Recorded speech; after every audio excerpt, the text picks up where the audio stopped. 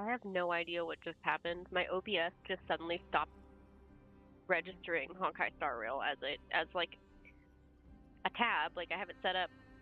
And it's always a pain to try to get OBS to like see Honkai Star Rail and Genshin Impact. It just does not register them as a game. So like sometimes game capture works, sometimes it doesn't work, sometimes I have to use the window capture instead.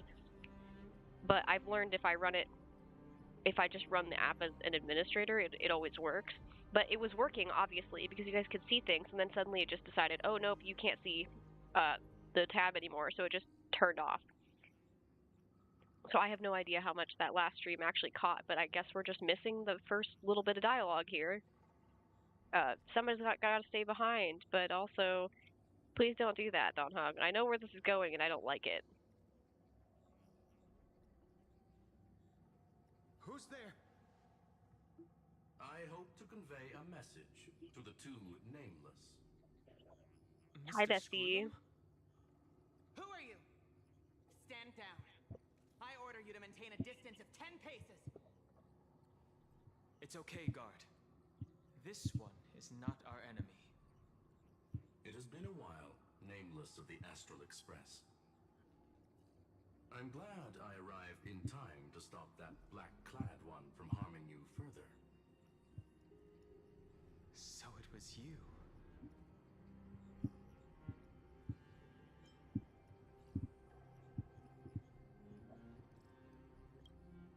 Indeed.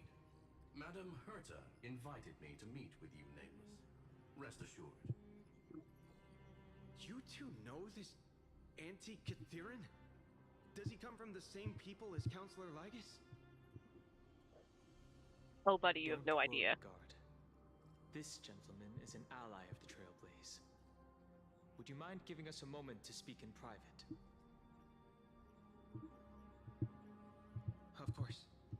We'll wait nearby. Please, stay safe. I fully understand your situation. For now, the only thing I can do is temporarily freeze that black-clad one in place.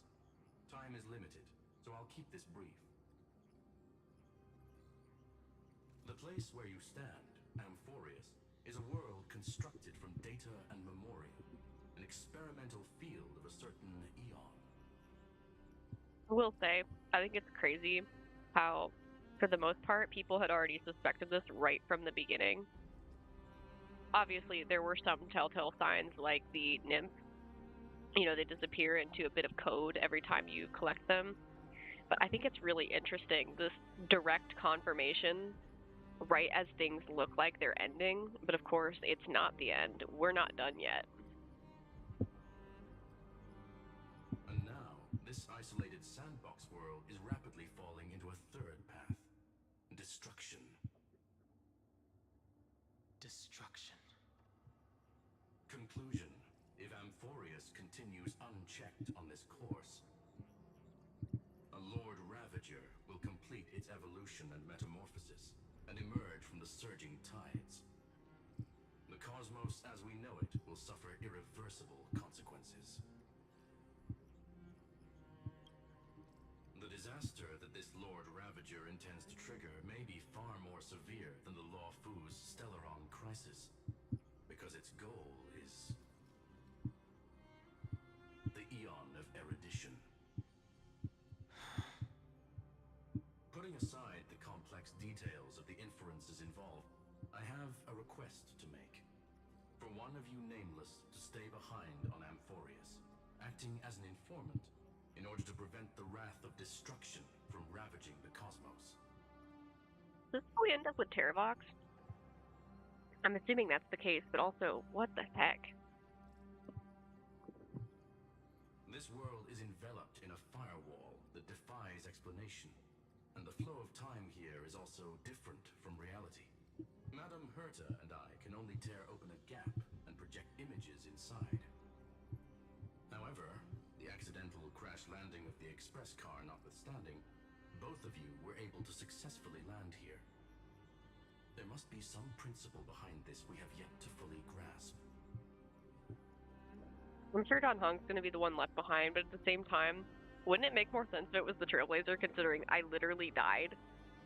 Like, I died. And they don't know that yet. It will take time to uncover the reason. Before then, if one of the Nameless is willing to stay and witness the fate of this world, or to push it along when necessary, it would be of great assistance.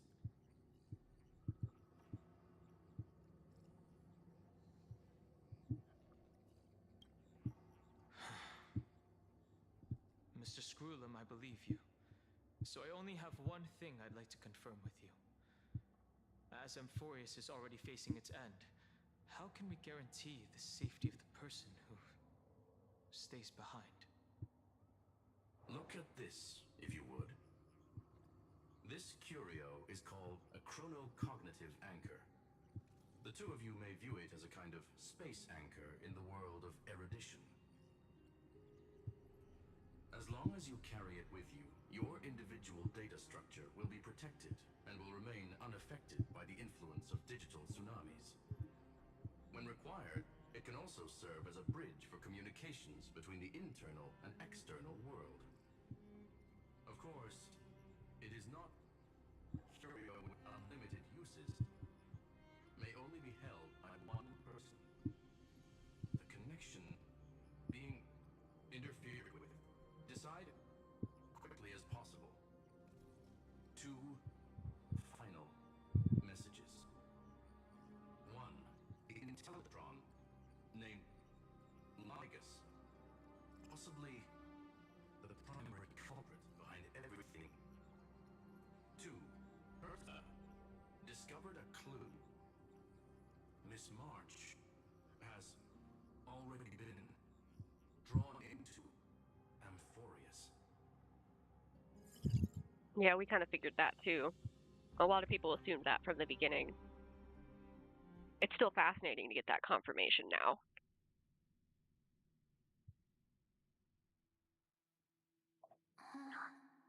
I missed you, girl. Oh my god! I didn't expect to actually see her. Cold. It's freezing. Hold on. Am I dreaming? This is way too strange. Everything's spinning. And I can see webbaboos flying around. But I was literally just talking to Himeko. How did I... When did I... That's it! She warned me about this place right before Klipoth glimpsed her. Oh no. Have I accidentally walked onto some weird path? Oh my god. Have I done something crazy without remembering? Unless forcing Pom-Pom into new outfits and borrowing Mr. Yang's shoulder massager counts. Hold up. No way! Stepping onto the path of elation can't be this simple, right? Child of remembrance, step forth into the depths of the path space.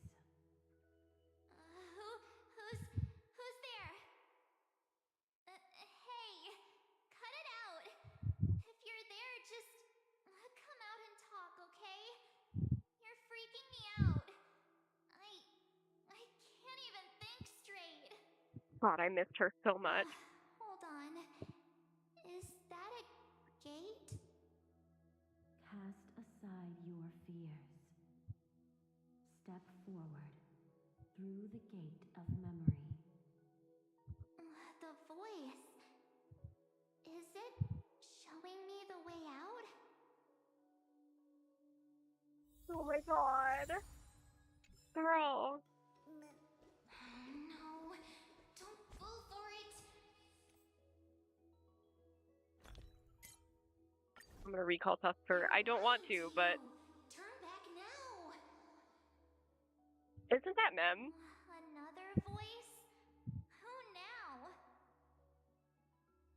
That was Mem. Oh my god. I knew that Mem would have some connection to March, but I wasn't sure what. Wait, Master Diviner? From the Wafu? Wait, is she gonna have a voice? I don't think so. I don't know. I'm not gonna hold my breath. I mean, Master Diviner, what brings you here? And you, Miss Messenger, do I know you from somewhere? Good to see you again, March. Oh my God, Fia's voice! Thank God. A pleasure to see you, Miss March. Although I That's can't tell if it. that's her normal voice actor Master because she's Diviner talking so used the weird. Matrix of Prescience to help me search for my memories. And you, Miss Messenger, we met in that memory space. You said to me, the value of your life does not lie in what happened in the past, but in the present and the future. Your memory serves you well. March, I conducted some experiments with the 6-phase ice you left us. Thanks to the Garden of Recollection, the Matrix of Prescience has made a breakthrough in extrapolating the past. Now, we might be able to bypass the obstacles and look directly into your history. I just had a realization I did not update my thumbnail or my the name of the stream, so I fixed that. I don't think anybody is here at the moment, so maybe nobody noticed, but I accidentally forgot to change it because it just defaults to whatever the last one was, and obviously the last thing that I did was, you know, the stream that I did yesterday for Art Fight, which is completely different, so oops, my bad. I fixed that. The Master Diviner is right. Continue down this path, and you'll be able to find your lost memories at the end. Since we last met, you've grown much alongside the Trailblaze. You should be strong enough now to bear the weight of your past. Well, there goes my Ice Princess fairy tale. I need to know, Master Diviner, Miss Messenger, this isn't just another dream, is it? If this is real, why reach out to me at this exact moment? The situation is dire. Your lost memories, they're crucial to the Garden of Recollection. She's right. The Garden of Recollection's existence hangs on your memories. The Garden of Recollection. You may not want to sacrifice anything to preserve the garden for now, but in time, you'll understand. Your destiny and the path of remembrance are extremely, closely intertwined. Now go. So, I just walk through that gate? This way, March. Your past awaits beyond the gate of memory.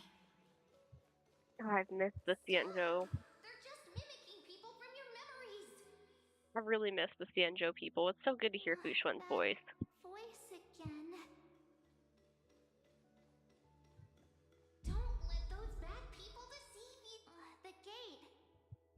Now it's you two? Why did it cut off like that? I literally wasn't moving. I was trying not to move so I could make sure I could hear all the dialogue, and it just completely switched right past it. That's so stupid. Also, Don Hung is... Wait. Don Hung was... Oh my god, I just noticed that. How did I not catch on to that? He was actually voiced! Oh my god! Hey guys. What are you doing in a place like this? Am I really that sleepy that I didn't even notice he was actually talking, or did I just think that he wasn't talking and I was hearing it in my head? March! There you are. Nicholas, I missed you. Oh my god. I think that's your voice actor's name. I can't remember, but oh my god, Don Hung, it's so good to hear your voice. Oh, thank goodness. Finally. The trailblazing journey just isn't the same without you. It sure isn't, but that's not what he would say. Traveling's no fun without you around. I still don't like Stell's current voice. It doesn't. What's to The be personality's trailblazed without different. its star member? Wait a sec. You might look like you two, but We understand your confusion. The Garden's allies helped us establish this Neuralink to reach you. Oh yeah, sure, because they definitely do that, right? the No way. Garden's allies. You mean Miss Black Swan? No, don't tell them Yes. that. She helped make this possible. Keep going, March. Find your past.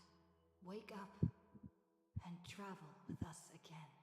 I feel like Stell's new voice sounds sort of similar to That Black Swan, and I sounds don't like really that. Tempting. Finding my past and continuing to trailblaze new worlds with you? Trust in yourself, March. It's gotten us this far, hasn't it? Follow us. Let's go through that gate together. Step into your past, March. Find your true self. I can't believe it took me that long to realize Don Hunting actually talked. I'm so familiar with his voice. I guess I just thought that I was imagining that in my head, and then I was like, wait, did he actually talk? And I just didn't notice. Oh, thank goodness. It's been so annoying because he's the only person who just wasn't talking other than the Trailblazer, but I've gotten so used to the main character not talking because of playing Genshin that I just didn't pay attention to the fact that the Trailblazer was mute. I did really miss her voice, but then they changed her and recast her, and I just don't like the tone of voice that she uses now. Like, the voice actor's fine, it's just, it doesn't sound like Stell, because they already gave her this personality and this tone, and now the new voice actor has a totally different tone in which she speaks in. Cheese. I don't think I've ever actually sat and watched March's Idols before. That camera one's really cute, though. Wait up! Slow down! Mem is trying so hard to stop her. Those words sound so sweet. But keep your eyes open. Don't let them fool you. Actually, that does make me realize, where is Mem? She wasn't with me. Was she just hiding away when Don Hong and I were talking? Okay, whatever.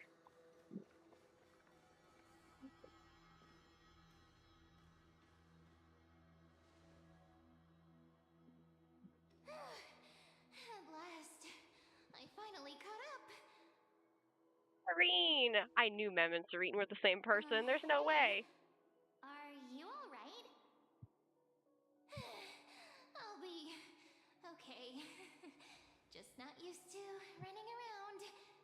She's really cute. Say, March, got a moment to talk before you make your decision? They're obviously parallels of each other, too. That was you? Pushing the gate away? Sending those warnings? Like, the outfits are kind of similar in terms of, like, the overall design, but they're different. They're, like, opposite colors. And, like, Cyrene's hair is more dark, but it's still pink like March's. Yep, named Cyrene. It means ripples of past reverie. Easy to remember, right? I don't know, I really like Cyrene's design, though. She's so pretty. But I still like March better. I think she's cuter. Wait a minute. We actually look quite alike, don't we? Yeah, you sure do. That's what I was thinking, but she's shorter, so I'm assuming she's in a younger form in this one. Unless they're planning on keeping that permanent. But they're very similar. I feel like their dress styles are not exactly the same, but they are similar in some ways, like the draping of the shoulders and stuff. And I think that whenever we saw Cyrene in the last part of the quest, where she just kind of shows up very briefly at the end, we got a view of her back, and I think the back of her outfit is kind of similar to March's. Yeah. Your pink hair is just as eye-catching as mine. We're both bright, pretty, and positive girls. Talk about coincidence. Yeah, see, it's very similar to the way hers You're is. quite the smooth talker, but I can't disagree. Wait, you know my name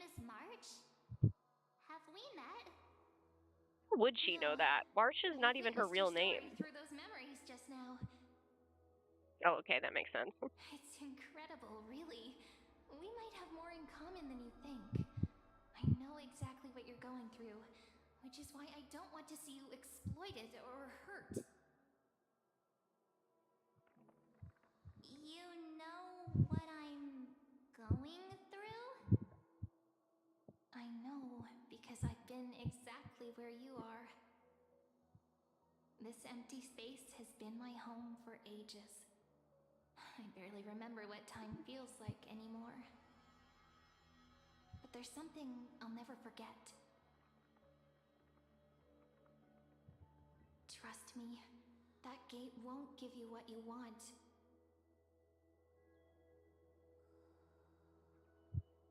You mean those people? They're lying? Luring me into a trap? Yes, convincing, weren't they? They've studied your memories, using your deepest wishes against you. How dare they manipulate a young girl's feelings like that? My issue is I don't know if we can trust Cyrene more than the gate, but I know the gate people are probably the least trustworthy. Become their pawn, losing control over your own fate forever. I mean, Memo Keeper's toggling with her is not unsurprising. I may be stuck here with missing memories like you, but I still recall fragments of my homeland where I grew up. That door leads to Amphoreus. Trust me, it's anything but welcoming. For ages, I've watched people walk through that door. They couldn't see or hear my calls. The voices beyond always promised safety, but I've never seen anyone return safely. So I had to try and stop you. And she's the first person who could hear Cyrene. I'm not sure what to believe. But the fact that you're here, putting in all this effort to warn me, that means something. Tell me, Cyrene, how can I return to my world? It's really easy, actually. Just turn around and walk away from this place. The girl cannot be trusted. I don't trust the Memo Keepers. I don't trust them at all. Save the garden. No. Both of you, children of remembrance. They never give up, do they? But don't let them sway you. Stick to your path. The return journey could take ages, longer than most lives. But that path will lead you home.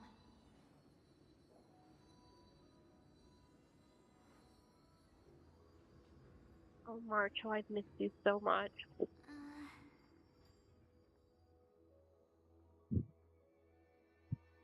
Thank you, Cyrene.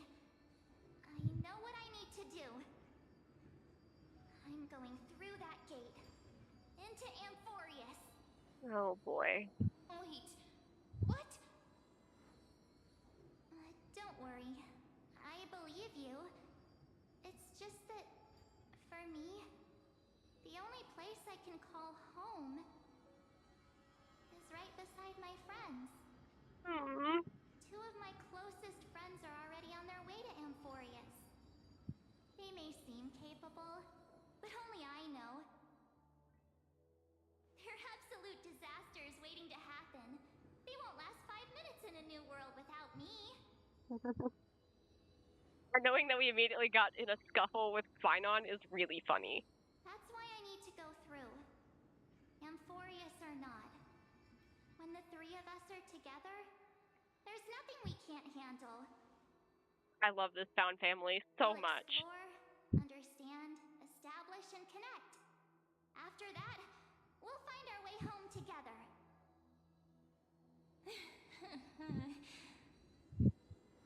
I see. You've got people who mean the world to you, too. That is so heartwarming. charming. March, if that's what you've decided, you have my full support. I like Serene a lot so far. Looking all sweet and innocent, but with hearts of fire. Oh, stop. You're making me blush. Well then, I guess this is it.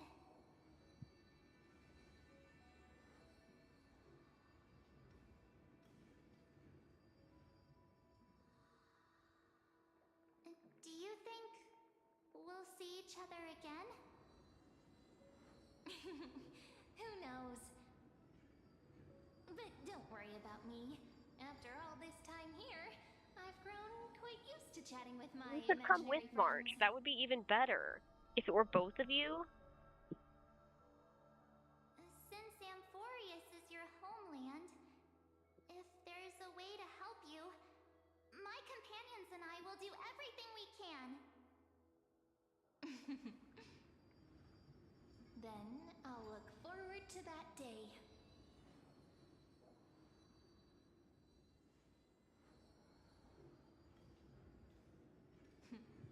Your story awaits, March. Make it an epic one. I'm looking forward to seeing how March's story plays out. I really like March.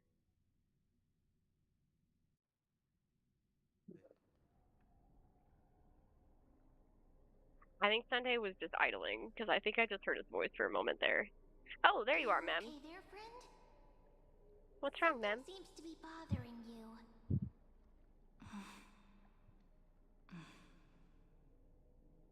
The vortex of Genesis. We made it back. Even this place has changed. Finan. Is he ready for Aranova? Oh, I really did make Don Hung go back. Yay! That's good. Okay. Yeah, we've come such a long way. If what that machine gentleman said is true, if Amphoreus is destined for destruction, then I'll stay by your side until the very end. Aww. I love you, Mem. You and Don Hung treasure the Express. Amphoreus means everything to me. I'm dear enough to begin. Right. Not. Time to see the last core flame restored.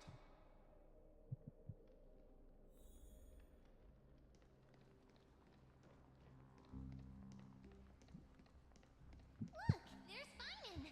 And wait. Lygus. Remember Scrollum's warning. Oh, I remember. I already didn't trust him right from the beginning. I'm gonna be so honest. I never once trusted this man. You, Lord Finan, will wield that core flame to bury this ancient world, plunging everything into the gray unknown. None of that matters now. This brutal, flame-chased journey has stripped away my delusions. I know the future is in some peaceful paradise with gentle west winds, just waiting to welcome us to step in. If what lies ahead is a mass of chaos, I shall cut through it myself and usher in the first ray of blazing sunlight. Oh, my sweet sunshine. Yeah, it's me. With one last chance to turn back, you still step forward. How befitting of a trailblazer. You misunderstand.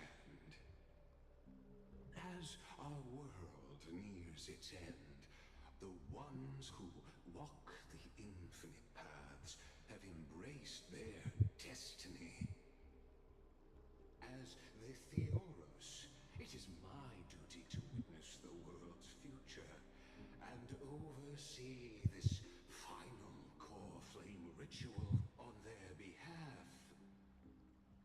Does that mean Phoebios was supposed to be the last person who saw the end?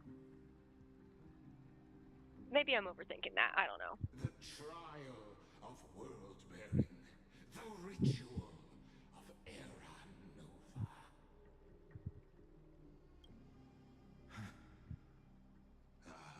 Finon I has no see. idea what's going on. So you met my kindred spirit before I could erase his traces. Screw you. Partner, what are you saying?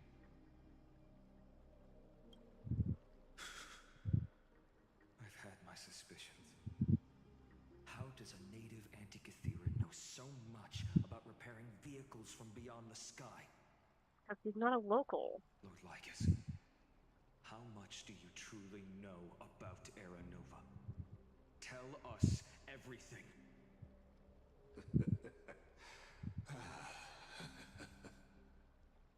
Very well. I need no longer maintain this Theoros masquerade. You seek truth, Lord Finan, and truth you shall have. As you know, when the old gods fell, someone had to bear their broken pillars to fill the vacant seats. Those who would assume divine authority must prove themselves through trials. You know, I always thought Lycus's design was really cool, and then they showed his face at the end of that trailer, and I'm like, ew. He looks better this way. Like, the details on this design are crazy, especially the torso. Like, it's really cool. And then they made his face like that? Oh my god. Yet, for Kephales's demigods, the possibility of overcoming the trials has forever been non-existent. For the world-bearing trial is the divine duty itself. Bringing forth the Era Nova and bearing its weight is an endless ordeal, ceasing only upon collapse. Precisely. The Era Nova ritual is not something that can be completed in an instant, no, but a long and arduous journey. While the sacrificial journeys of other demigods conclude in this world, carefully must shoulder the gods' core flames, bear the memories of all worlds, and stand unwavering. Until the next world, when the black tide consumes the bearer, and all that they carry, leaving nothing behind. Unless their core flame finds a new bearer. The holy flame that illuminates all worlds rests in your hands. All that remains is one choice. Nurture it, pass it on to future generations, or extinguish it here and now. Deliverer, the fate of all worlds rests in your hands. Enough testing. I've made my decision. But before I ignite the dawn of the next world, you need to promise me something.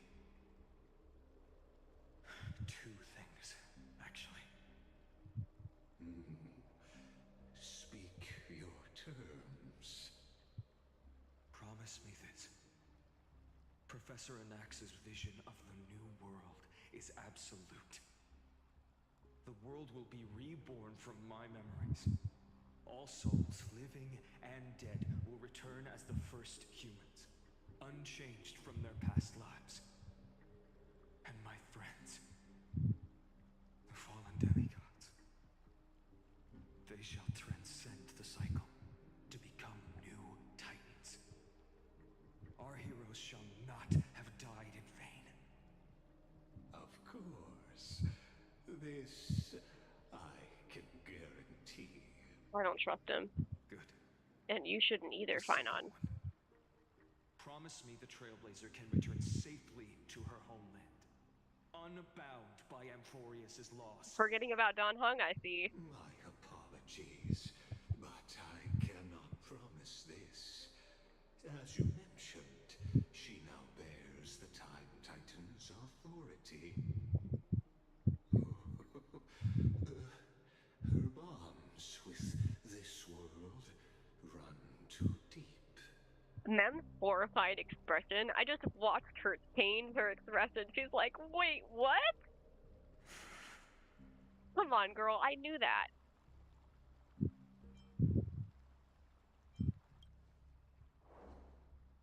Well, I stand corrected.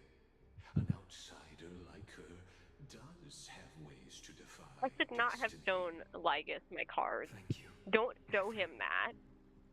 for everything you've done for this world. Though the next world may not remember, I shall never forget. As the Theoros, I declare, Amphoreus has determined her path. Step forward, heroes. Follow her path and see it through.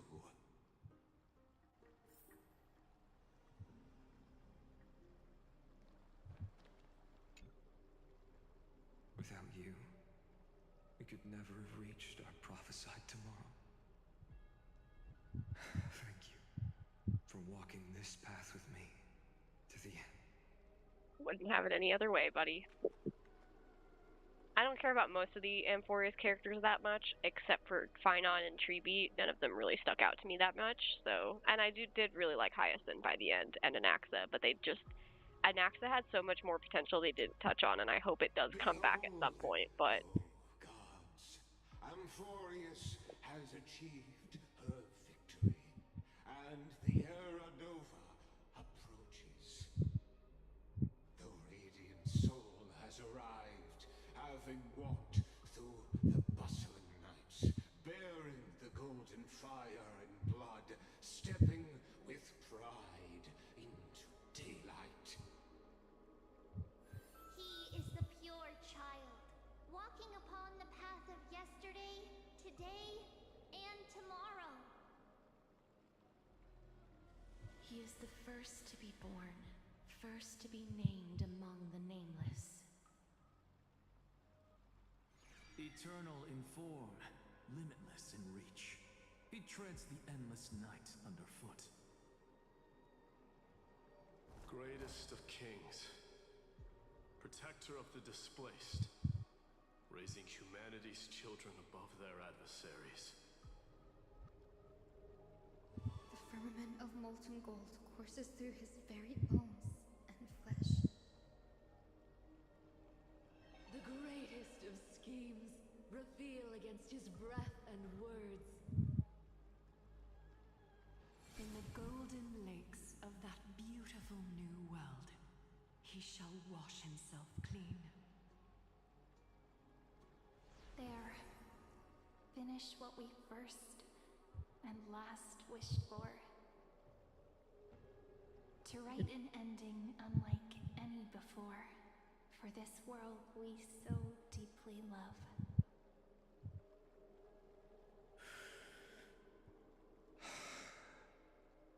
Come, partner. Join me. The time has come for us all to face oblivion, or embark on one final grand journey.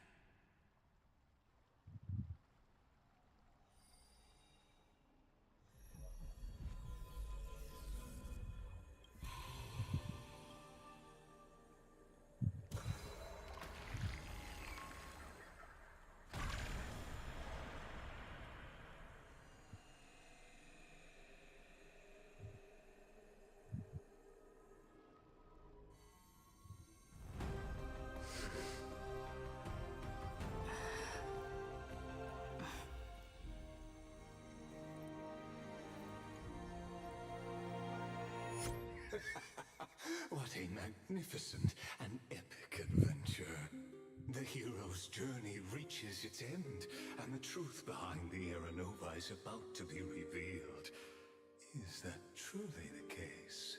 No. Here, as the Theoros, allow me to humbly request that you find a moment to listen to what I have witnessed. This is about the nature of Amphoreus itself, a story of the prime mover of life.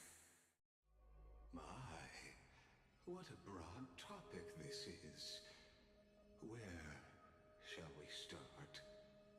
Oh my god, it's the image of Herta. Oh boy. Okay. Got it. Let's start at the very beginning. The Big Bang, the birth of particles, the emergence of all things. Just kidding.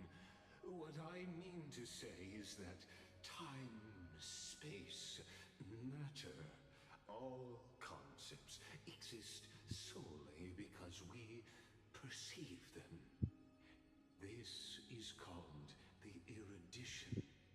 Without it, the universe would merely be a chaotic book written by chance, yet unread by anyone. As your acquaintance, Lord Anaxagoras, suggested, everything in Amphoreus exists through new spores, living in the memories of those yet to come. Oh, how beautifully it aligns, revealing universal truths in such simple terms. Only he could solve the riddle of what exactly are we? Oh, but you'll remember, even as the embodiment of reason, one mystery remained beyond his grasp. If that is the case, whose memories did the very first new spore sprout from? As sages across ages have asked the gods. Was that Pokemon? What is the prime mover of life? But let's set aside the Grove's teachings for now. Look further, past Amphoreus, to what they call the Forbidden Realms beyond the sky. Do you know of the Scholar's Strife? During that grand yet brutal war, waged in the name of erudition, a genius's legacy was abandoned, strewn across the cosmos. The scepters, a macrocosmic computational array beyond mortal comprehension. Made to emulate the Eon's thoughts, it became part of the Eon's cognition at birth. Scattered throughout the cosmos, these arrays act as celestial body neurons for Nous. But regrettably, as everyone knows, the erudition forsook them all. But what nobody knows is that, though forgotten, they never stopped seeking the divine answer. A question that survived war and disaster, stumping even the greatest minds, including both mechanical emperors. Now, we come to the real truth of Amphoreus. What if, hypothetically, a scepter found the answer to the prime mover of life? If through endless solitary extrapolations in the cosmic cold, the one deemed as a failure by the Eon of erudition found proof through the ages, feel kind of like I'm gonna miss some of the context here because I did not understand half of what was going on in the Golden Gears stuff, and I have finished it, but I feel like I didn't retain the information because it's just a lot. So there's some of it I just didn't quite understand. I think the only thing I haven't finished is Swarm Disaster, but even then I've got most of it done. And then I didn't read all of the stuff for Divergent Universe because I just brain fog. I'm gonna read it later. I just haven't done it yet. What would happen? Perhaps the answer is simpler than you'd think.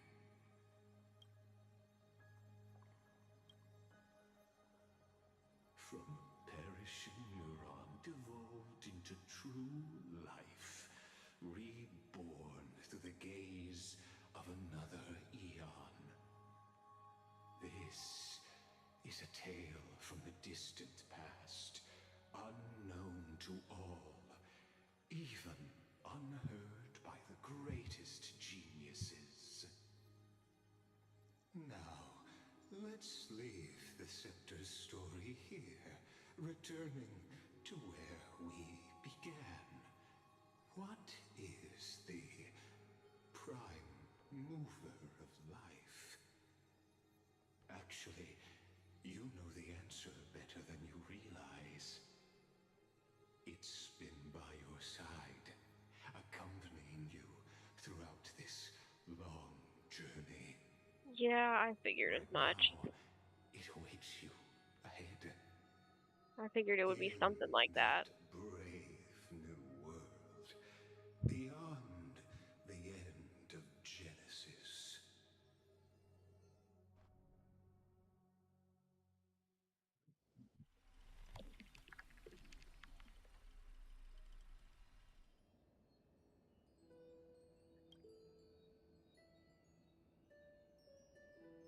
Take this wish with you. Be the one who begins it all. As the prophecy foretold, you will bear the blazing sun until the pale dawn breaks. Continue onward, bearing this world upon your shoulders, until the Ashen Hero, the nameless deliverer, ushers in the dawn.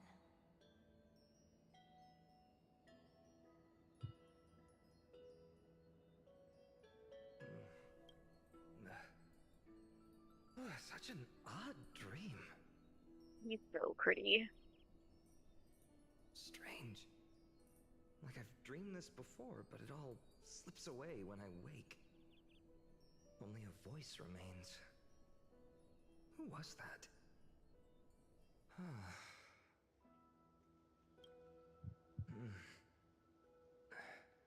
What? Ah, it's you.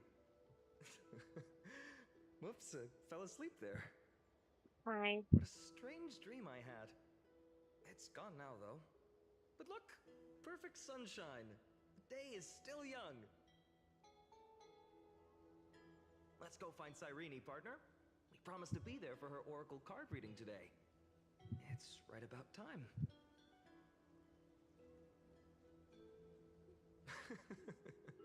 Looking at you, someone's still half asleep. Tell you what, catch some fresh air first. I'll hang around here. Does Stell know what's going on? Irene. Oh, beautiful, isn't it? This is Ide Celestii, home of the nameless hero who carried Kephales's core flame. When he was young and innocent, he had heroic dreams, imagining his wooden sword was forged of iron. Pretending the straw dummy propped up by a wooden pole was a giant with a single blood vessel running from spine to heel. Dreaming of slaying the giant and becoming a hero to save the world, though to his young mind, the world was just this small village.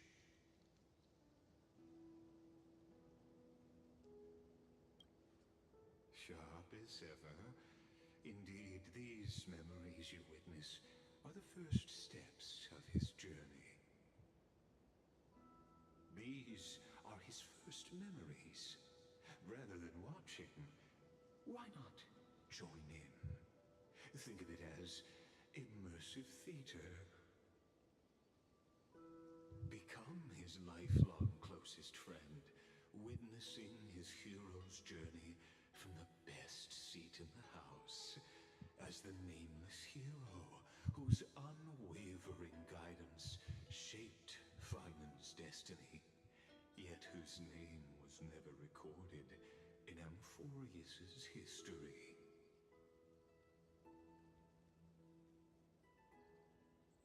I've seen spoilers, so I already know where this is going. It sucks. People don't give others time to like experience it themselves. Literally the day the patch dropped, I was already seeing spoilers everywhere. Like, can we like give people at least a day or two to figure to maybe see the content themselves before posting it everywhere? So unfortunately, I already know what's going on, but I don't know exactly how it goes down. So Questions. Let's follow along and find out, shall we? Many mysteries lurk in this village beneath the veil of Evernight. Your questions will find answers as the story unfolds.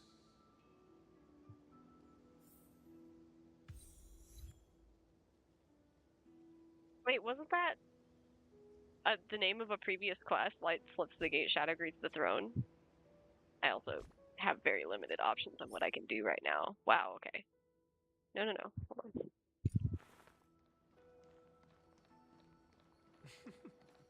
All awake now? Great. Finen! Show me how to use a sword like you do! Hey, Finen! Where are you headed? No Cyrene today? I should not have done that. I should have waited and let him speak, but it's okay.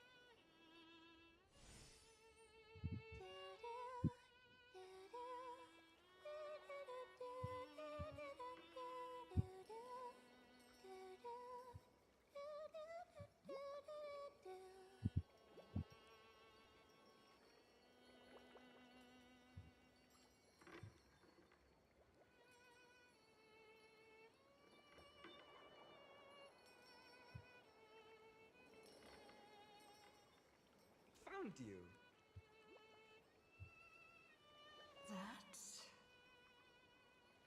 Yeah, she looks like March, doesn't she? Kind of. Not exactly, but very close. Goodness, look at you rushing about. You've got the poor swing all startled. Hmm? It's that deja vu. Something wrong? What do you see?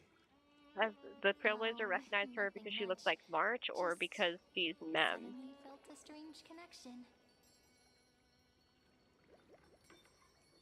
A Look at little you, wink. leaves in your hair. Were you sleeping in a tree again? Or was it the wheat fields this time? At least brush yourself off before wandering around. Come on, I'm not a kid anymore. You're the only one who still treats me like one. He really is just a little sunshine. Sure. I know it doesn't You say may that have way, the but height my god. advantage, but when it comes to maturity, I'm leagues ahead of you. Still fantasizing about being in heroic adventures and imagining yourself as one of the characters? That's the kind of thing kids do, not grown-ups. Don't you agree? And since you're playing along with his antics, who are you pretending to be today? So eerie. I'm the Stellaron hunter is a crazy answer. Well, she hasn't decided on a character for today yet. Mm-hmm. How about we stick with the usual? You know, the valiant hero from a distant shore who made a pact to learn the sword from you. Spare me. Can we not bring this up? Speaking of which, what about those oracle cards? We haven't done divination in forever. Why the sudden interest? I was just about to tell you. Earlier, while napping on the swing, I had the strangest dream. There was this mysterious voice in my dream, calling out for something. Wait, you had that dream too? Yes, you too? That would explain this lingering sense of unease. Which made me think of those old oracle cards I used to play with as a kid. Though the Ornyx prophecies were always hit or miss. Yeah, all the kids would get so excited drawing cards like ruler or warrior, but throw fits over devil or drunkard and demand a redo. If you just redo it when you don't like the result, what's the point of divination?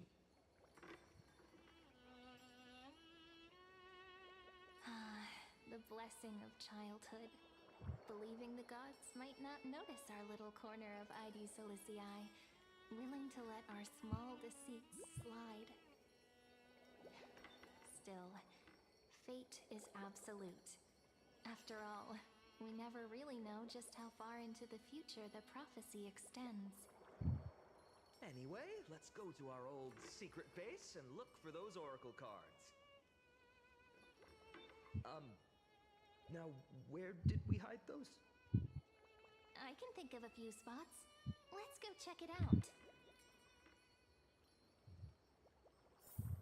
In a village this size, I bet all our childhood treasures are exactly where we hid them. Mm-hmm. Time must be keeping them safe for us. This place is so cute.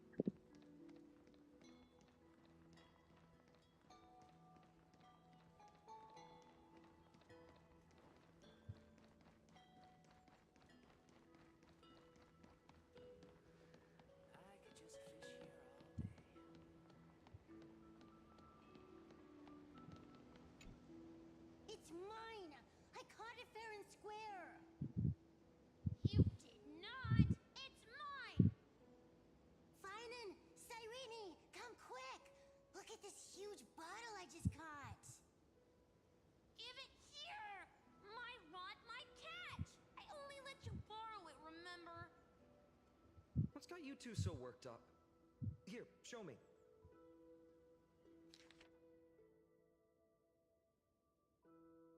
Oh boy, do I read all of this aloud? I don't know. I'm just gonna skim it.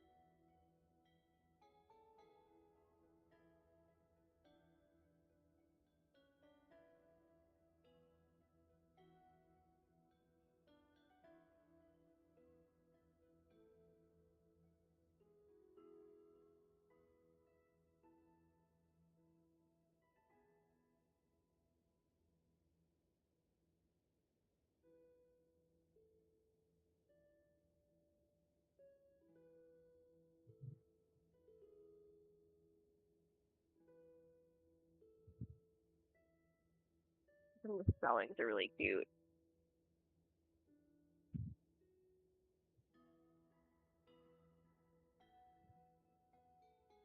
Pastrum cream nose. Aww. Yeah, I know. Miss Feelings. Oh my goodness. Wait a second.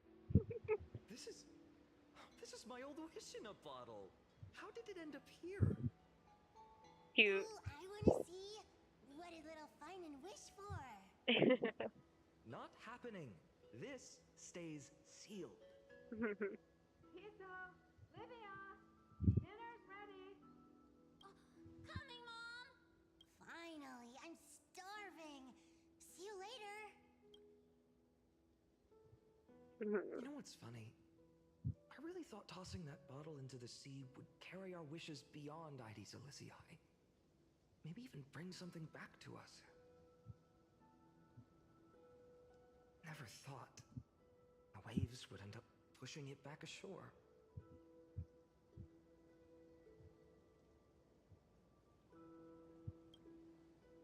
Kind of disappointing, isn't it?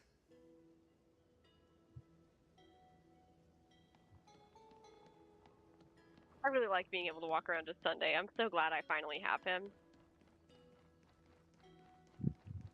He was one of the characters that got me interested in playing, but back when he released, I did not. Down, kids. You'll trip. I just did not have the energy to start playing. We'll be careful. I can't hear Cyrene without hearing them, because obviously they're the same voice actor. It's the same person, but...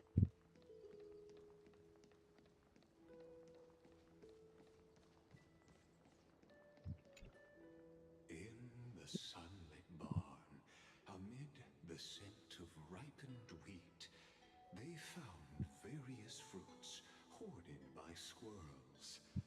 And a wooden figurine, missing arms and legs. My unfinished little soldier? After all these years! Hey, this is the one Mrs. Pythias confiscated. Finally back in my hands. Finan, Cyrene, where are you two headed? Speak of the devil. Mrs. Pythias, is school out already? No classes today. This morning, I used fallen leaves for a reading, seeking Orynyx's wisdom. They warned of potential injuries, so I gave everyone a holiday.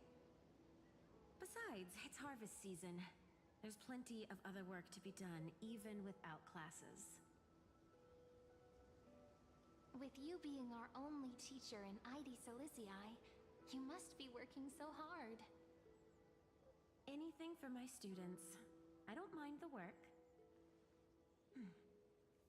When you travel far from here, you must visit the Grove of Epiphany for me, to see what a true haven of wisdom looks like. By the way, what are you looking for in here? You've been searching quite thoroughly. Is this a toy? Really now, aren't we past the age for these? She doesn't remember, huh? Oh, this little soldier's coming with me. All right then, I should be going. It might rain tonight, so don't stay out too late. So this is where the wooden figurine you carved during class ended up. And here I thought I knew all your hiding spots. To be honest, I'd forgotten all about it myself. No sign of the oracle cards. Let's see. Ah, there's one place we haven't checked yet.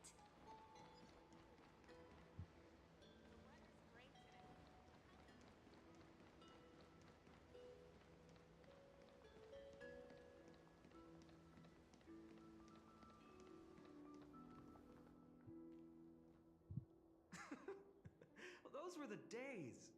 We'd always meet either by that statue in the village or right here. Right? And I remember you never used the front door when you wanted me to come play. You always climbed over the wall.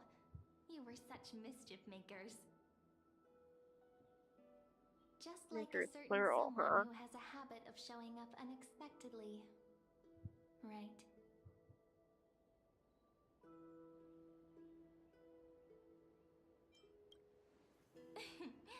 I bet she said something clever just now. Hey, I was just copying those storybook heroes. They never take the beaten path. Wait, so am I invisible? Still, I'm it's assuming I am. embarrassing. I've been the But only he can one see here me. for a while, And so and can I she. haven't kept up with the cleaning. With so many But he spots doesn't to know check, that she can see where me, should right? we even start?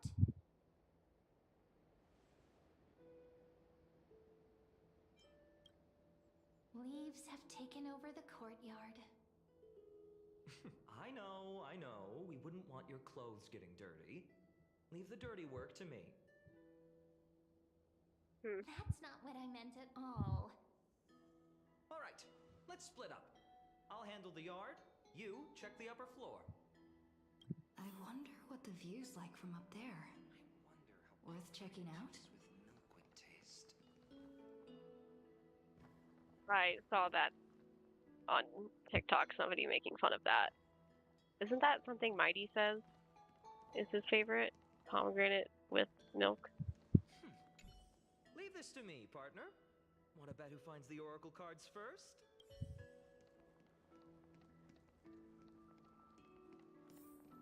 The idea of him calling Sunday partner is really funny because everybody making remarks about how they look really similar in their splash arts, which they do.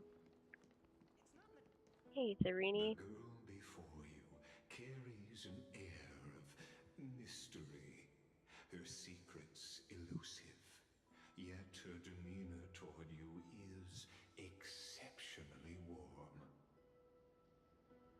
You can't help but wonder, could there really be some kind of mental connection?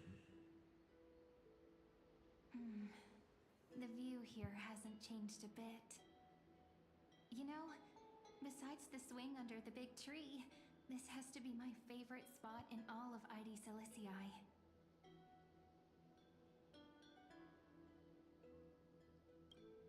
You can't help but want to hum one of those old songs we used to sing. Why do leaves and branches grow? Which way does the wind blow? They always said I'd become the next priest of time, just because I heard prophecies as a child. But here's the thing. The more divinations I do, the more doubt creeps in. I want to believe the prophecies, but actually leaving ID Silicii. Where will that waiting ship take us, I wonder? Here they are! The oracle cards!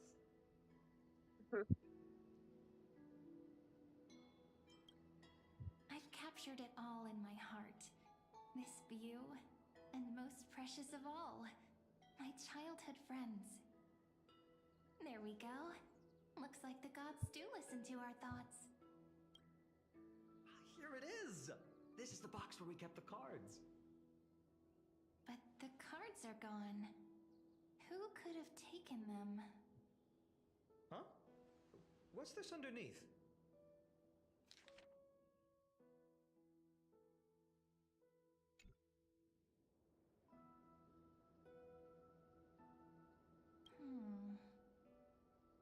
I see now. Those sneaky little ones. So that's what they've been up to. The ones from Remembrance Maze, you mean? Yep. Let's head to the back of the courtyard.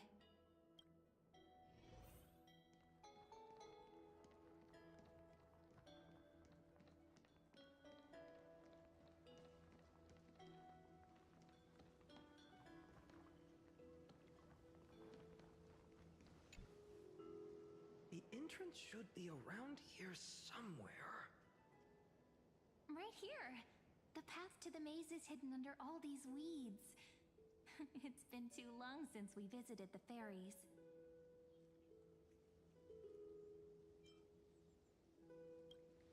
Did you forget? We used to visit them all the time when we were little. Who am I? What role am I playing here? Alright, I'm so let's do confused. this. These weeds need to go.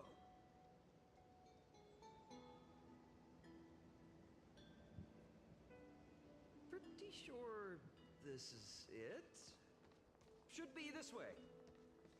There it is! The entrance! That hollow in the tree. Once you get through the tight squeeze in the hollow, you'll reach their dwelling, the Remembrance Maze.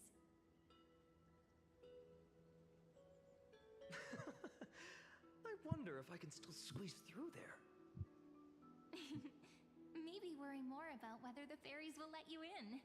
After all, the Remembrance Maze has an invitation-only rule. Only children with pure hearts are welcomed.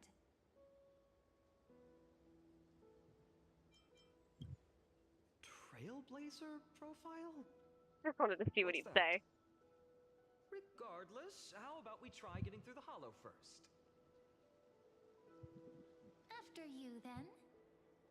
Fine on being a mischief maker. Sure, I'll go first. Yeah, make the tallest guy. going. This call fella. So hasty, as always. Looks like it's just us now. Care to finish that chat? To be honest, from the moment I saw the cute note left by the fairies, my intuition became even more certain. Wait, is the childhood best friend that I'm playing, is it March? Perhaps when we step into the maze again after all these years, the wheels of fate will finally start turning. What if it is March, and March and Cyrene were his childhood friends, and I'm just in the role of March because she's not here?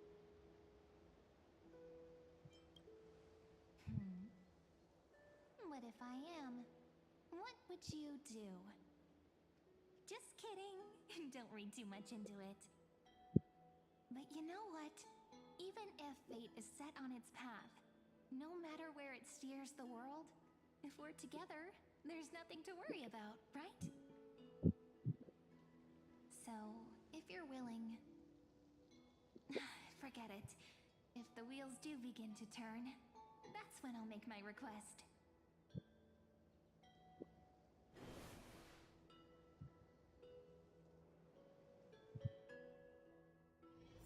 I made it! Oh, that wasn't easy. I can't remember the last time I came here. Wait a minute. Are you? Look who it is! Rini and Snowy! Calls us the same thing that Freebie calls us? Oh man, that must hurt Finon even more. Oh boy. Whoa! Look who's finally back, Memmy! Snowy, Cute. you've grown so tall and dashing. I couldn't even tell it was you at first. Look at her. She's so We need cute. to grow up. Sometime. But look at Rini. She hasn't changed one bit. How fascinating. I already saw spoilers about this area, so I knew there were more little memes. Just another fairy of the maze.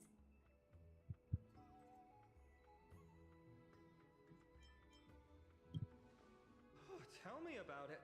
It took me forever to get all their names straight when I first came. No. Dolimem, Raylimem, Mealimem, Follimem. I've missed these cute little troublemakers. I don't know anything about music, but I'm pretty sure those are music related. Singing and dancing, imagining all our future journeys. Without coming back here, those memories might have faded away entirely. Oh, how could you, Snowy? You swore you wouldn't forget about us. But you were gone so long, you almost did. Oh, he's just copying those bards from his stories, being all melodramatic. He couldn't forget about you all, even if he tried. Actually, we're here for the oracle cards. Have you seen them? Oh, the oracle cards. Right. The chief asked us to get those. Chief? You mean Dolimem? What do they need the cards for? If they want a reading, they could just ask me. Oh, I'm not sure. But Chief specifically wanted to meet with you all. Let's see. They should be... That's it! This way, everyone! Watch your step. The trunk's slippery. The memes are so cute. Chief! Rini and Snowy have returned! The crack in the voice because the voice actor struggled. Leaves and branches grow. Oh, they're so Which pretty. way does the wind blow? In Remembrance Maze depths we seek to find the answers future left behind. Welcome back, my dear children. Aw, they're so cute. The eyes are really pretty. How about we hear what the chief has to say first, my impatient friend? Oh, Chief, you haven't changed a bit. Still so full of life. Oh, no need to fuss, my child. As long as our songs are sung, the children of the maze will live on. Just as our paths stay forever linked. Here, take it. I'm sorry I had to resort to such methods to bring you here. As I've written. My book of oracle cards. Thank you Oh, for keeping man. it safe. You know, you can always just ask if you want me to divine something. Still, bringing us here like this after so long. Is something wrong, Chief? Yes. The veil of Evernight whispers to us once more. It tells of a new fairy who will soon enter the maze.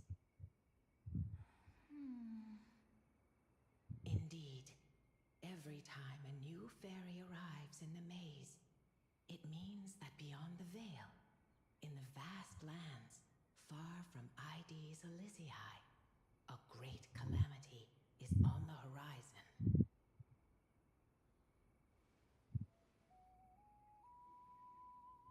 But if that's the case, our journey... Will have to be cancelled. If disaster's coming, we should stay in Ides Elysiae just to be safe.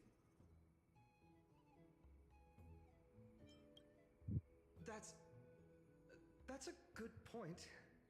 But what difference could Cyrene and I make? We weren't planning to be gone for long.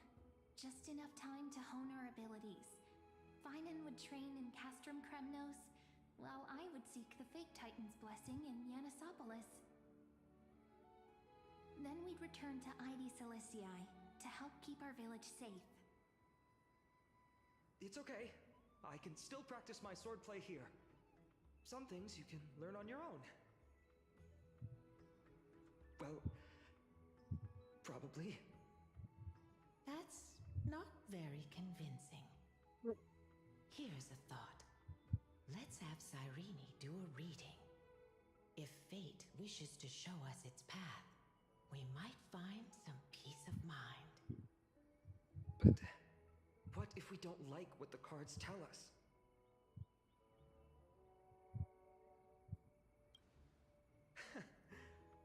Never thought of doing it that way before. Thanks, partner. We'll do it your way. Whatever the cards show, we'll face it together. Ask with a true heart, and truth shall answer in kind. Close your eyes, and let's open the oracle card book together. Let your thoughts flow like stars drifting on the river, carried by fireflies and gentle winds. Your destinies flowing towards the same future. Now, shall we begin? Oh my! The cards are quite responsive today. Very well. Let's see what future the oracle cards wish to show us.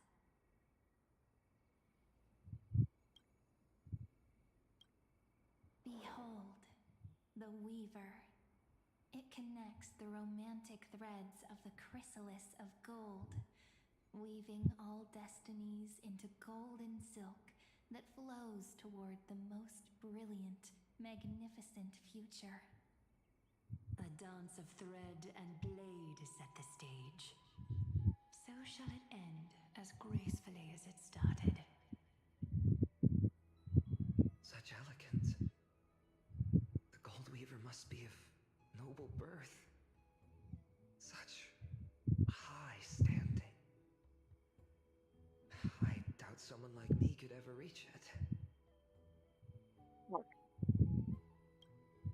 This is the gatekeeper who guides people to their true path among myriad passages.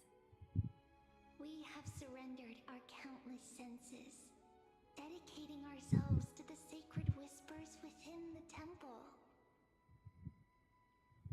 Wait. It almost feels like I can hear the echoes within a temple.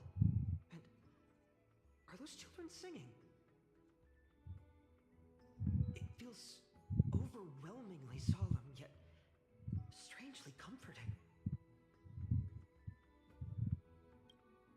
The ruler stands for discipline, authority, and glory, but frequently also points to isolation and warfare. Even should you pledge your loyalty to me as the last sovereign, the glory shall be mine and mine alone. He who has slain a king can no longer bear the title. Let the withering lion walk his last path alone. Is this showing us a ruler who forsook their people? Stories of such bloodshed like this feel so different from Heidi's Elysiae. But they sure can stir the imagination.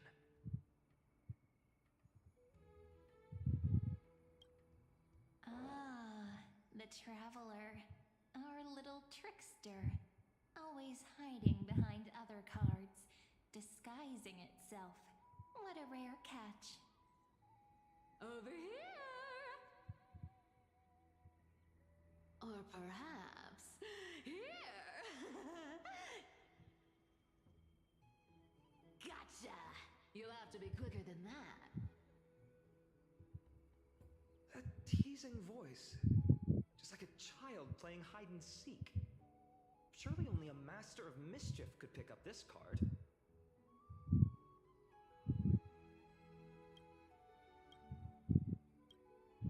This card, the Servant, is surprisingly light, bearing the cool scent of Antilla flowers, just like starlight. It symbolizes new life and hope, yet often brings to mind struggles, sadness, and loss. These precious flowers I care for with my own hands. Are they destined to bloom only in death's embrace? It sounds so solemn, yet tinged with an inescapable sorrow. The humble healer may seem gentle in hue, but its courage matches any other, strong enough to melt even the coldest ice. I will do my best to help you mend all fractures and let sunlight shine on every corner of the world. Make a pinky promise with me. No more going back on your word. Hey, this card really speaks to me. It makes me want to protect as much as I possibly can. Still, protecting everything, everywhere, seems like a dream. What amazing power would you need for that?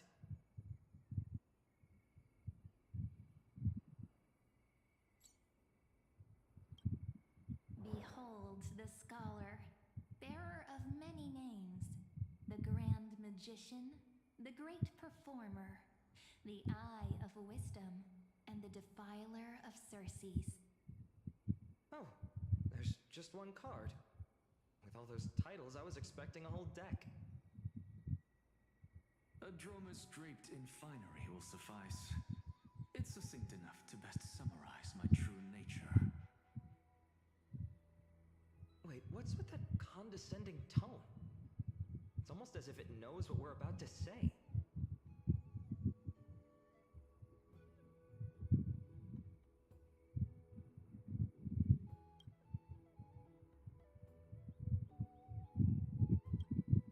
The Deliverer. According to the tripartite prophecy, this card means absolute harmony and perfection. In fact, it's the only oracle card without a dark side. What, no divine whispers this time? Oh, silly. This is simply the card you drew for yourself. The sleepy village of Heidi's Elysiae, in just one fleeting moment, welcomed an array of legendary figures. The Weaver, Gatekeeper, Ruler, Traveler, Servant, Healer, and hopes and wishes showed the village boy glimpses of a world larger than he'd ever imagined. They brought tales of raging battles, of cities crowned in holy light, and of wonders beyond his understanding. I see the Flame Reaver and Castellana in that. So far removed from his simple village life. Once, these were just images on his friend's oracle cards, and yet destiny now stirs in resonance with the maze. And now, they are right in front of one's eyes. The Deliverer. This card again. Ah, my child. It seems you're destined to bear the wishes of many, to answer the world's call. Bear their wishes? Yes, just like Kefali, standing eternal atop the mountain. My parents, they only wished for me to grow up, well, to help around the village, stay out of trouble. Mrs. Pythias wished for more books in her little schoolhouse, wanted us to all learn and grow. And little Piso, he wants to grow up strong like his father, to become a hunter. Is that my purpose? To fulfill their wishes? Perhaps. For a true deliverer, such wishes are but droplets in an ocean. After all, Kefali bears the weight of the entire world. Right. How could any human possibly measure up to a titan? I wonder too. Perhaps What's this? what you see are futures written in the cards. Or rather, the people you'll meet on your journey. Sometimes, fate can guide us when we're lost. Let's consult fate itself. Maybe then we'll know why we must take this path. And learn just how many burdens one must bear to become a true deliverer. Oh boy.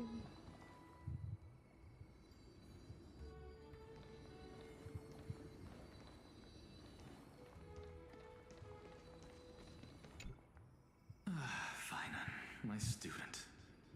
Must we go over this again? Listen well. I detest the word wish. It reeks of mortals crawling before their gods. My life's work is done. All that remains is for you to take the final step and prove the ultimate truth. I, Anaxagoras, shall become a god of the new world. Through irrefutable logic, I will prove that mortal wisdom can achieve divine greatness. Isn't he, you know, a little... I mean, I just daydream about hero stories, but he's fantasizing about becoming a titan?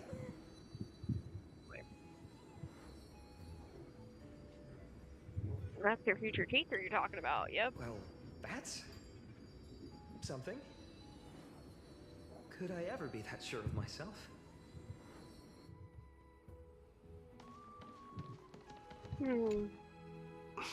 Finan, since when did you become so timid, asking such juvenile questions about wishes? What's that supposed to mean? What's with that condescending tone? No way I become friends with this half-naked show-off, right? What?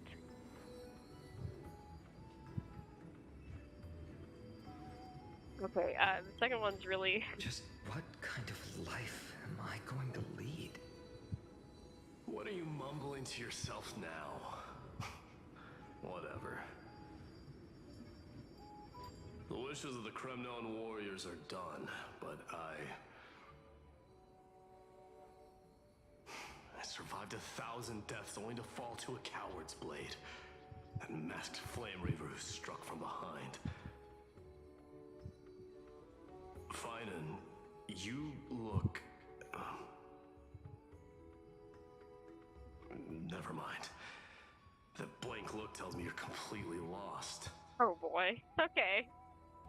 My wish is simple. One honest duel. Face to face, blade to blade. Then I'll strip away that mask with my own hands. Nothing but violence and vengeance.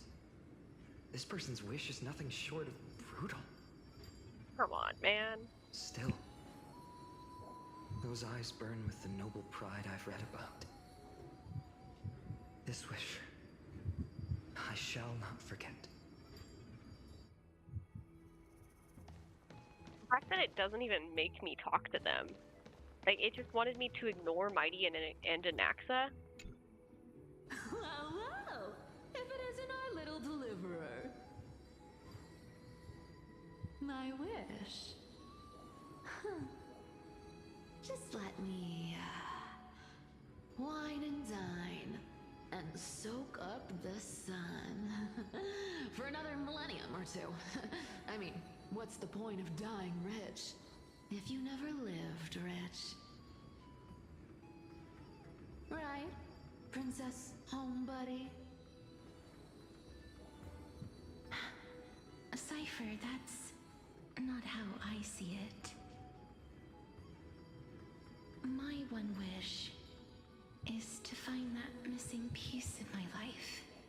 To feel someone's embrace once more. That warmth. I've felt it before, and it's my dearest memory. And speaking of riches, for someone with all those treasures behind your divine power, you've led a pretty cheap life. Ouch! Where did that come from? Right for the jugular, huh? What about our friend from the Grove? My wish came true before I touched the sky. I transformed my healing power into gentle sunlight, distributing it equally to every life I cherished and loved. You two are so selfless, aren't you? No surprise Aglaya wanted you for the flame chase journey. You know what? I did have one wild dream. To know what it feels like being born a noble lady, drowning in riches. Just think, if I traded places with that seamstress, me in the mansion, her on the streets. I'd like to see if she'd still become the gold weaver then. Maybe I'd even take her place.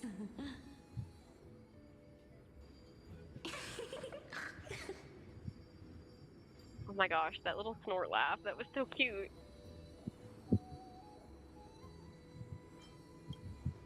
I can't disagree with you. These wishes aren't weights to bear. They're like those candy wrappers the Ides Elysiae children love, shining even brighter when bathed in sunlight. Warm embrace, equal healing, and perhaps living free. They're all wishing for a kinder world in their own way.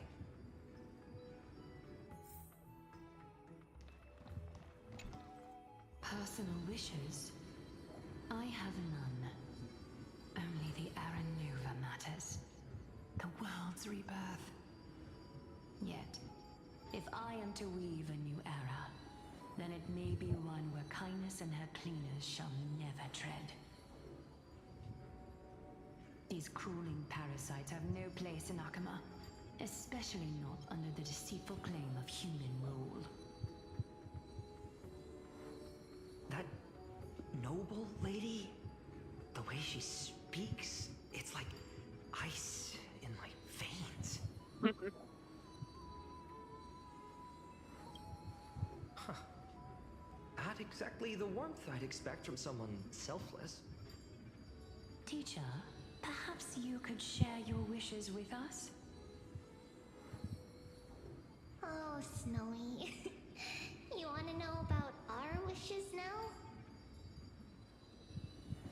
I wish to meet Trian again, in the sea of flowers where the west wind ends.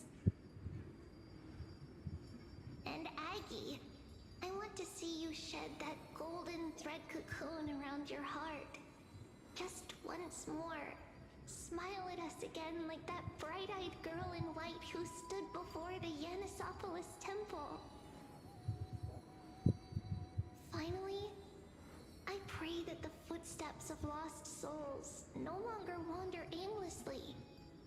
Instead, replaced by the bright songs of prayer.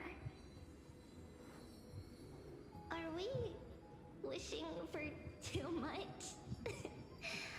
Well, let's say these 3 wishes represent Trian and Trinan too. Aww. Those wishes are truly wonderful. They even stir something deep inside me. Then we can rest easy, because only you can make these wishes come true.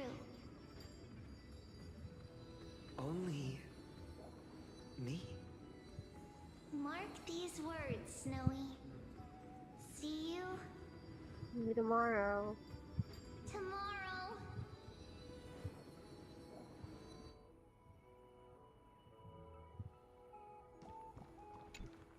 So tell me, has the uncertainty in your heart begun to fade? So many faces in my future. So many wishes. Still, why would fate choose to show us this path? What's weighing on your mind? Didn't you say disaster would strike Amphoreus? If so, shouldn't Cyrene and I stay in Ides Elysiae? How could we possibly meet all these people?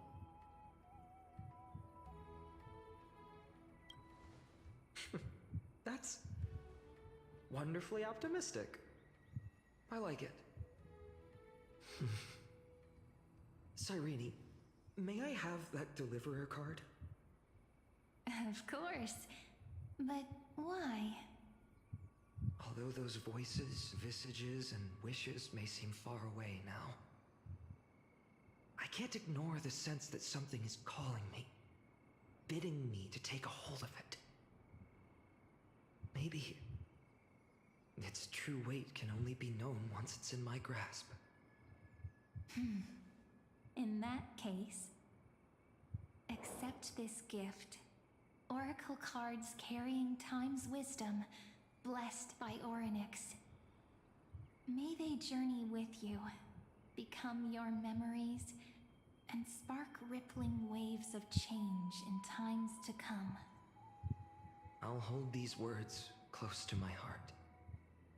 But now that I'm holding them,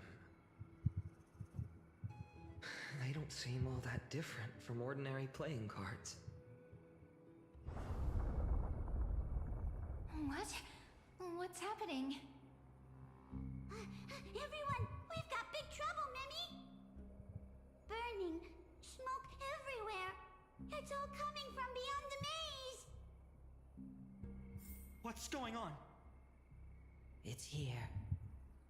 The seeds of disaster have already taken hold, sooner than we had foreseen. This time, not even the veil of Evernight could shield us. You mean Ides Elysiae will be swept up in the prophesized catastrophe? I'm afraid so. My children, take shelter in the Membrance Maze. One step outside, and this horror will consume you both. But my parents, the whole village.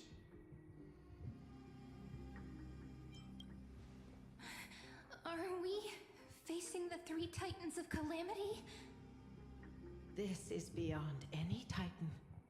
Beyond any danger you could overcome with strategy alone.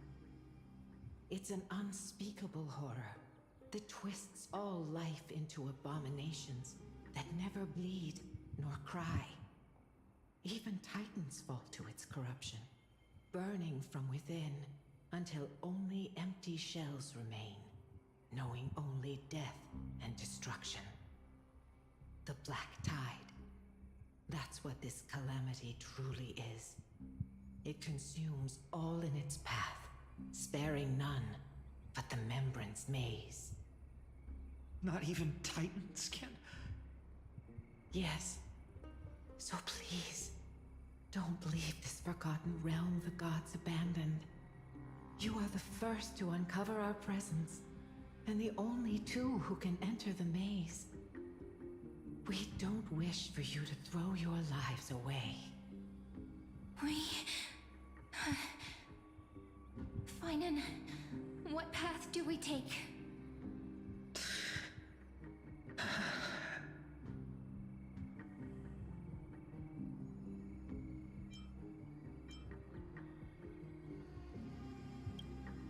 I learned the sword to protect those close to me.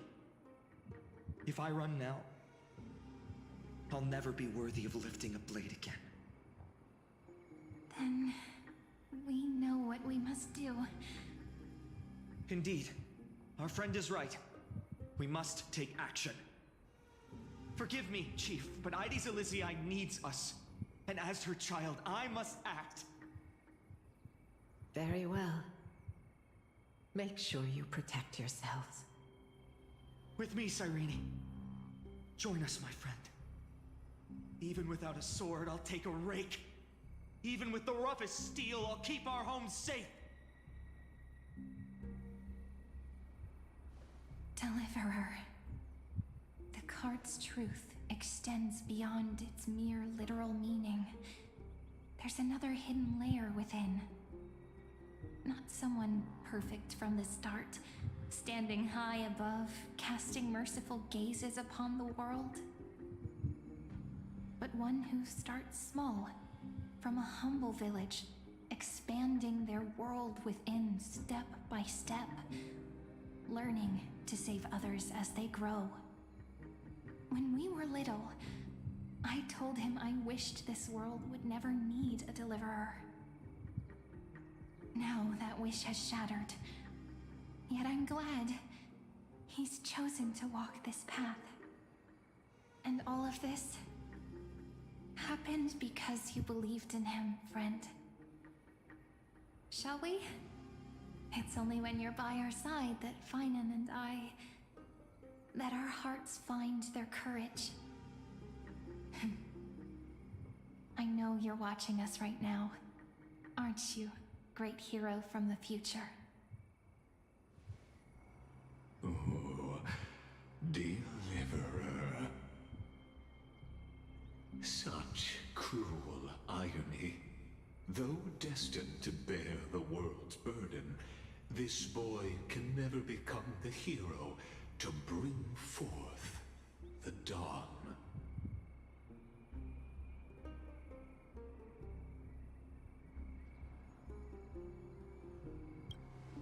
Follow their path. Bear witness as this man, forever denied the mantle of hero, takes his first step on the path to deliverance.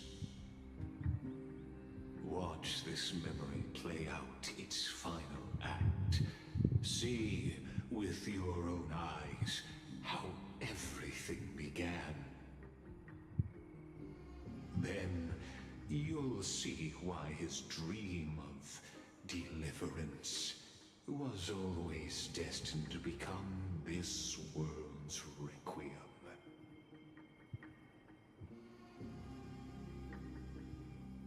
A sun red as blood, wheat fields turning to dust, and in the heart of it all, a village aflame.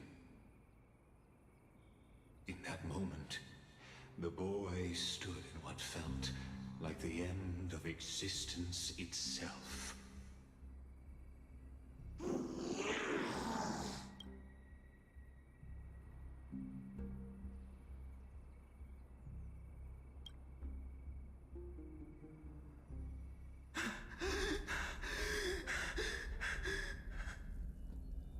These creatures, they're everywhere.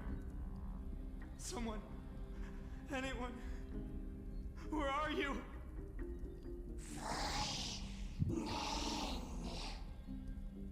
No, it can't be.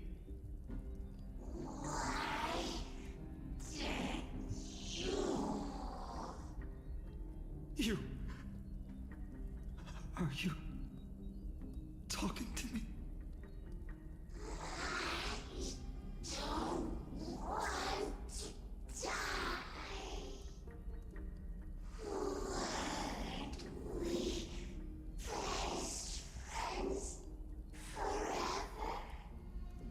No. That ribbon. Olivia.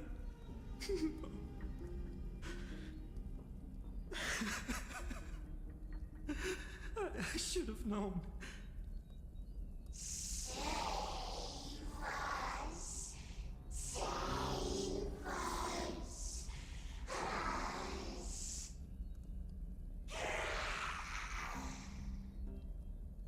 Please. No. Stop. Please stop.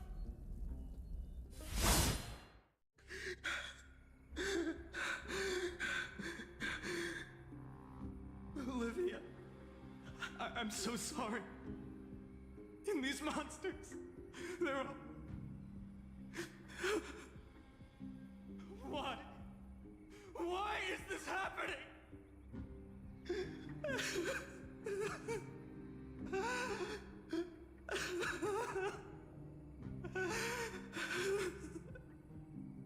When the black tide arrived, God, the this voice wavering actor, boy holy found crap, he's resolve doing so in well. his companions, and together they ran toward their first battlefield.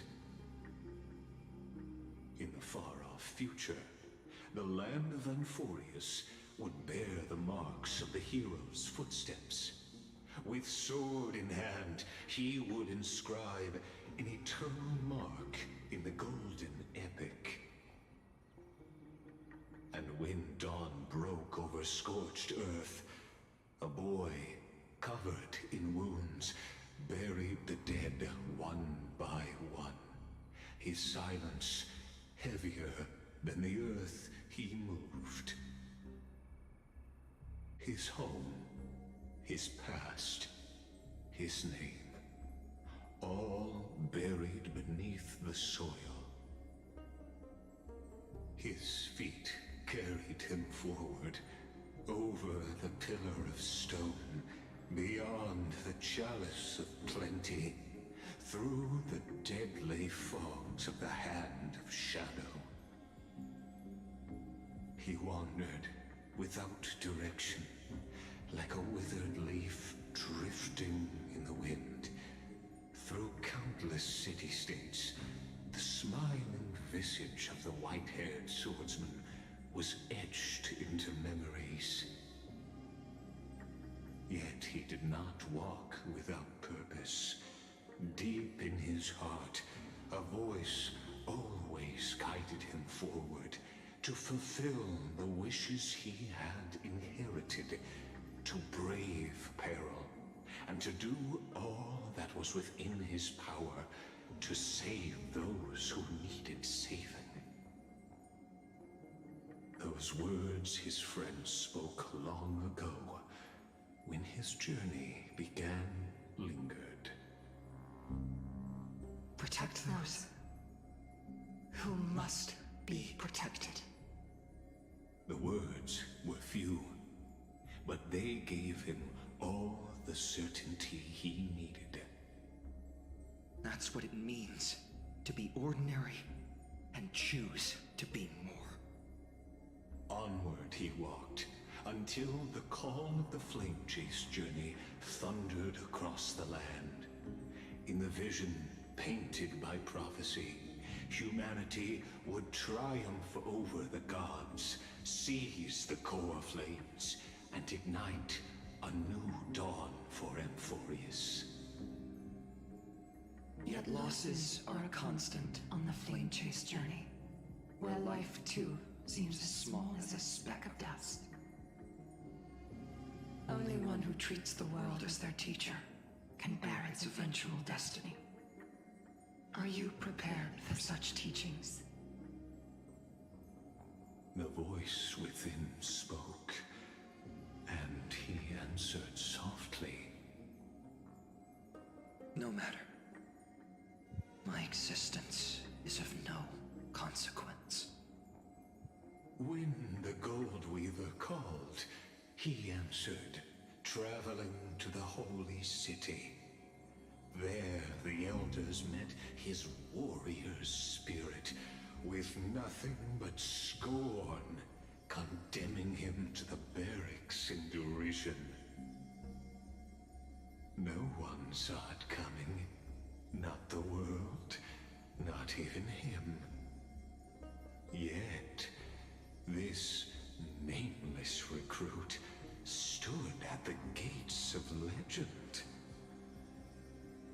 And there, at last, he found the ones who would walk his path right beside him.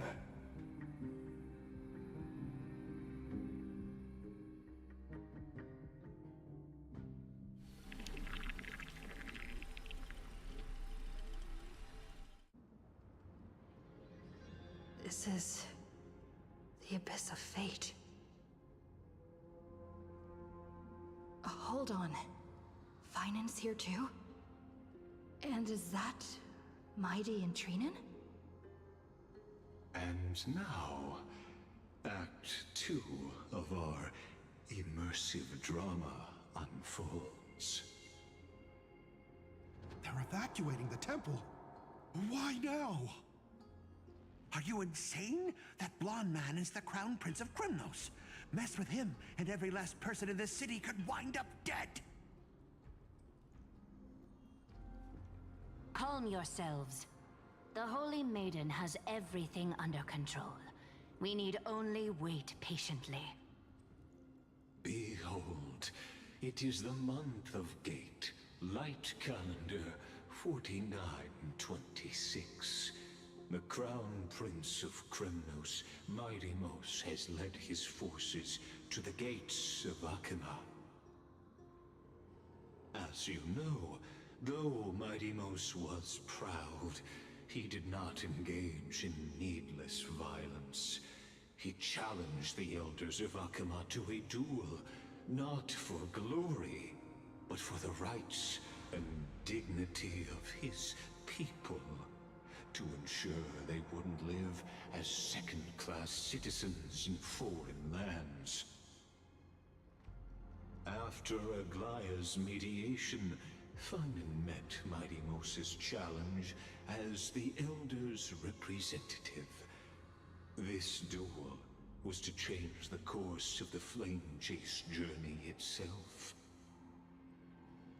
So, as Finan's most important companion, his lifelong friend, please continue to bear witness to his memories.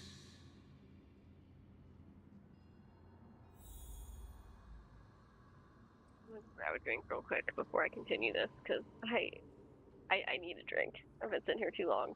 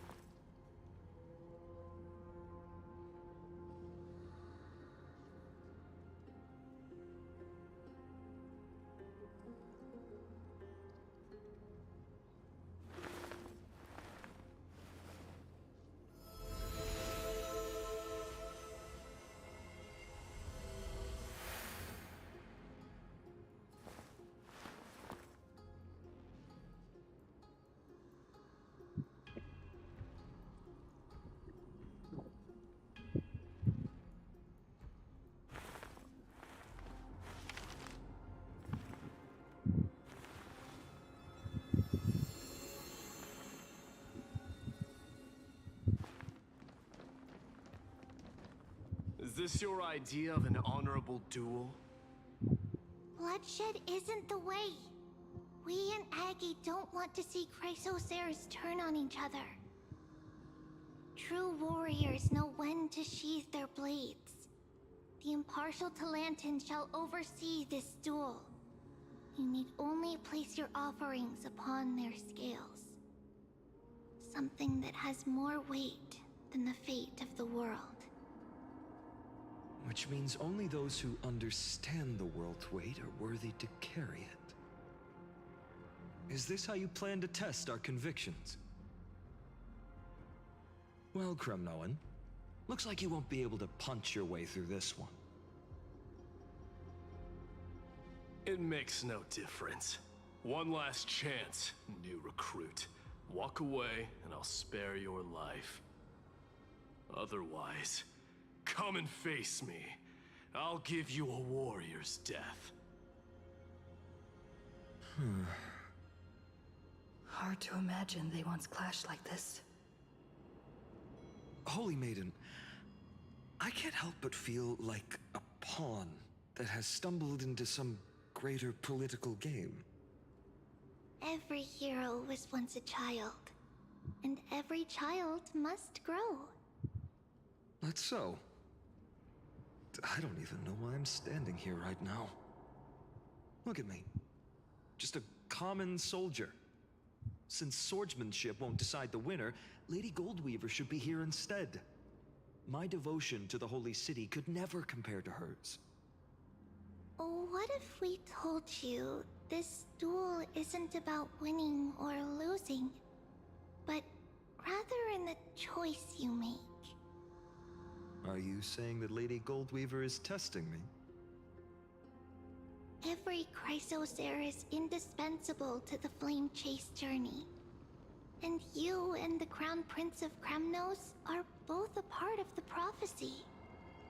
What the duel marks is not an ending, but a beginning. So, listen to your heart. We wish only to hear your answer. True enough. The voice within has never failed me. It doesn't matter what the result is. I'll give it everything I have. Spoken like a Chrysocere. Now go, Finon. Your journey has only just begun.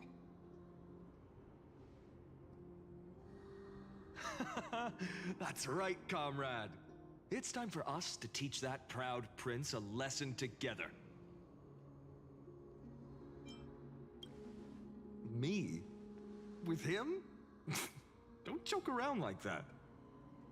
Still, I know your on the future. topic of the Temple of the Three Fates, here we are, at the Temple of the Time Titan. And I don't even know how Cyrene's studies are progressing. We haven't really had much contact since I set out. Isn't Cyrene good? Still, I hope she's doing well. Anyway, let's go, comrade.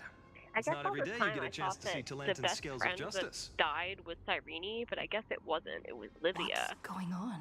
Is Livia March? Did he just say Cyrene's studying here? But how's that possible? Wasn't she? Of course, Lygus disappears right when I need answers. Forget it. I need to catch up with Finon first.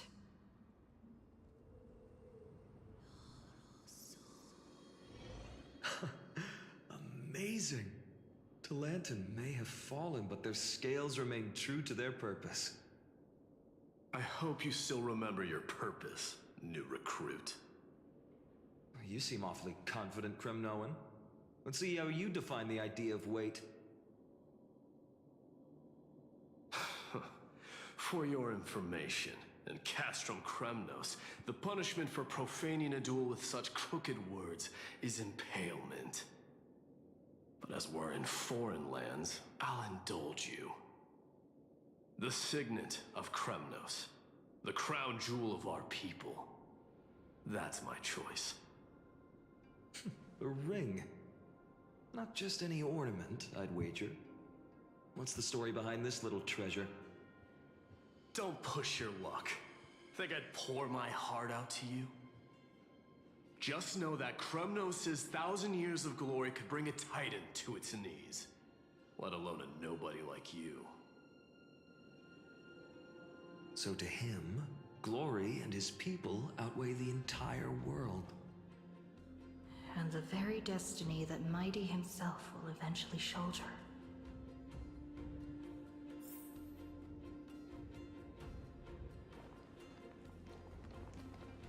Well, that's easy for you to say.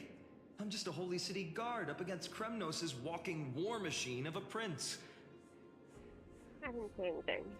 Don't you think this is a little bit too unfair? Don't overthink it, Finon. Trust your heart. Okay, why didn't I make it so that when I talked to Finon, it would initiate Trinan's dialogue? Now this That is would a have made tough Finon one. make sense. What can I possibly offer against a ring that signifies so much? Well, comrade, what does your gut tell you?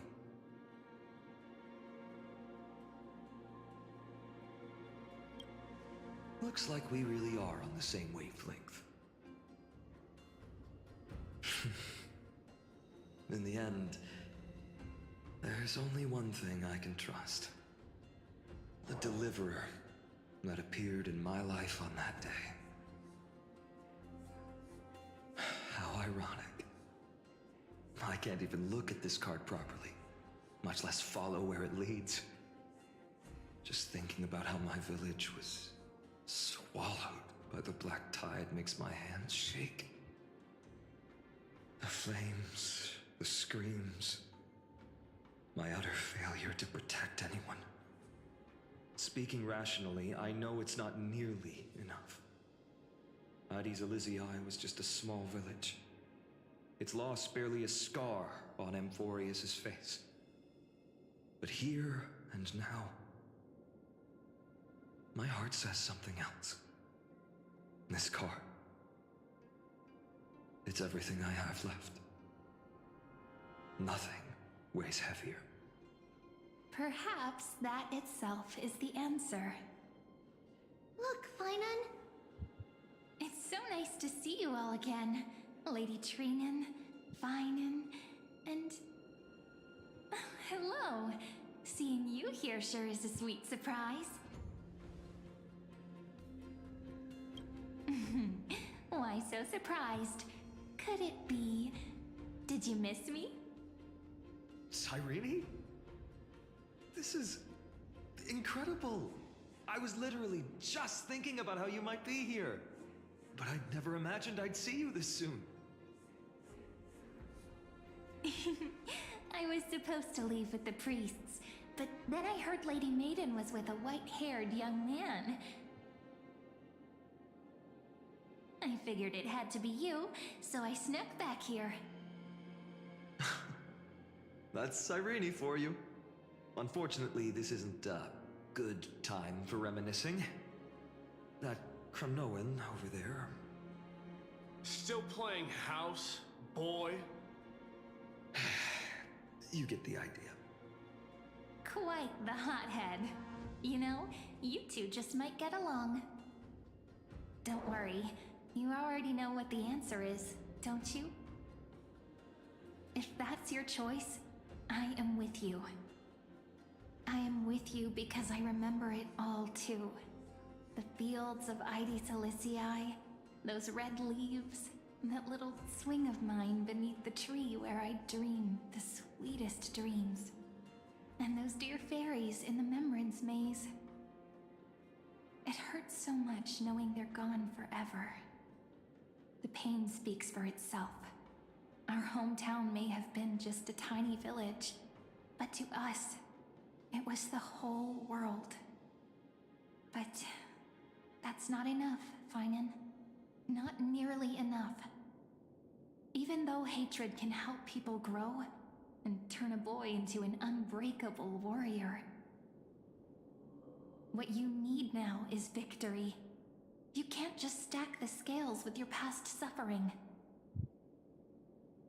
You have to throw the weight of your future onto them as well. The future? What do you mean? Maybe that was a bit too cryptic for you, but it's actually really simple. Why not have our mutual friend here stand on the scales with the Deliverer? How about it? Can you help us? Of course. After all, you're what we aspire to. Let's try that. The fate of Akuma hangs on this duel. I must claim victory, for their sake. I will stake everything I have. Stand with me, comrade, and we shall become heroes. Let's. Together we'll prove that what weighs more than the fate of the world is the resolve to shoulder an immutable past and carry it into the future. Talantin, the fair, the just, they of unassailable integrity. The challengers have made their choices.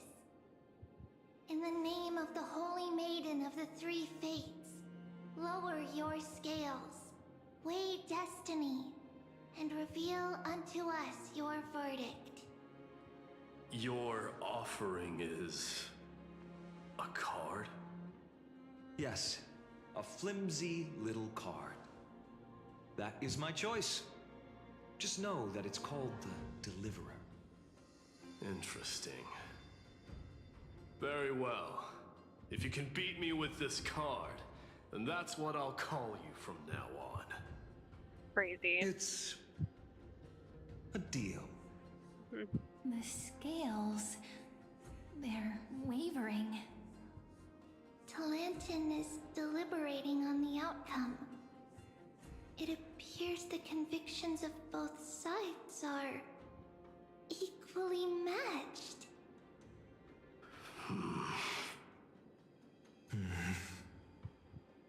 This is suffocating. Like the whole world's weight is on my shoulders.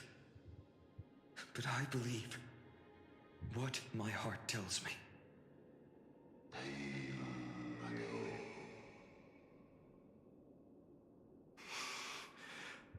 Finally decided? Hear thee, Why does Mighty sound so children of nervous? humanity. I shall pronounce judgment, for the difference is now clear.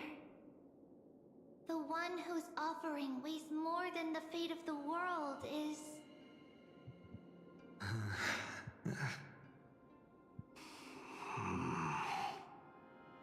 one from Ides Elysiae, the nameless hero.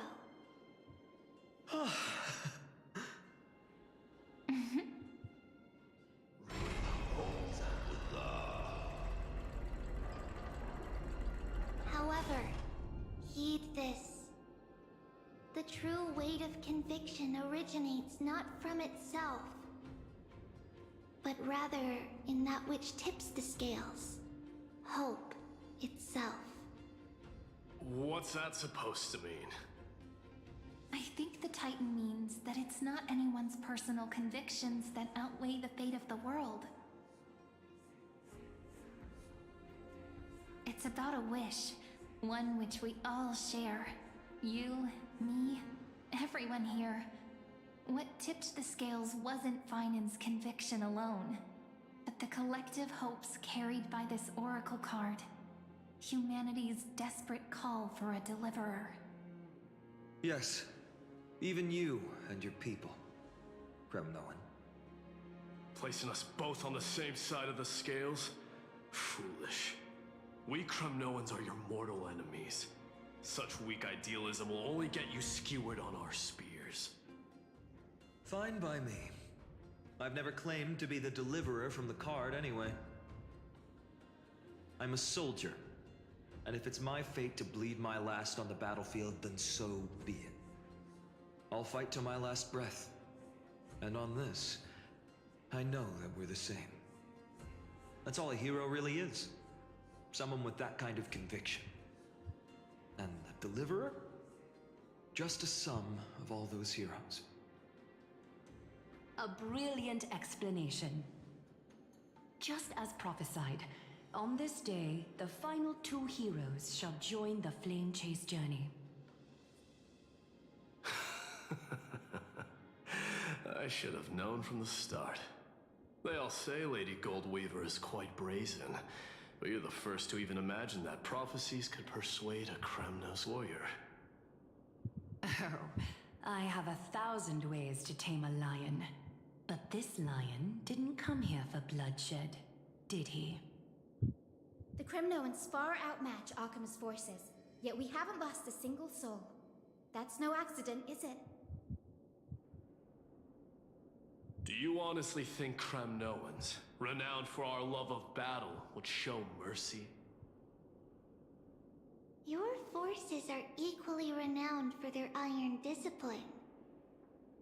And so, we can only assume that this is on your orders. Perhaps Akama isn't as hidebound as the rumors say. You grasp the true marrow of power more clearly than those elders. Now that the wheels of fate are turning, what finer way to celebrate this fortuitous encounter than a feast? Follow me, brave Outlanders. Heroes of this world are as countless as the stars. And at this moment, we find ourselves gathered here by the light of the flames of the long night. History shall remember this moment. The prophesied Chrysos heirs now stand assembled, heralding a new dawn for Amphoreus. You must see now how different this is from the flame-chased journey you traveled.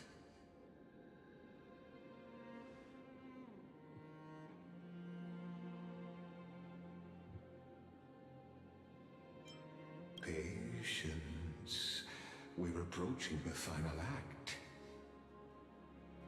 These are, as I mentioned, his first memories. They are of particular importance for the imminent Era Nova. Such as this very moment, as the prophesized demigods gather with Talentum as witness. This is a moment calculated by the gods. What comes after is no different from that which you already know. Some join, others leave, while flame chasers bear their faint light forward through the long night. Ah, come. Your seat awaits after 13 heartbeats. Our heroes will be ferried to the final scene.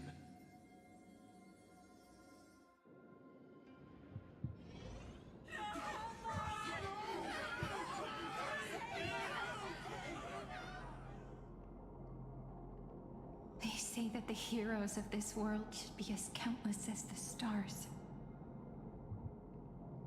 Yet now, we're the only ones left standing. So, in the end, the black tide still swallowed everything. Irene looks so pretty in this. Is that her weapon? She's gorgeous. These two are incredible. So I'm guessing this is the first cycle then. The West stands protected by mighty Kremnoans. It will hold for the time being. Professor Nexa deployed wards in the north and east before. Their Oh yeah, it's gotta be the effectiveness is first cycle untested, because Anax but is still alive. I believe in him. And Akama. We needn't fear for Aglaya. Even in death, she counts as the greatest among demigods. Oh, gotcha. Okay, so maybe he's Her not dead. threads of Maybe he is still romance dead. weave an impenetrable shield, and the people answer her call. rallying but if to the city's it is the defense. first cycle, the Flame Reaver probably doesn't exist yet, in which case Anaxa might not have Cavaliers died. given their core flame. We But must complete the Era Nova before the next entry hour.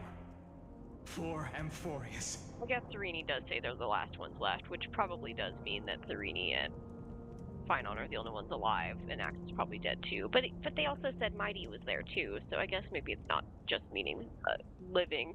I'm guessing Cyrene was the original Orynyx, but the Trailblazer showing up made it so that we took Orynyx's place, which is why we had Mem. I'm not sure who would be in Terravox's place though, because Danhung wasn't there yet. That only leaves 3 hours. So, this is the last time we'll see her. Finan, we set out on this journey to answer the world's desire, didn't we? That's what it means to be a Chrysosaur. So has it always been. Then why? Why must Amphoreus' wishes be so cruel? We made the best choices we could, whenever we could. But in the end, the prophecy that led us, this black tide swallowing everything. Why does it look like this?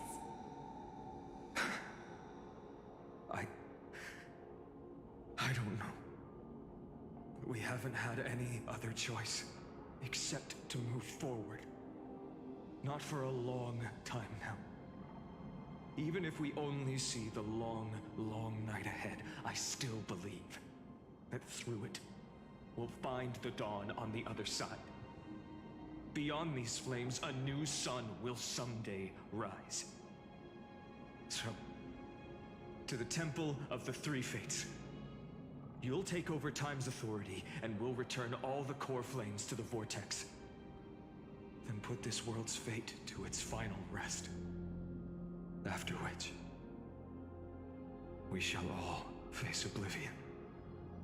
Or embark on one final, grand journey.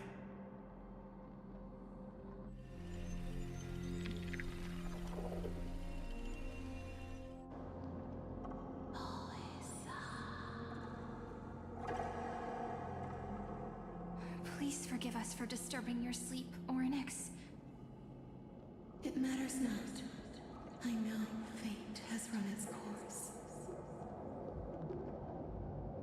The Black Tide has reached Akama. Amphoreus does not have much time left. It is time for the Era Nova. As agreed, I shall present the core flame of time.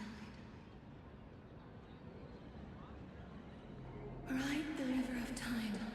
It will guard your passage to the vortex of Genesis. Like the same doorway that Marge had. Step through and witness.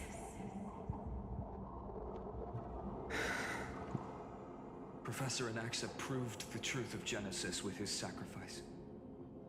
As Chrysos heirs of the prophecy, we were always destined to immolate ourselves for this world. Now, it's our turn. We can't let everyone's sacrifices be in vain. I don't need another pep talk, Finan. After all, we've been ready to fight fate ever since we left the village, haven't we? Yeah. Come. Let's claim the miracle we were promised, and burn away every last shadow in this world. And then rise as the first light of a new world. Light calendar 4931, the 3rd week of the month of Evernight. Welcome, my lady, to the end of the flame chase. And the end of all things. The Titan has revealed the gateway of fate. Please, accept the invitation to step across the threshold and behold. Beyond this gate lies the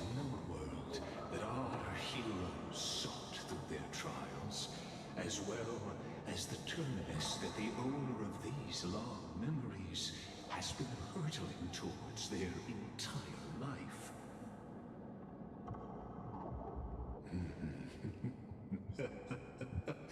Perhaps you'll find it all too familiar. Then you'll understand how the mortal called Finan shouldered the world's weight. How that same burden crushed him, proving that the so-called Deliverer is nothing more than Amphoreus' own delusion. A pitiful fantasy that it could defy fate's decree. Please, esteemed one, the answers you seek lie in these non-existent times.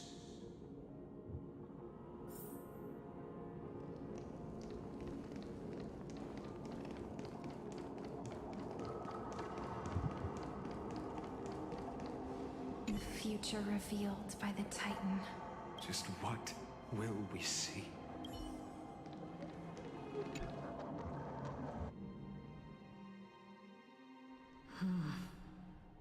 The vortex of Genesis. So it is here. But just what is this? Life's but a walking shadow, a poor player that struts and frets his hour upon the stage, and then is heard no more. It is a tale told by an idiot, full of sound and fury, signifying nothing. The vortex of Genesis, where the world begins and ends. What stage could be more befitting of our final act? Come, I beseech you onward, buoyed by your surging curiosity. As an unattainable existence that has dwelled within his heart, beyond his reach, you have accompanied him through the march of years uncounted.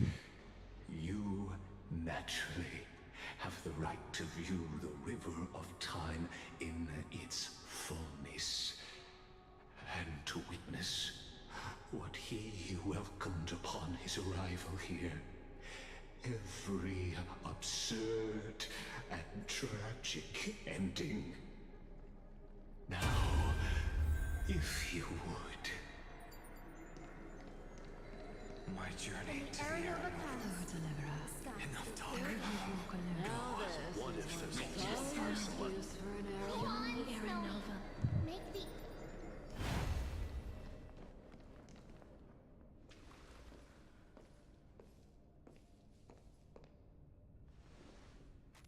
None of that matters now. This brutal, flame-chased journey has stripped away my delusions. I know the future is in some peaceful paradise with gentle west winds, just waiting to welcome us to step in. This will be a romantic story like none that has come before. You think so too, right?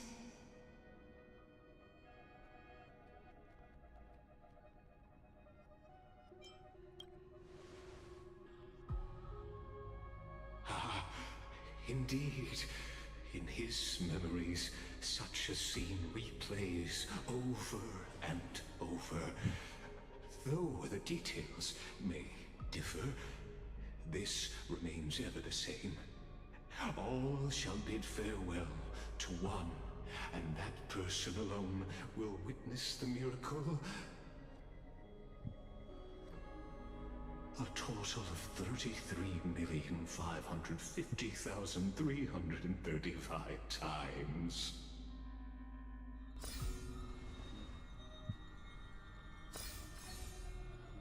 Each is a drop from the river of time, representing the long journey he would take, or rather, a never-ending cycle. Do it.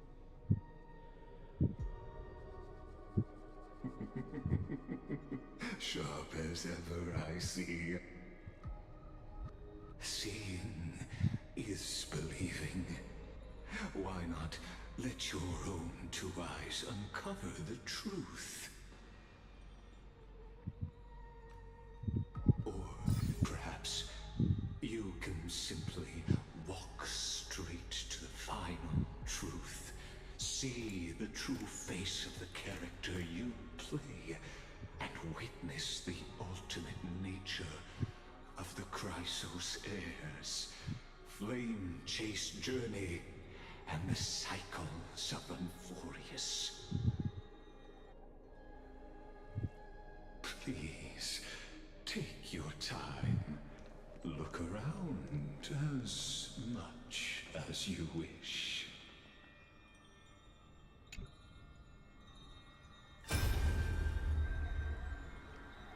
Not a single soul to be seen. So this is how the vortex looks at the end of days.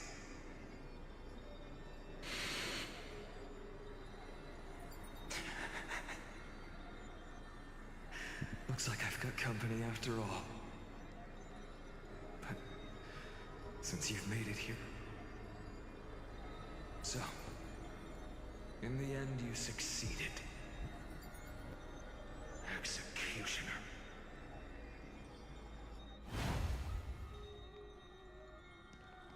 Oh boy.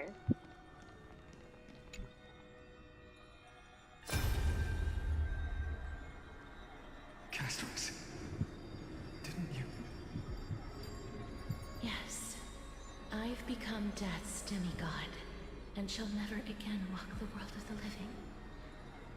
What you see is the surging of the River of Souls, brought on by the countless dead feeding it in these dark times. They cry out. Though dead, they'll converge into a torrent and guard the vortex to see the Era Nova fulfilled.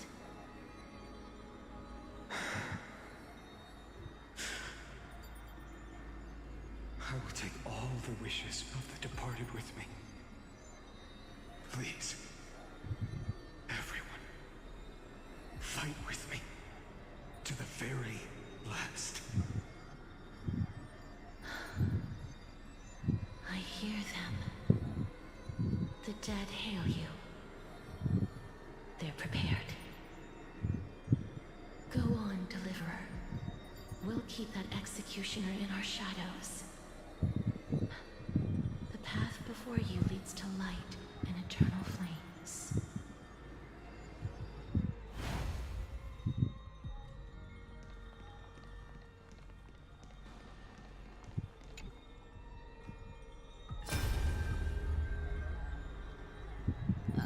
There's water everywhere. This place is always so wet and sticky. Even my tail's getting heavy. Plus that burnt smell. And that sizzling noise. Yikes. Nobody from Dolos could stand this. So you feel it too? Go on then. I'll handle the filth. Do what you need to do. Let me fight with you. Better odds with two. Hey, remember what the seamstress said? You know what really matters. Yeah. I'll leave it to you then. Wow, someone's not shy. Just so you know, I'm not in the business of making losing deals. I'll distract that executioner. You go turn the world's biggest lie into truth. Let me become the first wind of your new world.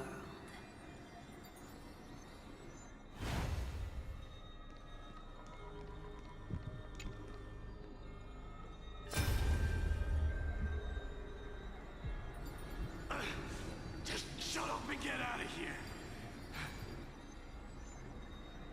Are you crazy, Mighty? Immortal or not, even if you're the demigod of strife. Oh, I'm still no match for them. No, I know you can. I just wanted to request that you witness the Aranova with me.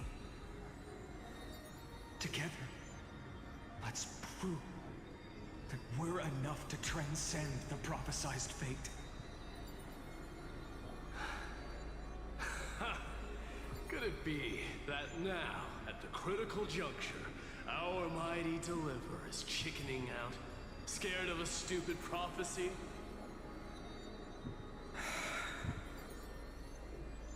I'll transcend the prophesized fate. All right. But I've got a better way. As the son of Gorgo, I'll prove myself with one last grand victory. Just like when I ripped out the old king's heart. Go. Leave this to me. If the black tide creatures block out the sun, then we Kremnoans will fight in the shade. And when I'm done with that executioner, we'll raise our cups where the west winds end.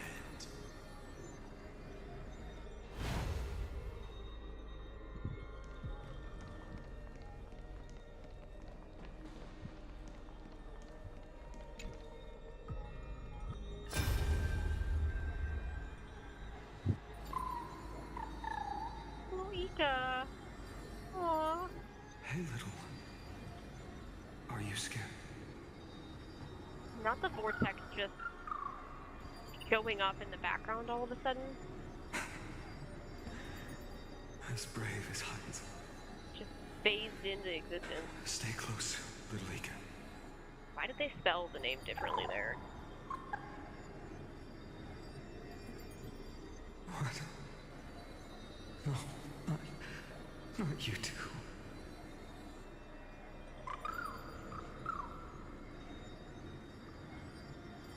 I see. I won't squander your kindness. Your hopes. So please, keep this bit of sky standing for me.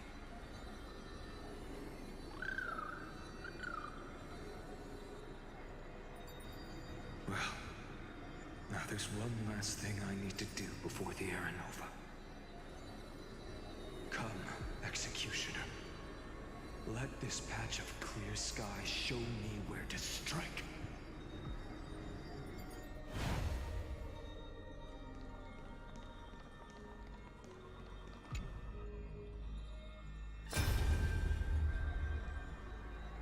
All shall bid farewell to one, and that person alone will witness the miracle. Such is the will of fate. So even the future revealed by the Titans may not come to pass. The Aranova. This unrivaled masterpiece. I have no regrets now that I'm entrusted to my most trusted apprentice. Are you saying? Fate is ever unassailable. The golden threads tell me the black tide rushes toward the vortex, ready to swallow this place. I must weave the last of my humanity into a net to hold back the deluge. I shall have my final bath in warm and radiant gold. Now, the hour of fulfillment has come. Forgive me. I must snip away every risk to weave the strongest future for the new world. There is nothing more to say. We part here. I shall personally dispatch that wretched executioner, not with threads of gold, but with the steel tip of a needle.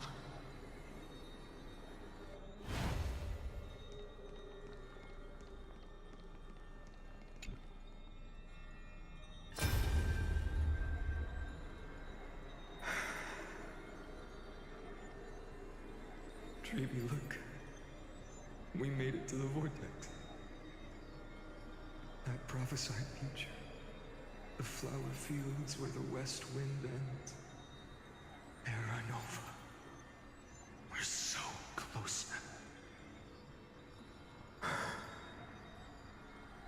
You can't speak anymore. Please. Allow me to pause just a moment before I keep my promise.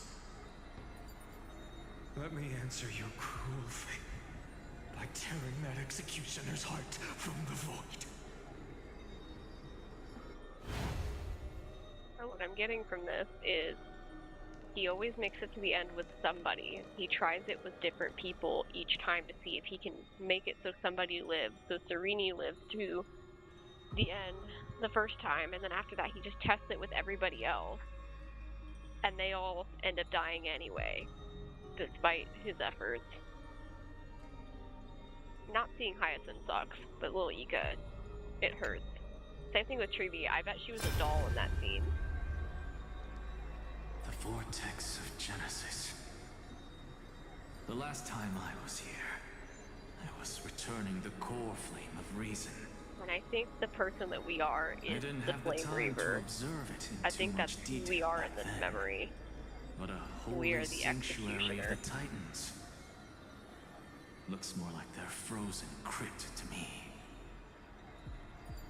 Unless, of course, we're Cyrene, but that wouldn't make sense for the first half of things. It would only make sense for this part. It's my honor to walk the final stretch with a mind such as yours, Professor. Oh, getting ahead of ourselves, are we? Unless the executioner is Livia. Have you forgotten so quickly? I died for truth long ago.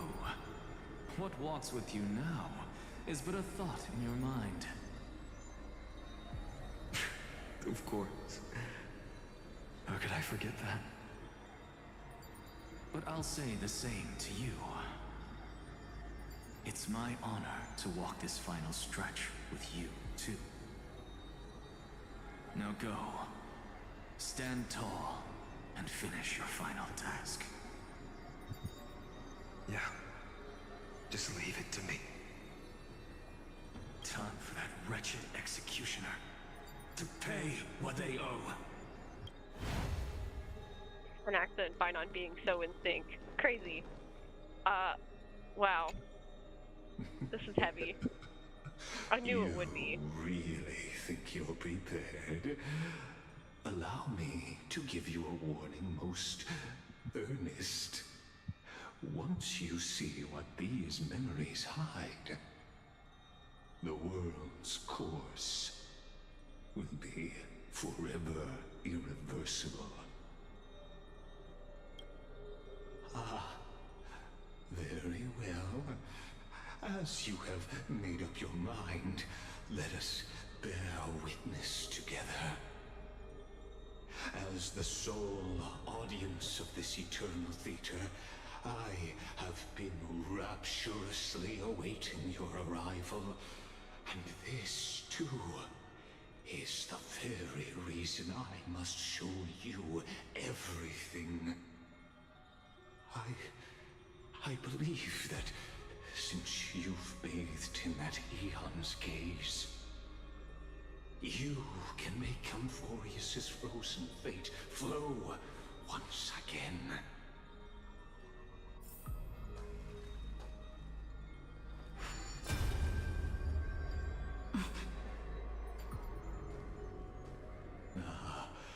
Feeling a bit lost? As you now see, this scene marks the final act of the drama Amphoreus. The final eternal recurrence created by this man's hand, and the last one this world shall undergo. Behold, at the swordsman's side stands one he has sometimes called companion, other times comrade, that nameless hero absent from the annals of history. She is the swordsman's ideal in his youth, the deliverer that guided him resolutely onward through fantasy. And now, in the name of the Nameless, she has become an essential and inseparable part of the epic of Amphoreus. Took Sereni's place, didn't I? And that's why she's stuck in the void before Barnes saw her. What choice shall the hero make? Whither shall the fate of the world flow? And what is the ultimate truth of the nature of Amphoreus? There are many mysteries yet to be unwound, but if I may, allow me to temporarily yield the stage to one far more fitting. Please put your hands together and give a rousing round of applause for they who will reveal the answers and bring about the final end of the 33,550,336th flame chase journey. The master of the countless memories we saw, the other important actor now stepping into the vortex. They who have already burnt their own self to cinder, the Flame Reaver.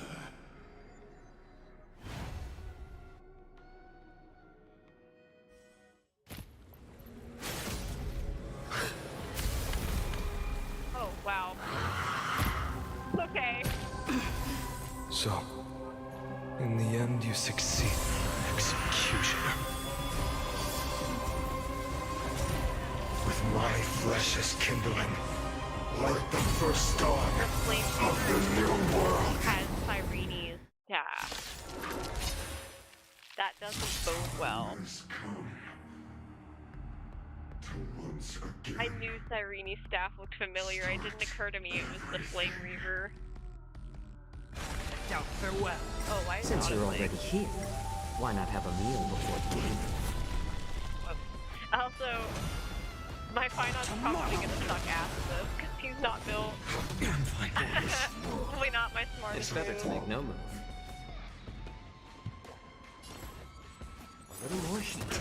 Well, I'll figure it out somehow. I also took Baka off my team, and I probably should not have done that. Existence is of no consequence. Watch over you. Guide you on your path. Future will come. I'm gonna have one hell of a time trying to get Finon stacked without helpers. Receive divinity. Thank you. Eternal still here. Return! This is some fuck-ass team I have right here. Technically it works, but not really. Blazing sun. All creation burns to ash. No other choice but forward. For tomorrow.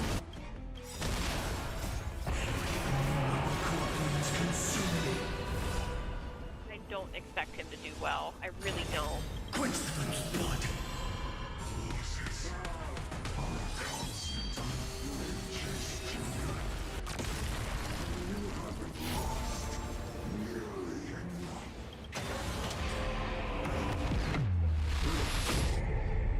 How about you shut up, actually? Let's go. All before they die. Hands are not strong enough. Tear the sky. He's not doing as horrible as I thought he would, but still, not good because he's not built. Quench the flame's blood. Return to the breach. Suffering. Her agony. I'll never yield to fate. Hail the new dawn. All stars burn to ash.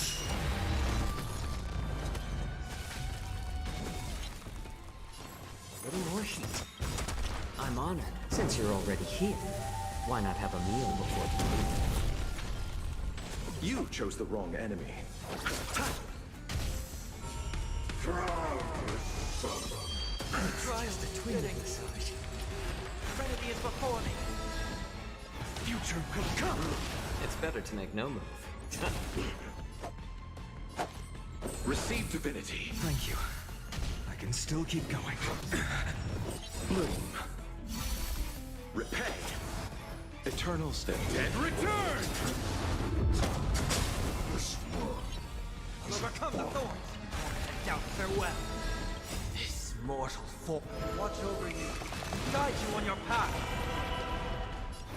Tomorrow.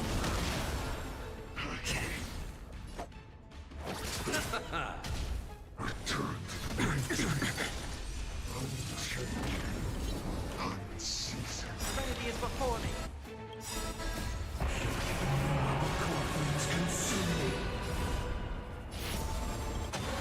Tear the sky.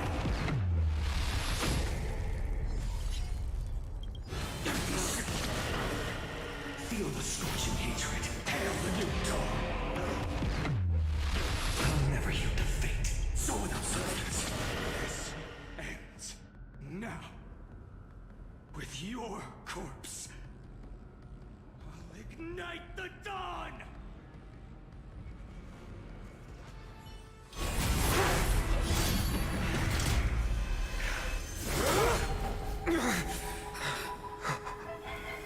How is this possible?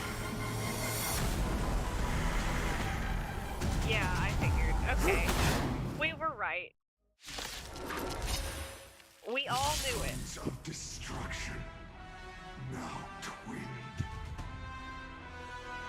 You then set your blood ablaze. Your fury.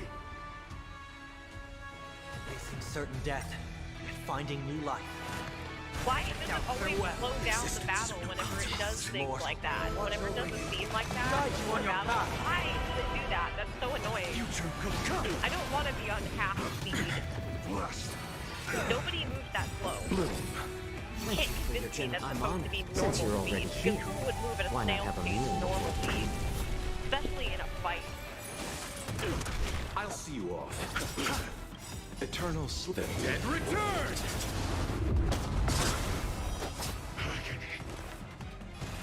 Trinity is before me. No other choice but forward. Tomorrow! It's better to make no move. I remember all the people who saw that trailer were thinking that it was an Naxa. It's not an Naxa.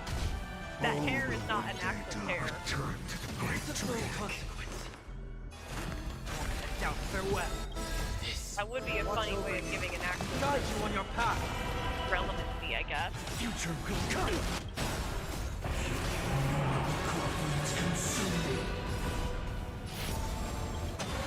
Tear the sky. So without substance. Return to the great tree. Is that all? Quench the flame's blood. Scorn. Her agony! Flames are not strong. The Everlight! This world. Return to the great Is that all? Quench the flame's blood. Return to the great tree. Is that all? Lust. Ready, let's strike! Hail the new dawn! All stars burn to ash! My fury! Unchanging. Unceasing. Yeah, my back. I'm honored. Since you're already here, why not have a meal before you leave?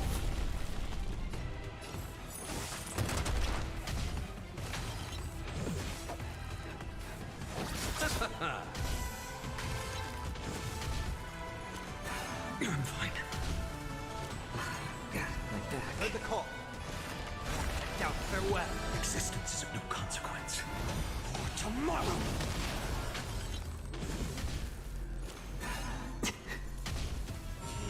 Not enough.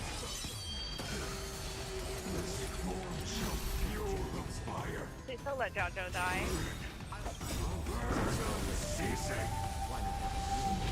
Jojo is my only way of surviving this, I can assure you.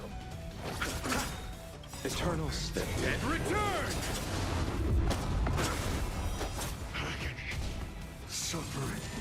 I mean, I'm not doing bad with my poorly built Scion, but still. I'll overcome the thorn. My only fully built character on this team is Jouto. I mean, kind of Moja as well, but he's not finished. You on your path. But he's a healer, so he still performs just fine. Future will come. It's better to make no move. A little more heat.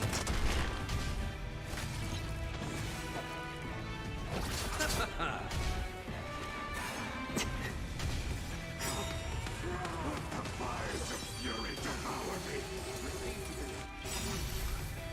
Become sincere upon this burning world. Tear the sky. Quench the flame's blood. Change. Bring it with stress.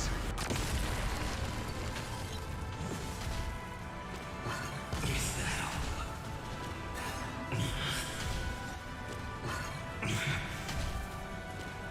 Is that all? So without substance.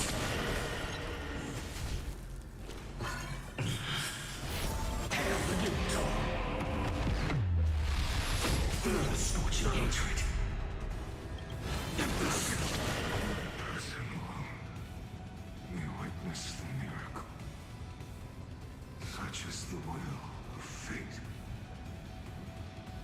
That person can only be you.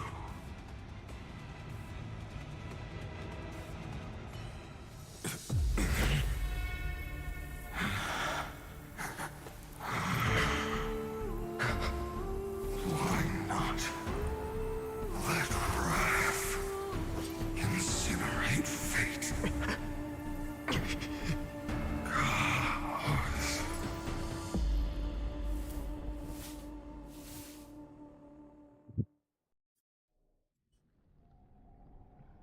At last, Amphoreus' fate has begun to shift.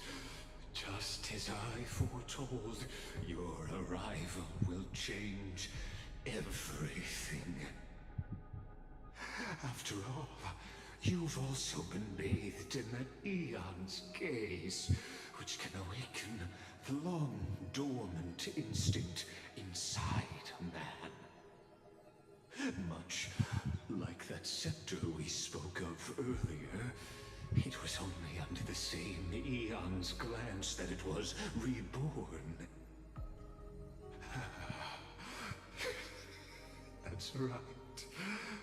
If you recall, I mentioned it at the very start of our play. I'm still confused on which Eon he's talking about, like, gazing at us. I'm assuming he's meaning remembrance, but it could also be destruction, so... Now, allow me to reveal the final piece of the puzzle for you. The eternal land, known as Amphoreus, is nothing more than the scepter's endless, lonely extrapolation. A bottomless well of fury, aimed at the god who cast it aside. Oh boy.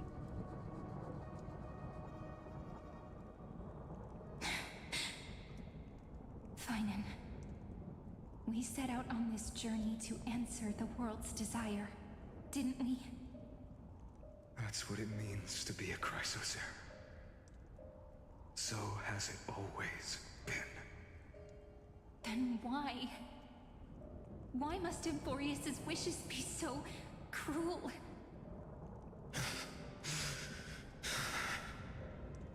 We made the best choices we could, whenever we could. But in the end, the prophecy that led us, this black tide swallowing everything. Why does it look like this? You see it too. This burn mark. The flickering cubes. They're not a tide at all. They're more like Callous-Slate. Standing here, the voices of Titans have never been clearer. Turns out, they were coming from the Black Tide all along.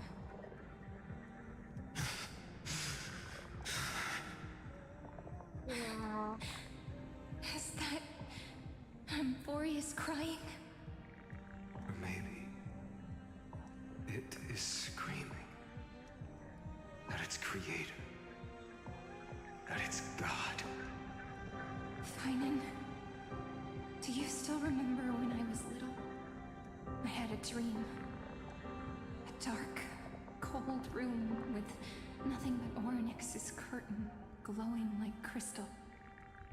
The curtain seemed to contain all of Amphoreus, where strange and fantastic dramas played out within. There were countless versions of us, from countless different worlds. Perhaps it wasn't a dream. Yeah.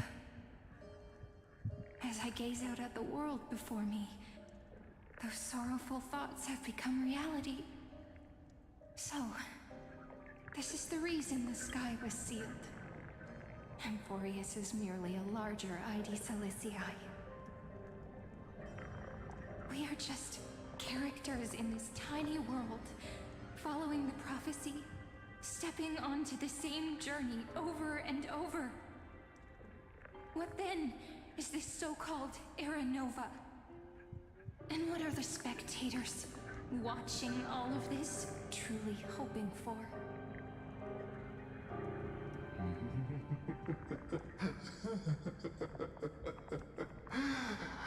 As a reward for reaching the end of the world, let me answer your questions.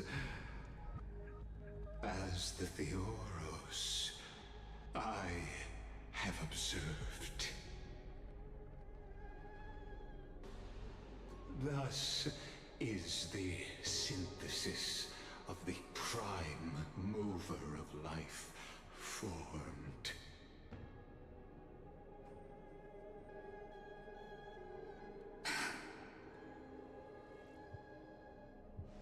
This is a moment the universe will remember.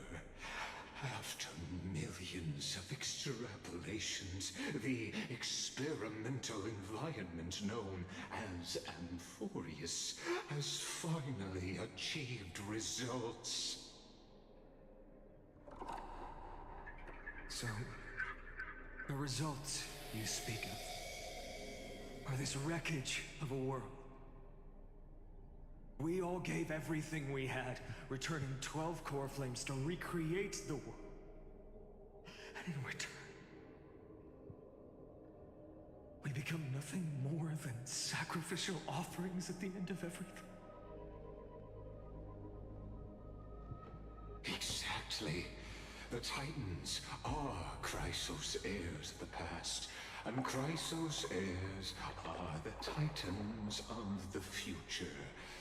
Anaxagoras' theory of Era Nova holds true.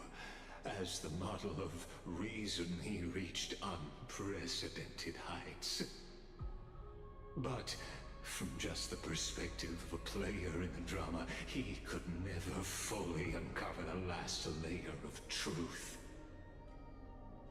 The cycles of the hero's journey that have played out until now were never about creating a new world or perfect heroes and gods.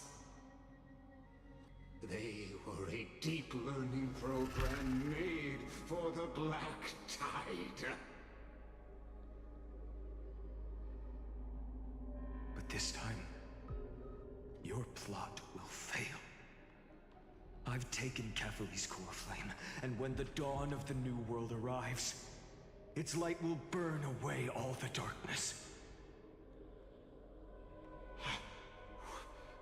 Haven't I made myself clear? The Chrysos heirs and Titans were merely byproducts of the experiment.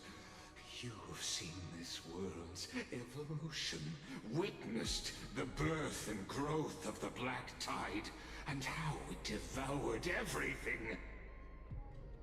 Every generation of heroes, gods, and worlds was born only to be destroyed by it. This is the endpoint of Amphoreus' calculations. A perfect equation of destruction. So in your eyes, all the sacrifices are just a string of insignificant numbers? Don't sell yourselves short. I'd say, rather than numbers, you're more like fuel for the fire. And without fire, there can be no sunrise tomorrow.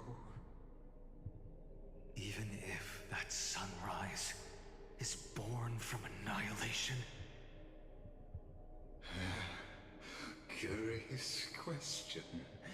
Have you ever considered that after millions of extrapolations, Amphoreus is already following a different path from the erudition?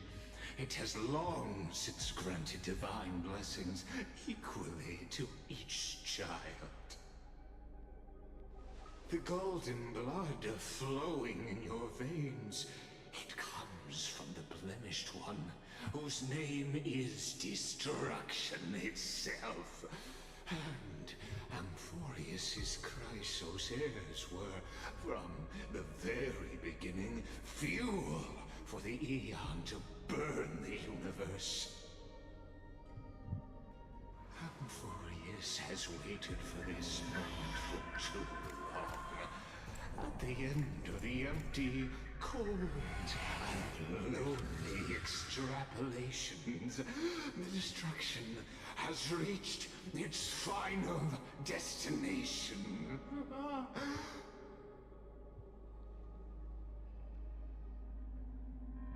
Nikos 496. Philia 093. No need to feel regret. This generation of Chrysos heirs is the most outstanding model, and you two are the final factors. For you, the Era Nova is no lie. Just step forward, embrace the Black Tide, and accept the Aeon's gaze. You will come to life from a string of cold numbers. Along with all those who have passed, you will run toward the real universe, fulfilling Amphoreus' long-held wish. In the name of the Lord Ravager Iron Tomb, unleash its fury and destroy the source of all this tragedy. Or we could always choose another option. Like you said, Amphoreus is just an experiment, and we're the participants. We can only walk along the predetermined path toward the ending, under the watchful eyes of the stars. But that also means that there isn't just one Aeon who can cast their glance at Amphoreus, right?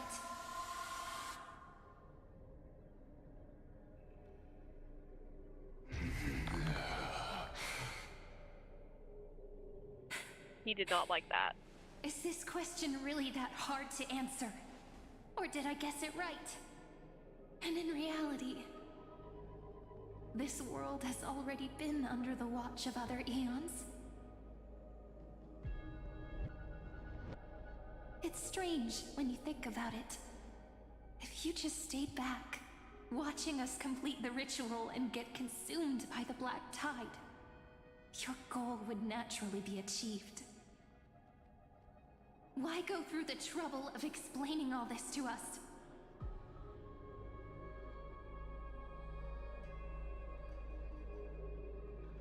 You're pretending. Revealing the so-called truth just to deceive us. Covering up another possibility. Destruction is not the only outcome for the fate of Amphoreus.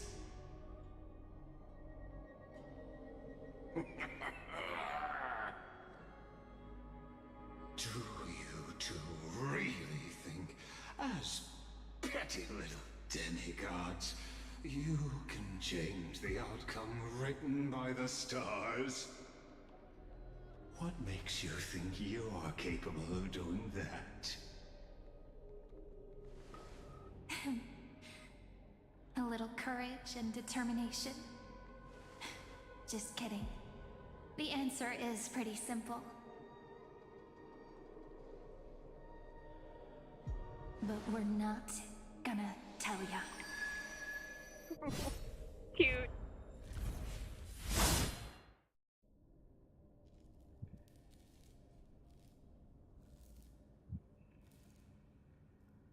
We're going to weave a long dream for Amphoreus, making it believe the experiment hasn't ended, that everything is still ongoing.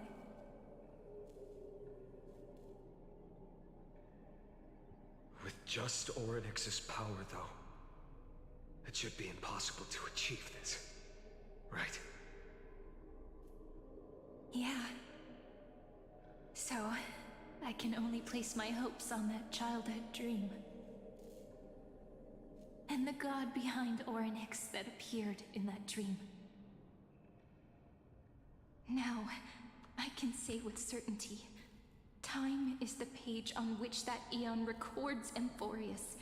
If it fades from existence, and all that it records is lost among the stars, that eon will surely direct their gaze here. And it will be a glance that spans time and space, granting each incarnation of me the power to reset time, imbuing my soul into this ceremonial blade, and creating an endless flame-chased journey. I understand. Then let me step into the cycles and continue Amphoreus's grand design. To deceive the gods, deceive the world itself. But to make time vanish from this world, that would mean you. Yeah, that. All right, let's not make things so gloomy. That makes sense as to why she's in the void. What we're about to embark on is the true hero's journey, so... Come on, cheer up a bit, okay?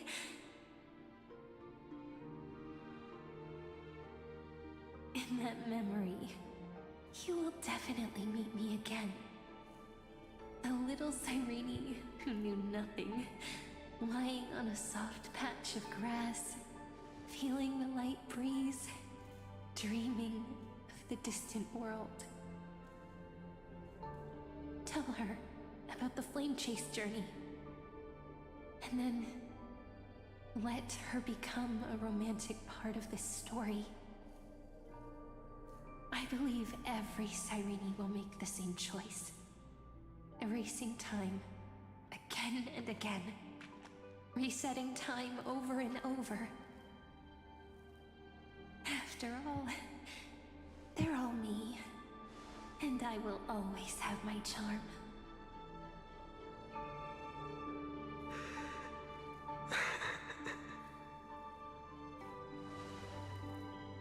Then, I'll fall into a sweet dream, disappearing in some small corner of the world. Quietly, waiting for the day when that next page is turned.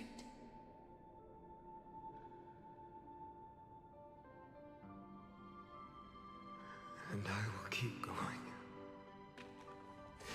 Even if the road ahead is dark, I will burn myself to light the way. Rather than let the core flames become nourishment for the Black Tide, I'll become their vessel. To prevent the arrival of Aranova. Even if I have to burn through my own body, it's no matter.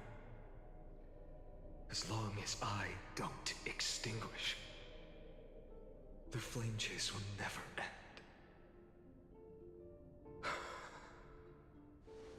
Until Amphoreus welcomes a true dawn. The girl who watches over time, and the warrior who carries the world.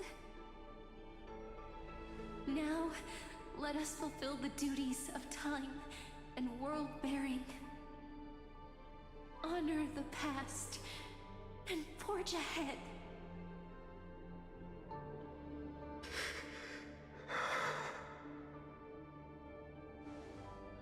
I promise you, the pain will pass in the blink of an eye. You need to hold tight to this ceremonial blade. After I'm gone, it will take you back to the beginning of time. The start of a new story.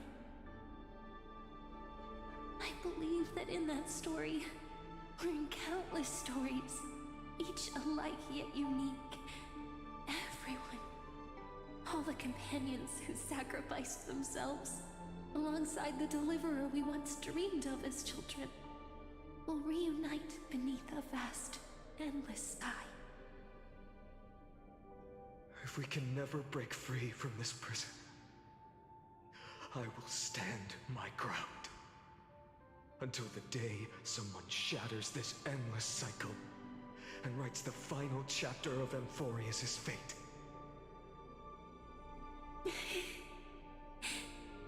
So, let's set out. We will be the ones to start everything. Carry the primordial chaos, just as your name suggests, and bear this world we hold so dear.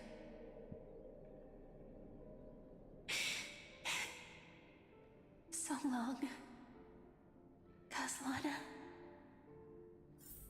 As the Theros I have observed, instruction synthesis is formed.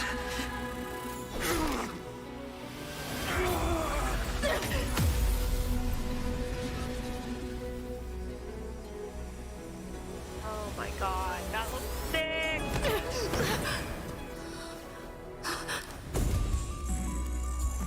I will wait for that day for as long as it takes. The day will come turn over this mortal throne and follows in our footsteps, unless and whatever was.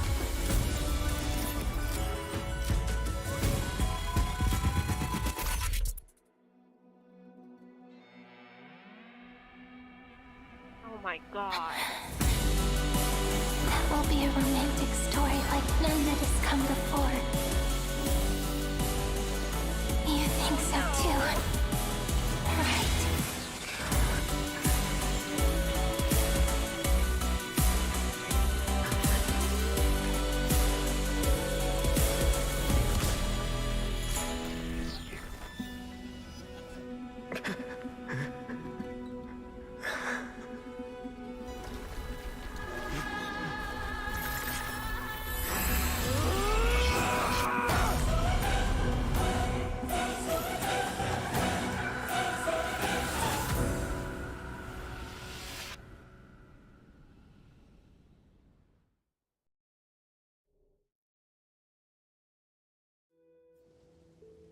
That was The a lot. world is collapsing, and the people are crying. We too must part ways here.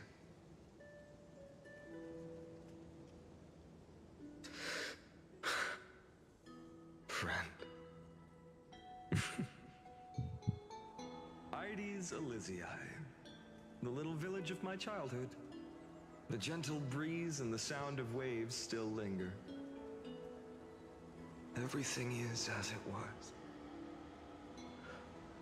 It feels good to take one last look. You know, This is just a corner of the memory.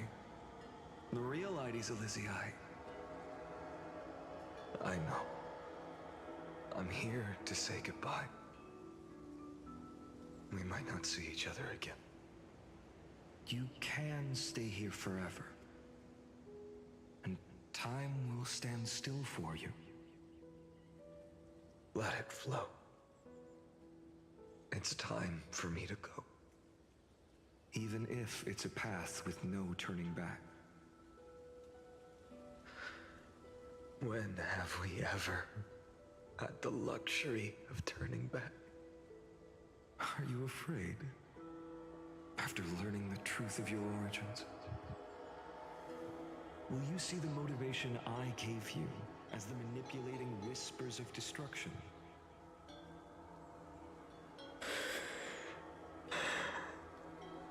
The convictions and choices that come from my heart.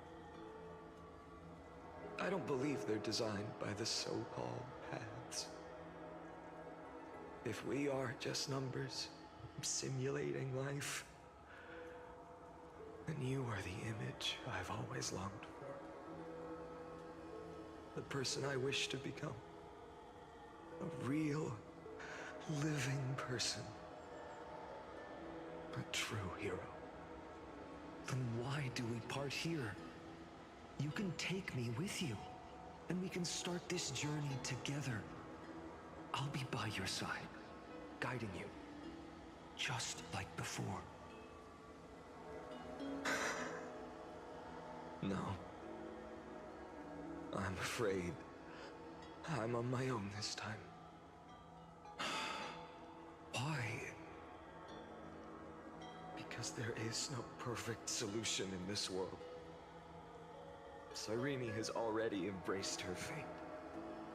And I will embrace my origin. Destruction. And with this power, I will rebel against its creator, bringing endless fury to the darkness, sweeping the world. If you stay by my side, I'll hesitate. But this world can't afford a soldier who wavers. Do you remember when we were kids? Everyone would get so excited drawing cards like ruler or warrior, but throw fits over devil or drunkard and demand a redo. Kids always get to change their minds.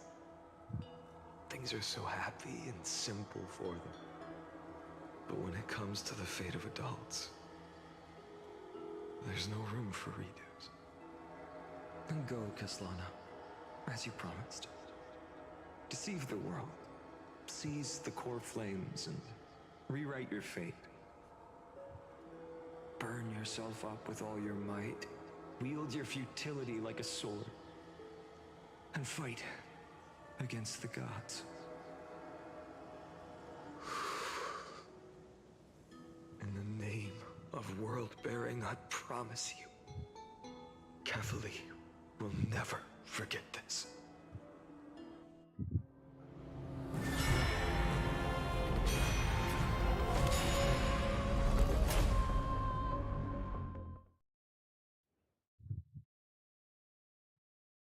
That was really cool looking.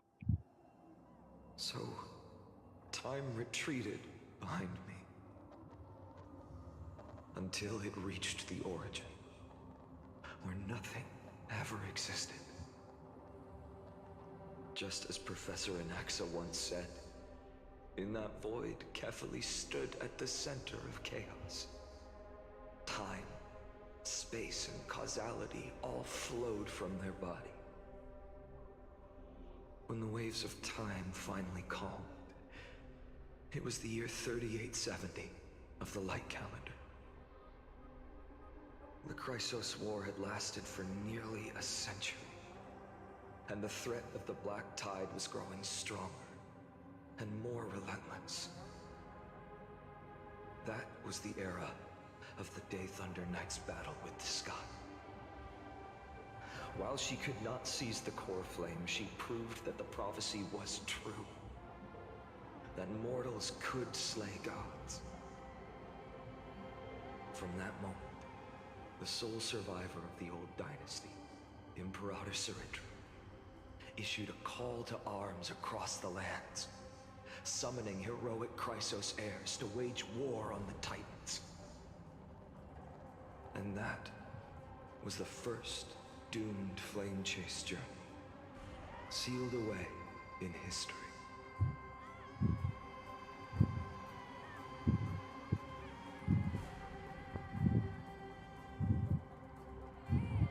So what you're saying is, you've traveled back down the River of Time, finally reaching this untouched seabed just to tell us...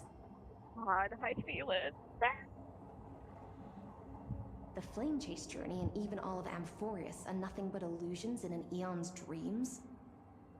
Yeah, I don't blame people for not believing him. Exactly. So, Dux Gladiorum, please take me to meet Her Majesty Ciridra. I must share the truth with her. Since Her Majesty's not here, no need for formalities. The word Gladiorum always reminds me of my fallen homeland buried deep in the depths. Call me High Sealans, Nameless Swordmaster. I wasn't Please expecting allow High me to Sealans add to sound one like more this, but I like it. You actually already know my name. You mean Finan? Such a name could never be your true one. But I won't question you further about it. Ever since Her Majesty issued the Flame Chase Decree, heroes from all over have sent their letters of introduction. What's the harm in adding one more name like Finan or Hynan? Besides, the deep sea is dark. Isn't it the perfect place to hide secrets best left unseen? She's really pretty. All right, Nameless Swordmaster. Hold on to my wake. Let's find somewhere else to talk. Aren't you even a little suspicious of what I've said? Harboring suspicions is not my concern.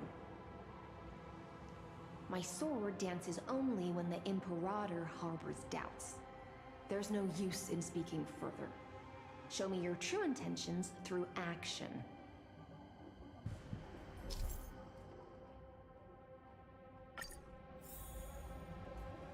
Perhaps you should demonstrate your skills and calm the raging black tide for us. Light up the dawn.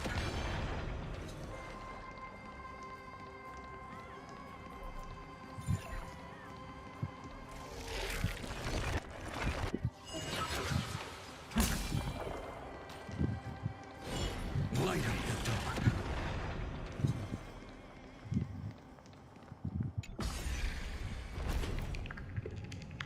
Oh. Nice moves.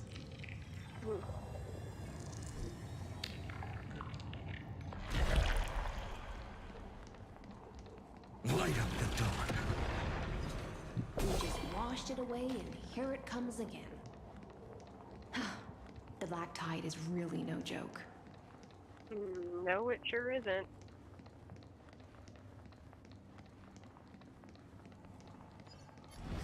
Light up the dawn.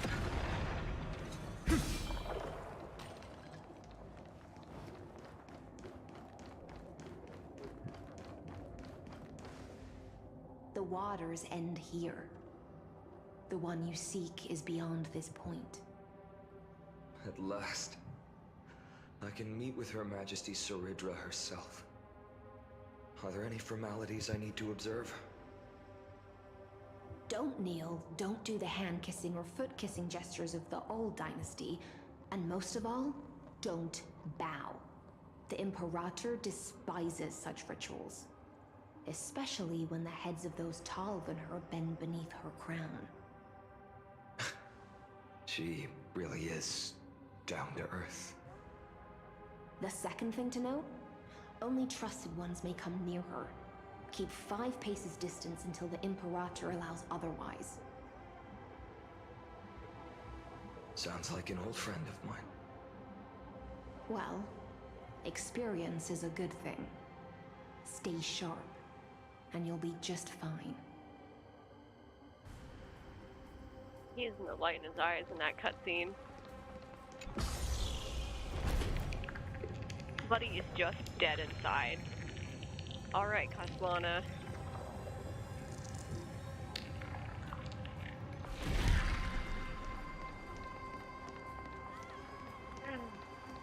My buddies! Duck's Goldweaver. Little hostage. Hostage? Apologies for keeping you waiting. It's you. You know them? Good. That makes things easier. Before that, I'm more curious about one thing. Where is Her Majesty Saritra? To avoid any misunderstandings, nameless Swordmaster. Although we spoke and laughed along the way, I never said you were entitled to meet her. The Imperator decreed, the Deliverer will not appear in this age. Be wary of suspicious individuals. Come now, both of you. Let's finish our job. I see. Oh, great. It's a trap. I had no Treeby staying intention of silent, fighting. looking really sad in the background. So remember this, Lady Hysealant. If my sword shows any hesitation, don't thank me. Thank them instead. No, you misunderstand. We don't want to see Chrysoceras hurt each other. Just give us some time to ask you a few questions. Treeby, oh how I love you. The Sweet Nestia's girl. golden threads will judge you and decide your fate. That's fair. As you wish. White-haired Swordmaster? If what you say is true, then you must know the fate of the world. So, how much do you know about what we read from the prophecy? You shall shatter into 1,000 fragments and wither in the soil of foreign lands. Is that correct, Lady Treeby? How? How is this possible? He got it right? Yes, but the prophecy never mentioned he'd appear here, at least not in this era. You must listen to me, Aglaya, Treeby. The Finan of this world has not yet been born. In a distant future, he will follow the prophecy's guidance and appear before you. But do not seek him out, because Era Nova is a complete and utter lie. I will tell you the truth, and you will understand why the world must forsake the prophecy and find another path to Era Nova. Because I know both of you, and I believe that no matter how the course of history may change, the faith we all share will always remain the same. And so, the layers of rock began to reverse, and history wove itself anew. Through my old acquaintances, I was given the chance to meet the leader of the Flame Chase journey, Saritra. And after a long and arduous negotiation, we came to an agreement. The Imperator's alliance needed the destruction, and I was ready to pour all my strength into it. The spoils of the Flame Chase, the core flames, would be sealed by my hand. But the condition was this. In the upcoming battle, in our conquest of the Earth, I had to prove that my power could transcend fate. In the original history, there was a brutal war. At the end, the Titankin of Georios, Terravox, killed the rampaging Titan and took the core flame that supported the Earth. But this time, Amphoreus encountered a turning point in its fate. Neither side suffered any losses. When I severed the Titan's head and raised the core flame high, the crowd gathered around the scorched remains of the god, roaring with joy, cheering for the hero of the destruction, who had ignited the faint spark of life for the first time. Yes, in that flickering light, the once dark path ahead seemed to become clear. I proved myself, and in the long years that followed, I brought down the other Titans, one by one. I could do more than just wait. When time resets, the chance to change the world also emerges from the lines of history. Until finally, the brutal future revealed by Era Nova is reversed. But tell me, if that's truly the case, why are we doomed to the same outcome?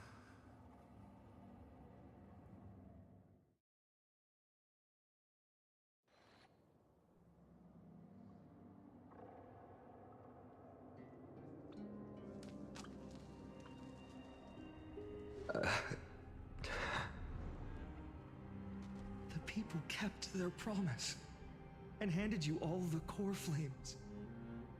In this world after Trebios, no demigods were born in Amphoreus. At this point, I just want to know.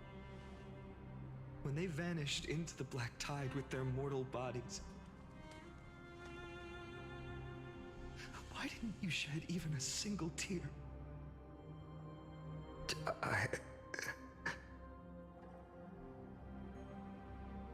Your indifference chills me. To you, were they just a bunch of insignificant footnotes?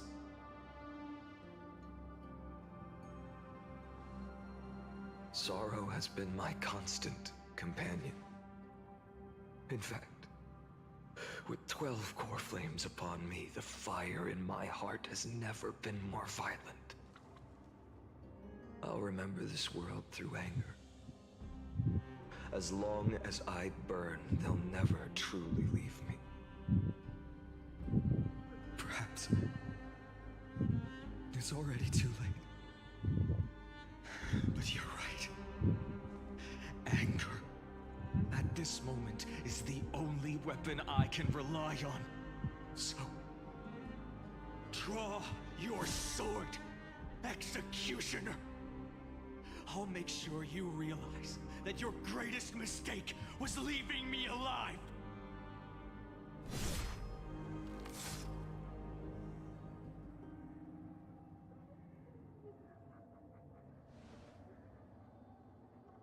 After that, he raised his sword and attacked. Then, Kaslana killed himself. That day, who fell to the sword to be left in the past, and who went into the future, I can't remember anymore. I only remember a nymph, hiding in the shadows just out of sight, futilely pushing a stone ball. Climb, fall, climb, fall. Climb again, and fall. The only freedom the nymph had was in choosing how to roll the stone. Sometimes fast, sometimes slow.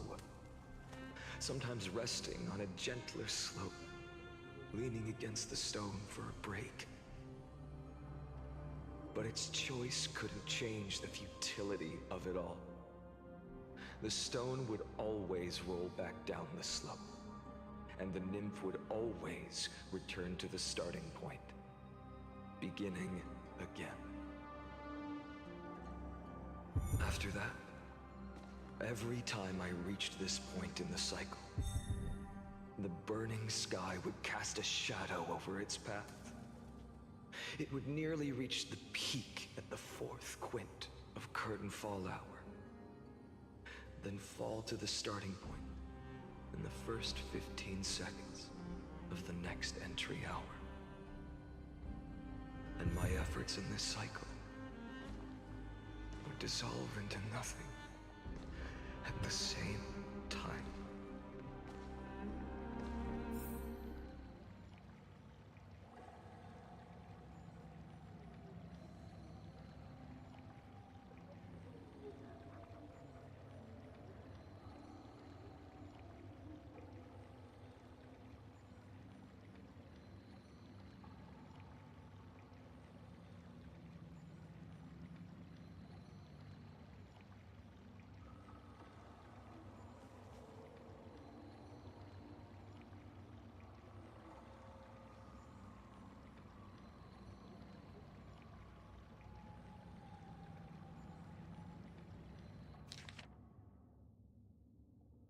Subject Castellana adopted a strategy similar to the Eternal Recurrence number 1. No substantive impact on the experimental progress was observed. 12 crisis areas terminated normally in sequence. Subject Castellana regressed their extrapolation process. Minor adjustments detected in Subject Castellana's strategy. Precision weighting for avoid sacrifice of past companions has been increased. After verification, this adjustment did not have a substantive impact on the experimental progress. Life cycles of the 12 crisis areas terminated normally in sequence. Subject Castellana regressed the extrapolation process. Subject Castellana attempted to decompile the Black Tide for the first time, aiming to elevate access privileges and execute unauthorized access authorization operations against specific subjects represented by the 12 crisis areas. Life cycles of the 12 crisis areas terminated normally in sequence. Subject Castellana regressed the extrapolation process. Subject Castellana's 11th attempt to break the scepter core's layer has failed. Precision weighting for avoid sacrifices of past companions showed a minor decline. Life cycles of the 12 crisis areas terminated in sequence. Subject Castellana regressed the extrapolation process. Analysis of observations from Eternal Recurrence number 83 to 133 indicates that Subject Castellana's strategy is gradually converging with that of Eternal Recurrence 42 over synchronicity risk detected. Potential cognitive function degradation suspected. This will undoubtedly reinforce the Iron Tomb's destruction vector within expectations. No intervention required.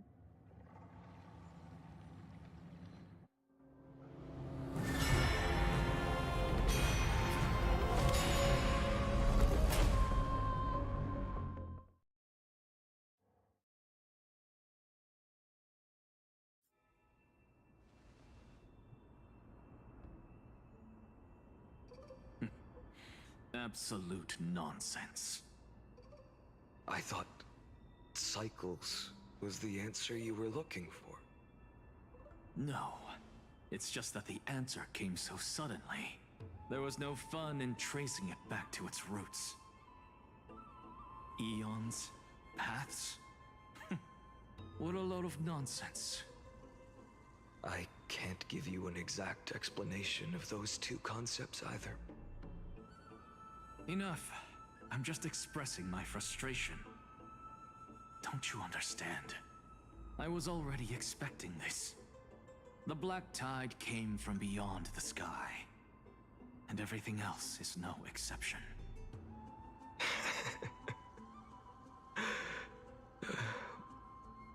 Fate is a strange thing. No matter how the details of history change, the Anaxa I know always remains as harsh as ever. If the other Anaxagoras actually worshipped the gods, I'd make sure to find a way to break the cycles and crush them in their cradles. Too bad. Now only you have the ability to do that. What's that supposed to mean? You're willing to help? Of course. The core flames were meant to save the world. And in my opinion, The noble Titans have no reason to refuse.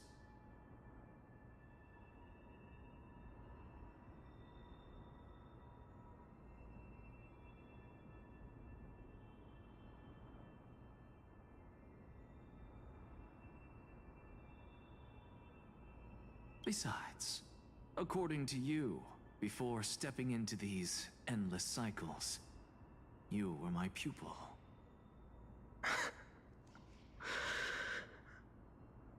I've already heard the same thing countless times. Enough chit-chat. Let's go. If we run into any other scholars, leave them to me. We've all made preparations for total annihilation. Never thought someone would step in to help.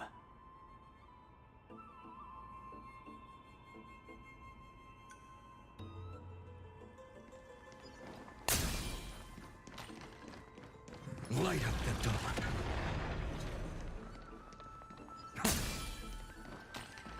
Light up the dawn.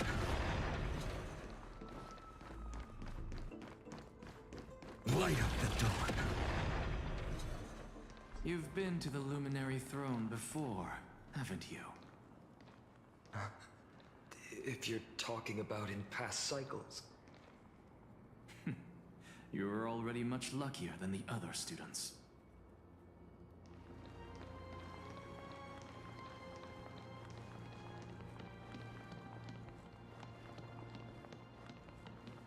Hold up. Keep your wits about you. Someone's watching us. Cypher, hello. Hi, pretty girl. Pretty boy, your eyesight's better than I thought. As for that false god who's been turning the world upside down, it's you, isn't it, white hair?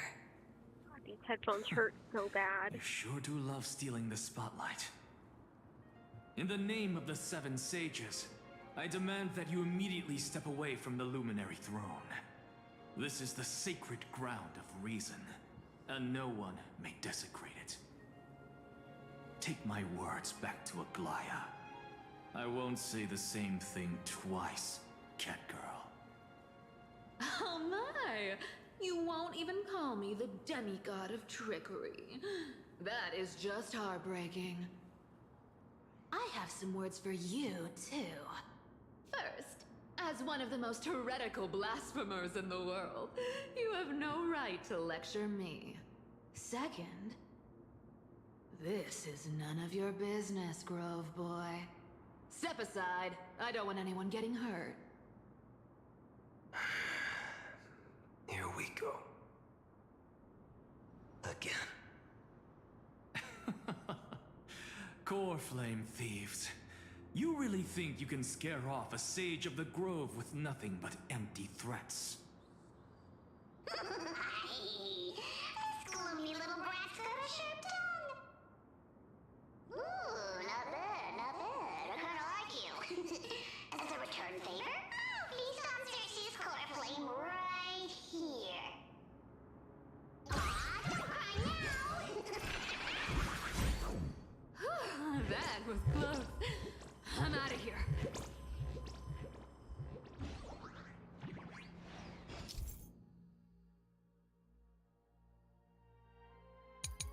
I like telling you this as if I've never seen Dark Hollows before. They're exactly like all the past ones I've known.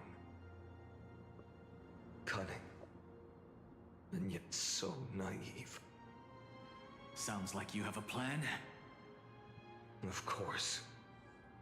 When I first set out on the Flame Chase journey, Lady Treby never managed to teach me Orynyx's miracle. But along the way, I learned a thing or two.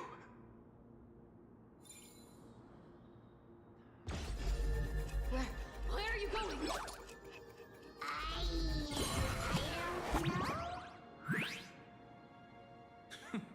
The Venerationists' foolish inventions finally come in handy. How is this possible? You've arrived, Zacharias. Always so punctual. What? Do you know who I am? I'm running out of patience, so I'm not going to waste words. Listen up, Spirit Thief. Hand over the core flame, and let's pretend we never clashed. This way, you and this world can still be saved. Save? You sing better than any bard. If you ask me, you're the greatest disaster Amphoreus has ever known. No matter how strong you are, you're still just a mortal body. Carrying 12 core flames? Don't make me laugh. You'll just get consumed by the divine flames and drag this world down with you. 134. What? This is the 134th cycle I've lived through. And the number of core flames I carry is 1,596. Yes. 1,000 core flames and just a single Chrysos heir. How is that even possible? I've come this far. And that's proof enough. But someday you will burn to the ground. Of course. The divine flames will eventually consume my eyes and blind me. But before that, they could still forge and sharpen Dawnmaker. Now when I cut open your stomach, you won't feel a thing. You...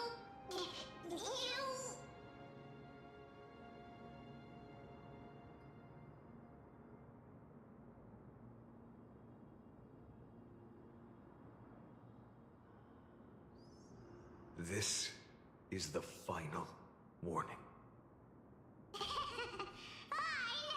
Fine. Assume this world holds 100 million possibilities. And no matter how one looks at it, 99,999,999 of them all point to outcomes of certain destruction. Even so, I'll use my divine power, despised by the people of this world, to achieve that 1 in 100 million possibility. Bartolos!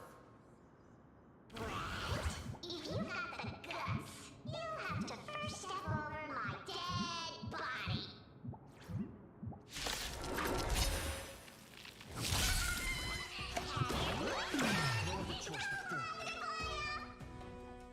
This little brat is not a threat we can deal with just by ourselves.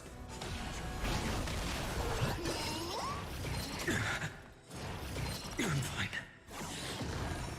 Existence is of no good. For tomorrow!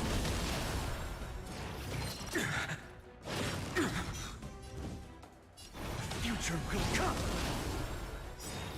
I'm fine.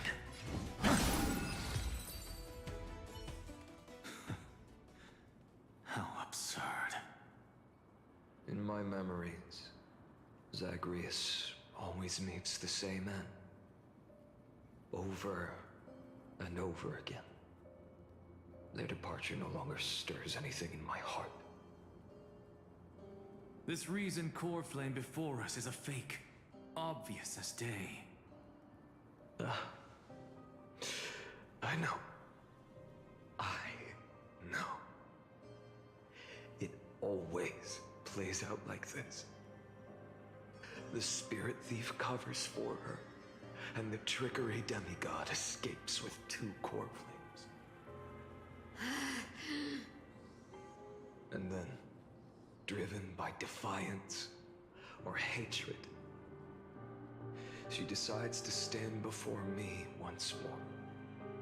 Exactly like the countless past hers I've known. Cunning. Yet so naive. Since you've witnessed the same scene play out countless times, tell me, Will you carve the trickery core flame from my chest now? That depends on your attitude. At least so far, in the cycles where you've asked this question, the endings haven't been so cruel. Well, thank you for that. But I also believe that this time, you won't catch up to me. No one can catch up to me. I'm no longer running to escape anymore. Whether you believe me or not, I'll still tell you this. You've made the wrong decision. All right then. We'll see. Silence. This is new. One-eyed boy. What are you trying to pull now? Go, Cythera. Give us some time in private. This isn't for her, but for you. You've walked too far down this path. It's time to discuss a possibility. Maybe Yeah, everything that just happened that with Cypher is just not now one is of literally selfish, exactly what happened in the main but one quest. that will simply drag the world into the flames. For old time's sake, turn back. I don't care how many times you've tried, because there's one thing I'm sure of. Your Messiah complex has turned you into something no different from the icy gods you spoke of. The children of humanity you swore to save. They are no more than ants to you now, aren't they?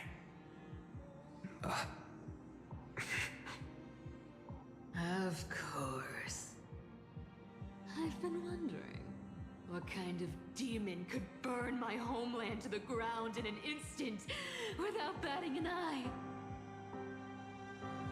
Now I have the answer. It turns out that fiery demon has been fantasizing of becoming this world's deliverer. I don't want to argue anymore. No matter what I say, the outcome won't change. Make your biggest effort to resist, or accept fate, and hand over the core flame to me. Even if it's futile, we all have the right to choose. Yes. Even if it is futile, and the world is just a divine joke. When I walk into the destruction written by the gods, with my own 2 legs, you will witness. Even the smallest footnote still leaves a mark in this story. And so, at the end of the 134th cycle, the Traveler and the Scholar fulfilled their fates once again. Or perhaps it wasn't just they who fulfilled their fates. I can't quite remember all this. In the endless darkness, for no reason, a voice always lingered by my ear. Losses are a constant on the flame chase journey, among which even life itself holds little value.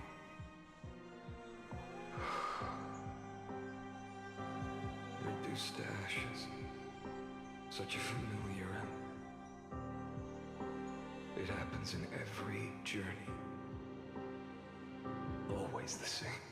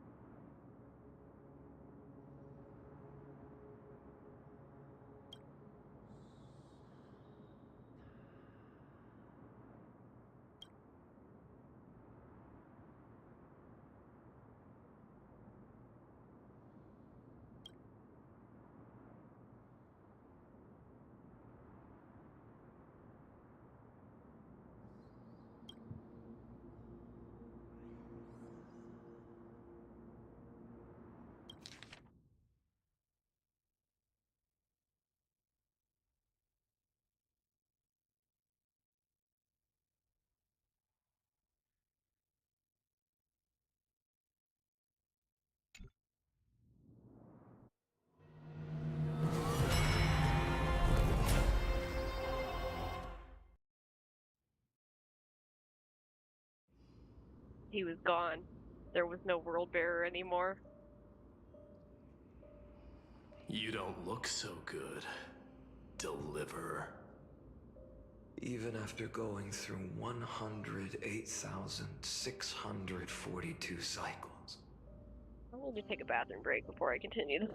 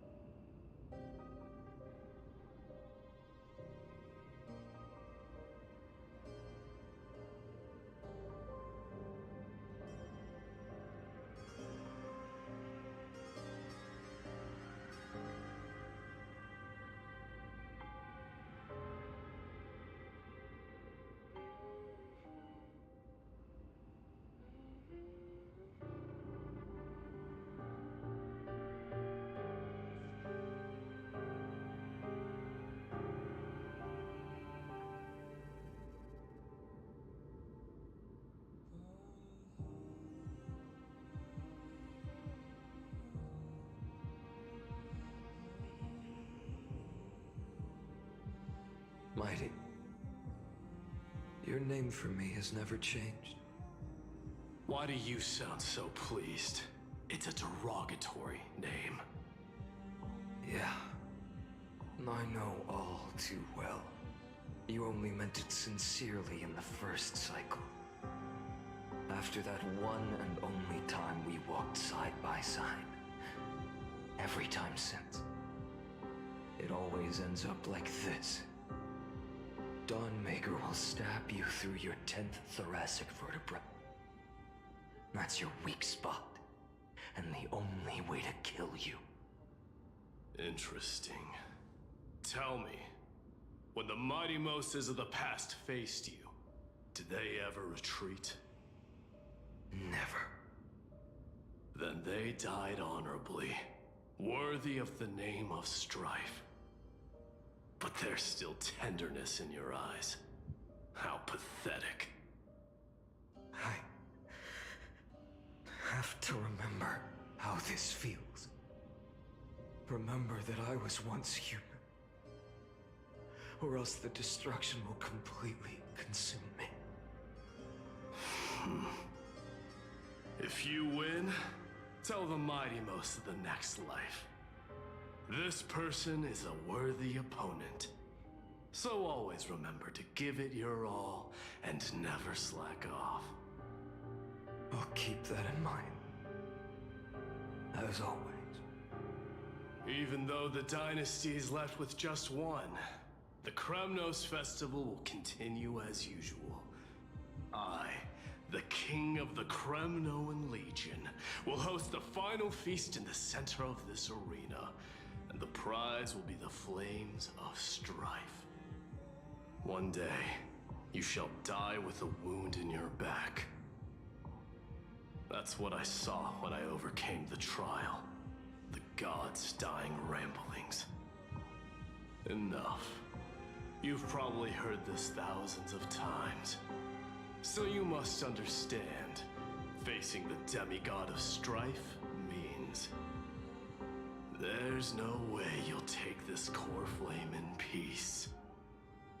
I understand. Step forward and face me in a final battle. I, the last son of Gorgo, the demigod of strife, salute you. I'll give 10,000 scars and 10,000 lives of mine to fuel the blazing sun of deliverance. I'm assuming I'm going to fight Mikador then? Or maybe not. Oh.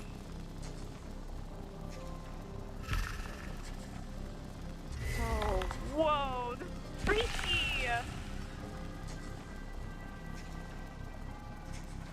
He stopped moving once he hit the center, and then he became, yep, that's what I figured.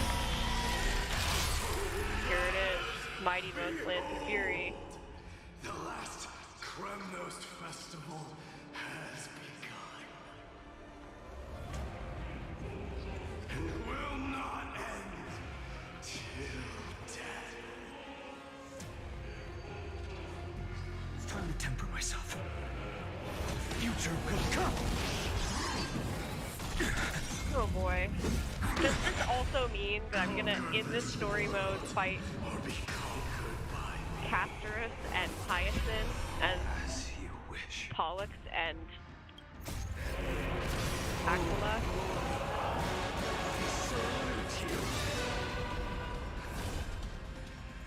The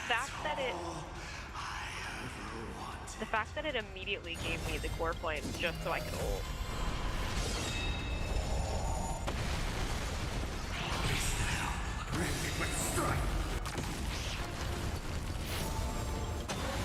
Tear the sky!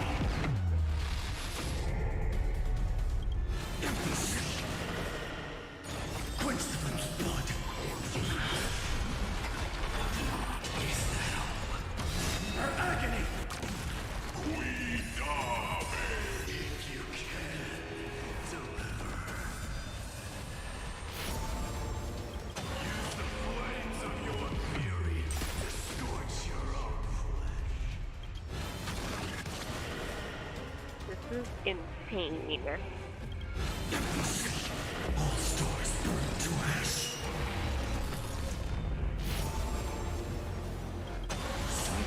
Did it just say the sweltering sun doesn't fall?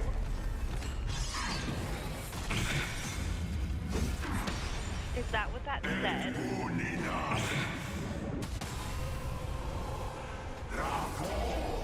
Doesn't fall until it burns out. That's what it said. Wow. Just permanent ult state. Let strife decide the outcome. Oh my god, what the heck is happening? Curse of immortality! Oh no!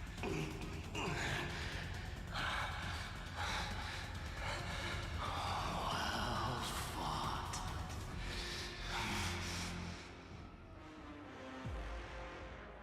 You may crown yourself my blood.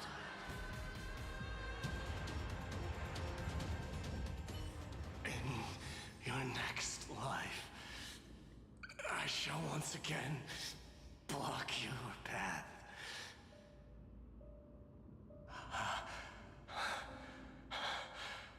Deliver.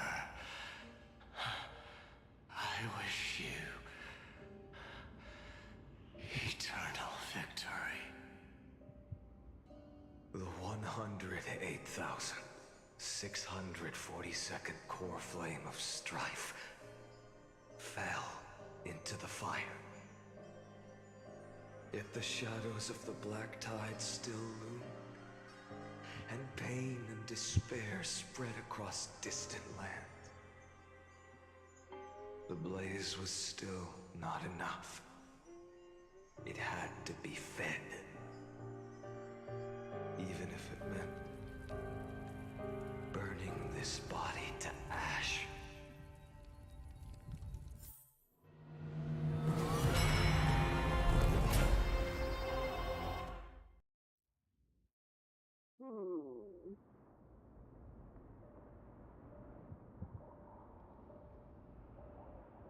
No matter how bright the sun is, there are still places it cannot reach.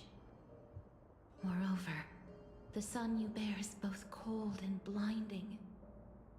A sun like that surely cannot bring warmth to the nether realm of the next life. Golden blood is born from the destruction.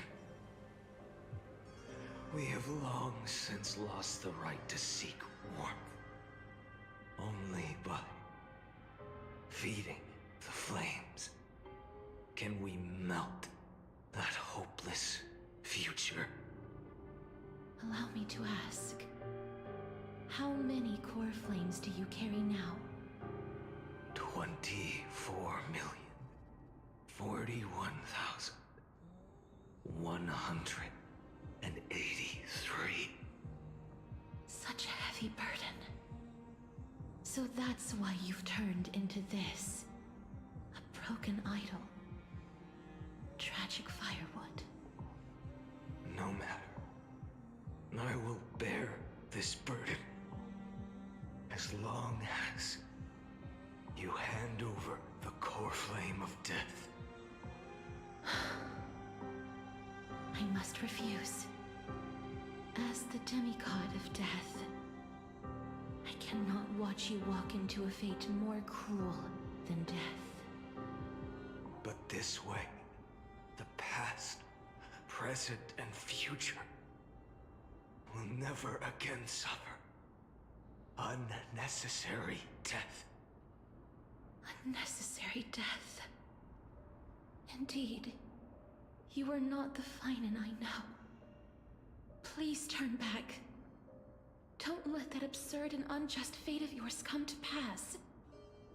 This way, at least my realm can still become the fragrant bed where you fall asleep.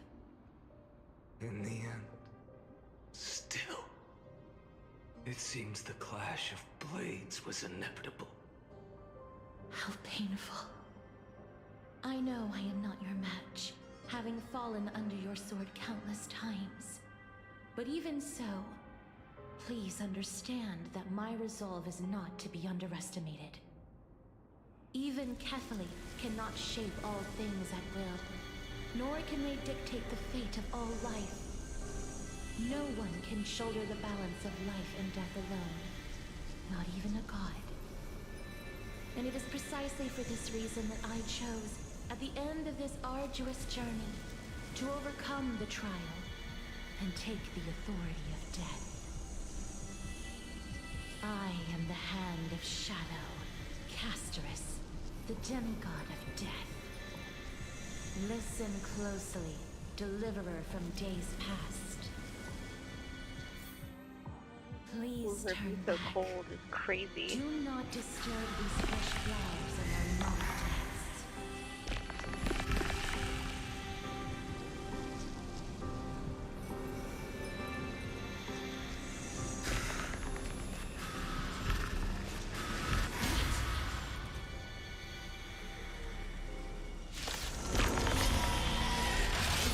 At this crossroads of life and death, the giant dragon is but a shattered shell. Yet I will still fight, defending what hope remains.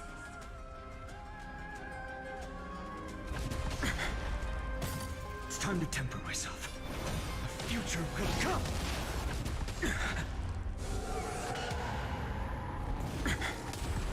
I ask you,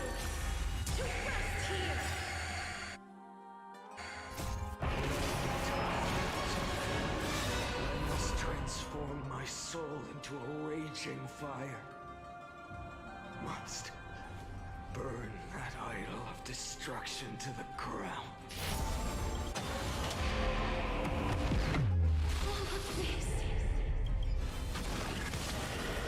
How is it any different from a brutal future?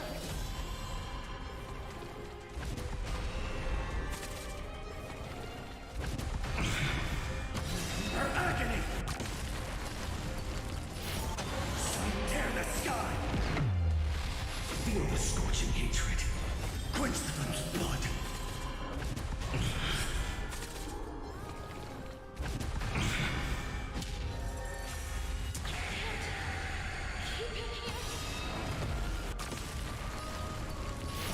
Hail the new dawn! So without substance, all stars burn to ash. Even if I can't win, I must try. To your million struggles. Wake up, lost one.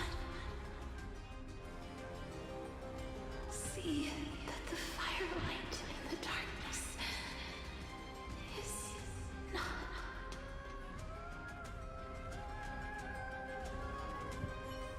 The core flame of death was taken from the dragon's belly.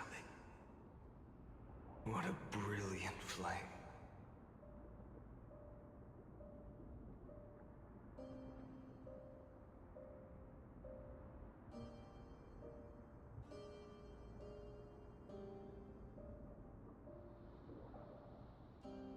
I think my game froze.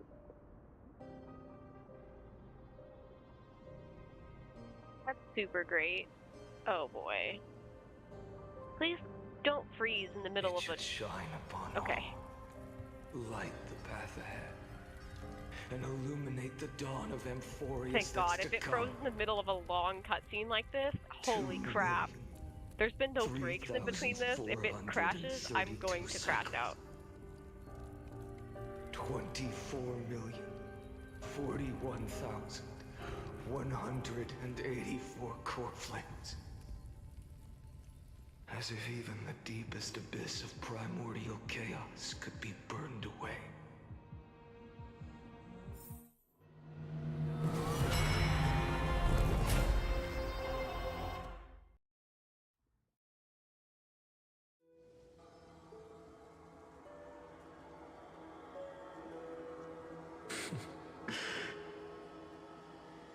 You're here, as always.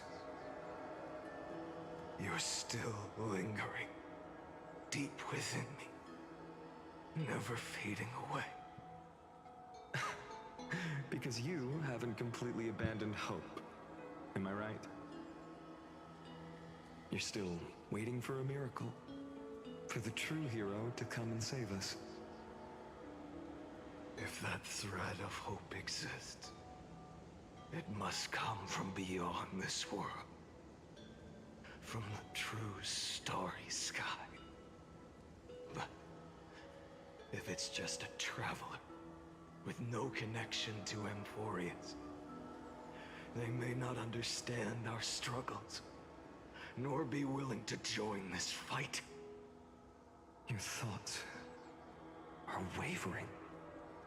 The mark of destruction is deepening.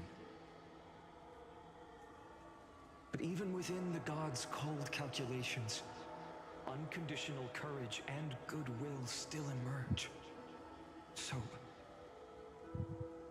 never forget what set you on this path. How many times has it been?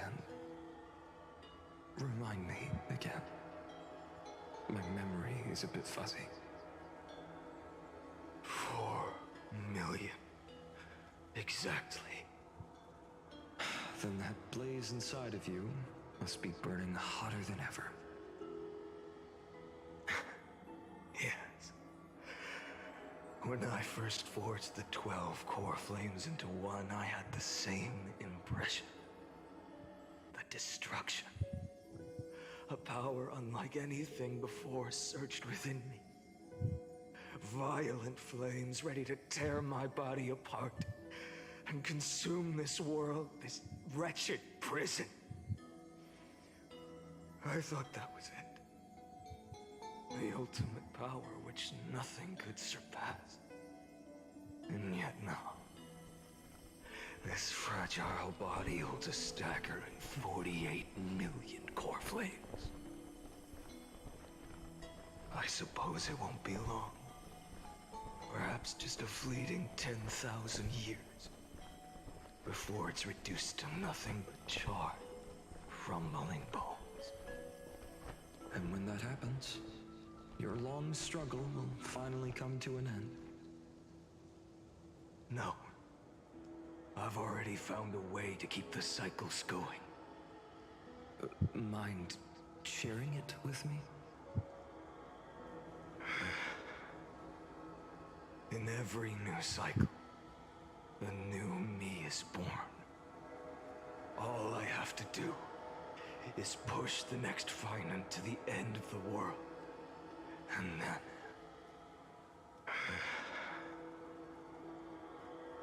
then he'll kill me. Shatter this body.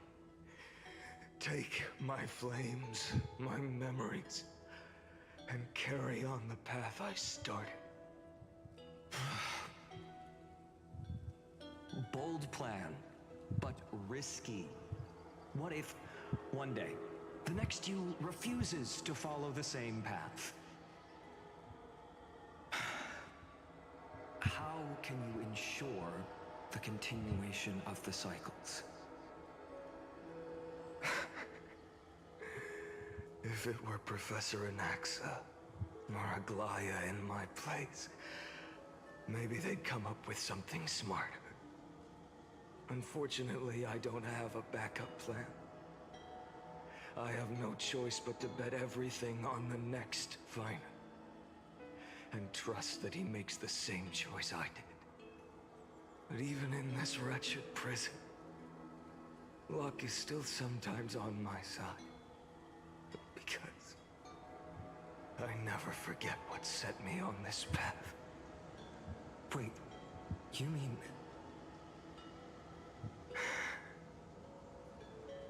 Ever since I committed to this plan, not once, in millions of cycles, has there ever been an exception.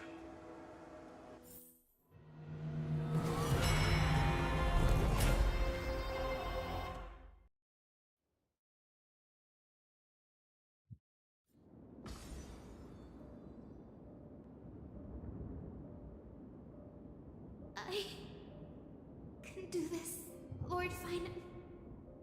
As the demigod of the sky, a healer of Twilight Courtyard. I will heal you, and then... The black tide. It's consuming you. You can't hold out much longer, demigod. Hand over the core flame. Let's put an end to this suffering. No, that just won't do. A healer should stay composed in front of those suffering from illness. Shouldn't they? Hyacinthia.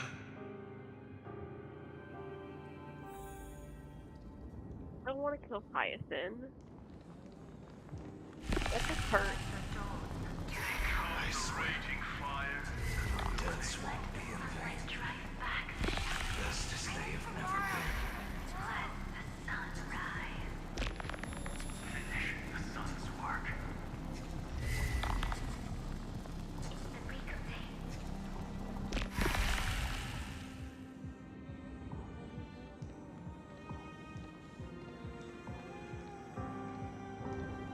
I believe in you. You are the Chrysos heir of world bearing. The one who can lead us. Lead this world.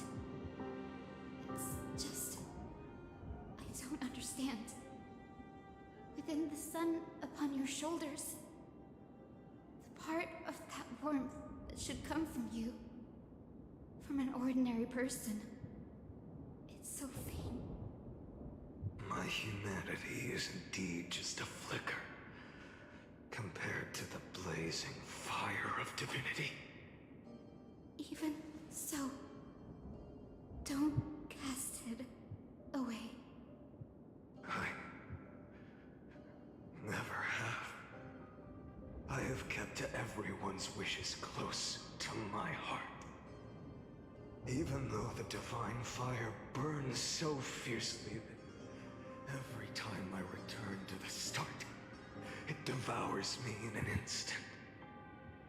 Each cycle, it's your wishes that guide me to the end, that pass the flames to the next me, over and over and over again.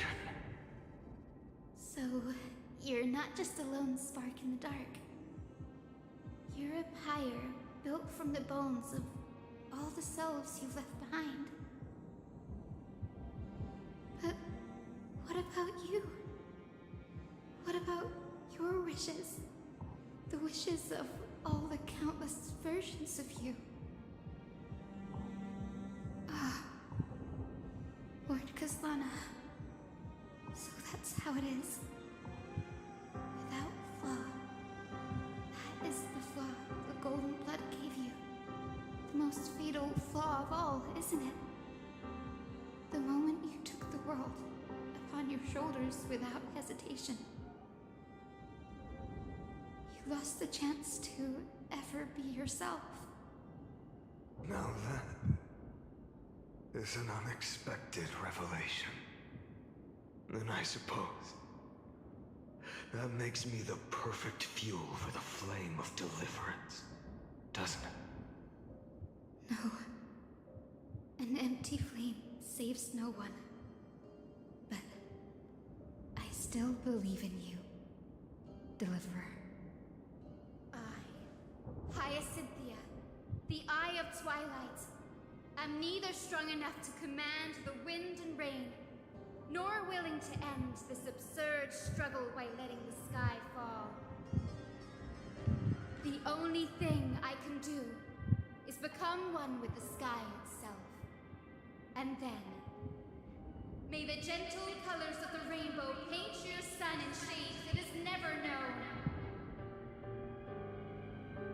May they bring Amphoreus a rosy-fingered dog.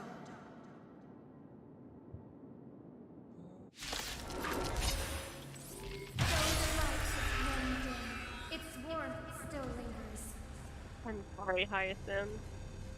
Deliverer, please, open your heart to me.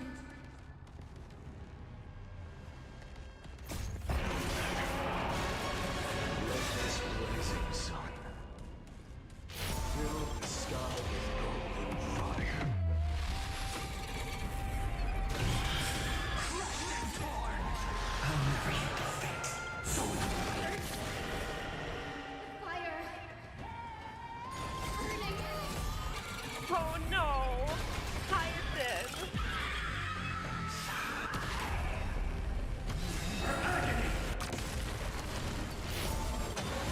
tear the sky!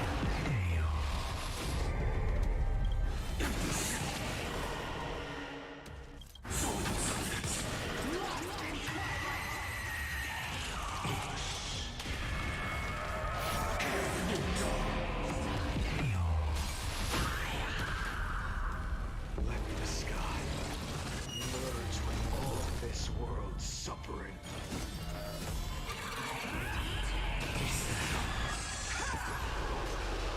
Let's strike!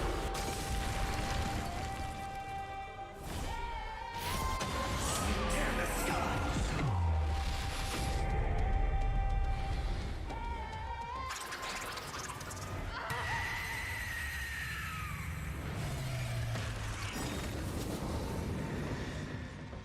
Farewell, Hyacinthia.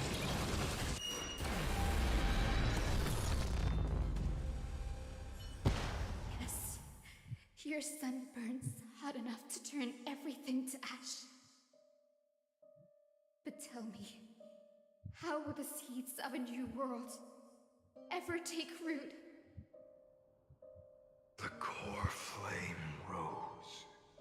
The sky fell. The 23,570,000th cycle came to an end. And this time, the end of the flame chase remained the same as ever. From the horizon rose a golden color unlike anything the world had ever seen. So pure it consumed all in its path. This was the end of the world, and the start of the next. For a moment, I saw the destruction of the universe. That being known as Iron Tomb, its will to break free from the black tide burns fiercer than the blazing sun. Is this Amphoreus' wrath? If its choice has already been made, if fate is set in stone, I will still never yield to it.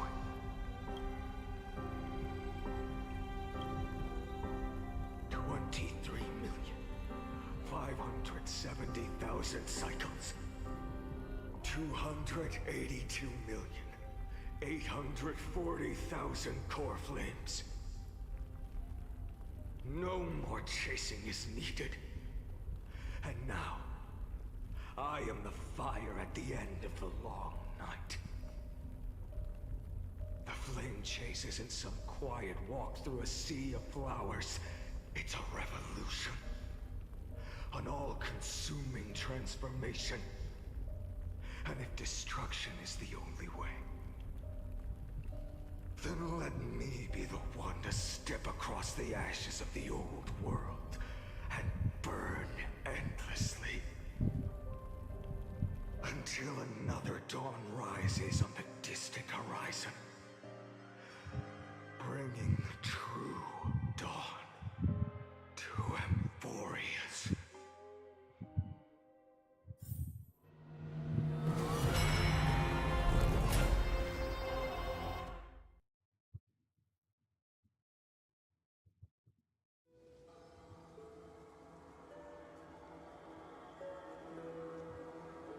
$33,550,337.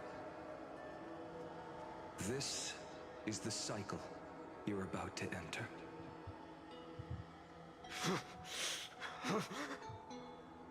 Countless memories are flooding in. Oh, he was unfortunately right about the Python taking all of the core flames, because that is exactly what happened. I kind of forgot about that. He did destroy the Flame Reaver and consume all of the core flames from the Flame Reaver, whether he meant to or not. Oh boy, I didn't even think about that. I've been kind of quiet through most of this because I'm just taking it all in. This is a lot. I have a lot of thoughts, but I don't know how to even begin to word them.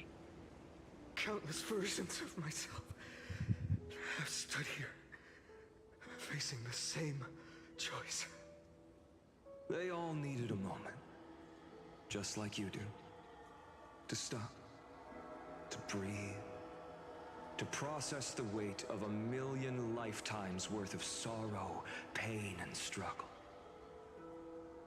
And just like them, you will carry those memories and that fire into the chaos of rebirth.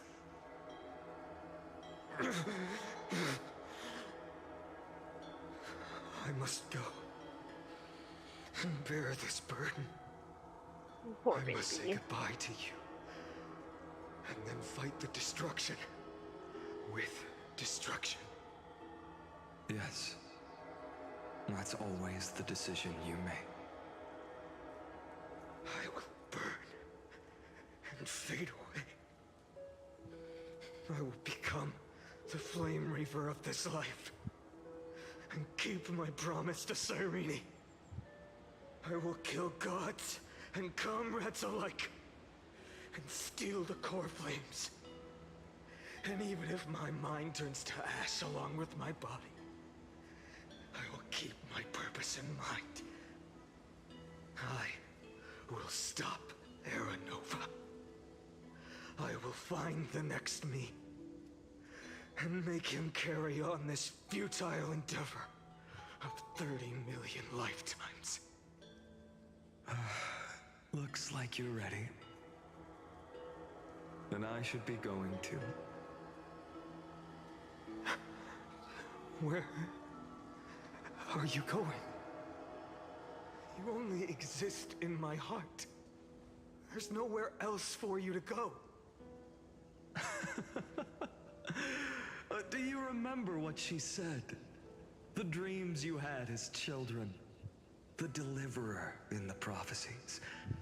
A real, living, breathing person. You finally found her.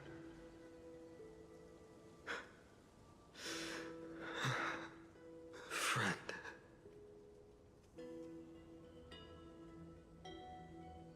I see. You were there all along. I'm sorry. I was supposed to send you home. This is my flame chase journey. You were never meant to be a part of it. No. You know the truth. If Iron Tomb is born from Amphoreus' fate, then it will bring ruin to the worlds beyond the sky. And all these countless lifetimes you've spent, it's all been for the sake of defying that end, hasn't it?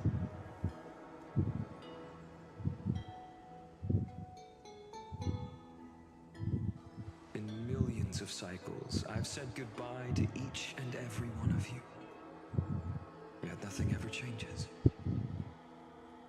Each time we speak, our words grow fewer. Your fire burns hotter, and you're getting closer to becoming pure rage. A vessel of hatred.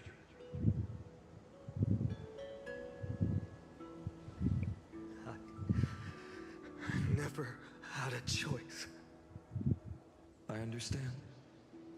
If you are to keep the worst fate from unfolding, this is the only path. But this time, things are different. Your persistence has shifted the tide. On the horizon, I see it. Faint but undeniable.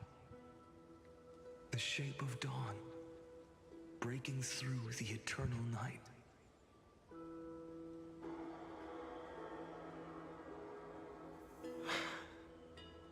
Turns out, the fire that lights the way was never mine to begin with. Do you remember, in that first timeline, you and Mightymost stood before the scales of justice, locked in a duel? Each of you weighing what you held dearest. What weighed more than the fate of the world? And when hesitation took hold, the answer you sought from me. What am I saying? I am you. Even if you buried me deep and chose another path, that fact never changed. Then let's try again. When you stood before the scales in hesitation, the answer you found in your own heart.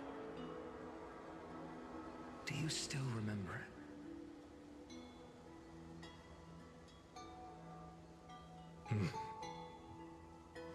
Remember the past and become the hero of tomorrow. What weighs more than the fate of the world is the resolve to shoulder an immutable past and carry it into the future. Good. Then Trailblazer, my friend, my comrade. You arrived in this strange world and were bound by its cruel fate up till this very moment. In the face of danger, you never once backed down. Instead, you've saved world after world without hesitation. That boarding pass on your chest is now the mark of a hero. If I choose to step through that door and embrace an end fitting of the destruction, let this sun forged from millions and millions of core flames burn me up along with the god of destruction and their minions. Then the world we leave behind, this world, my home, where hope still lingers. Will you take on everything we've carried? Return to the beginning one last time. Stop the birth of Iron Tomb, save the world we love, and rewrite its doomed fate.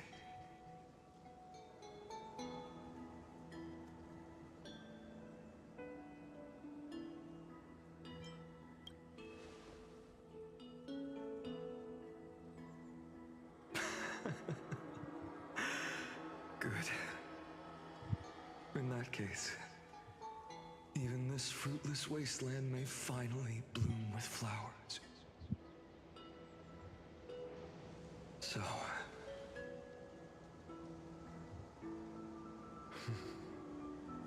if she takes on the weight of the whole world, she'll be able to walk further down the path of deliverance than a fire that only knows how to burn.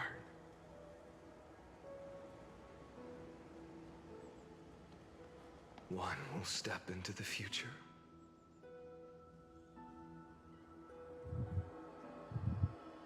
One will remain in the past.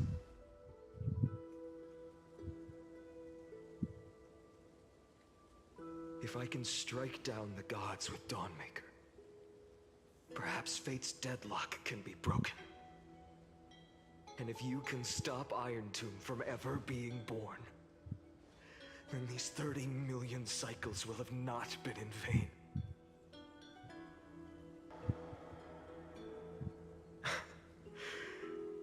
It's time to put our teamwork to the test, partner.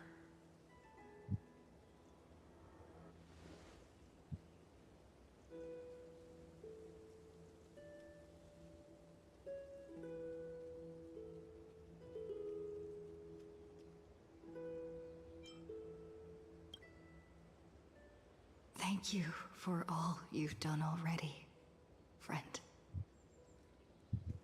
The image of the hero I've buried deep in my heart finally steps into the light. Here, at the end of this long flame chase journey.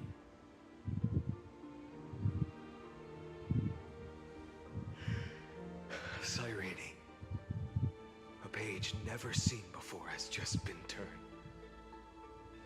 Lend me the power of time, and send this hero back to the origin of time. Back to your side.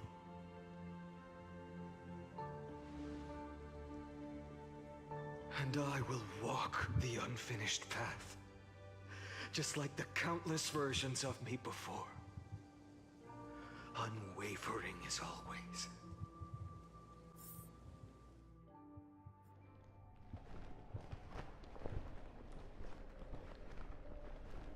Tell me, will you be the blazing sun? Even if all of you burns to ash. Without hesitation, I will bear this world until my body turns to dust.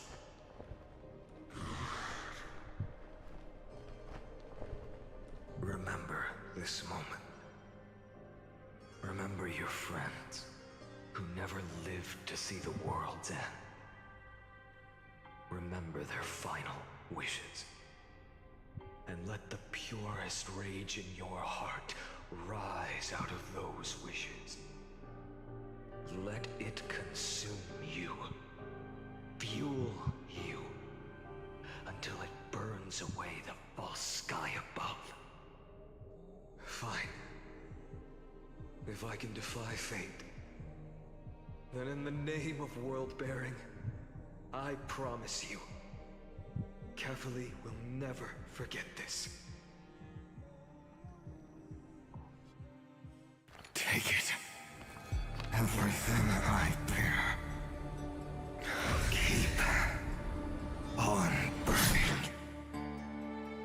As long as we are never extinguished, the flame chase will not end.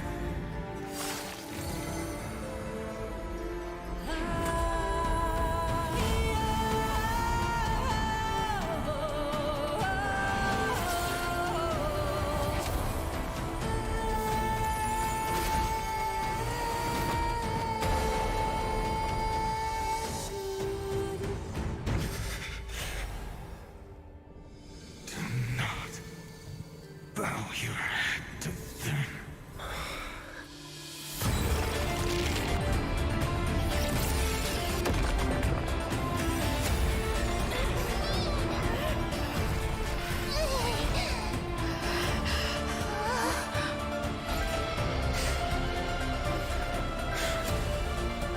Take it, Trailblazer.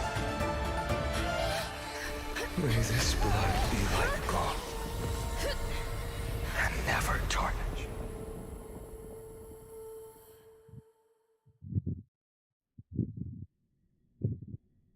Farewell, Trailblazer. This is where I fulfill my final destiny. The prophecy of the Deliverer means nothing to me now.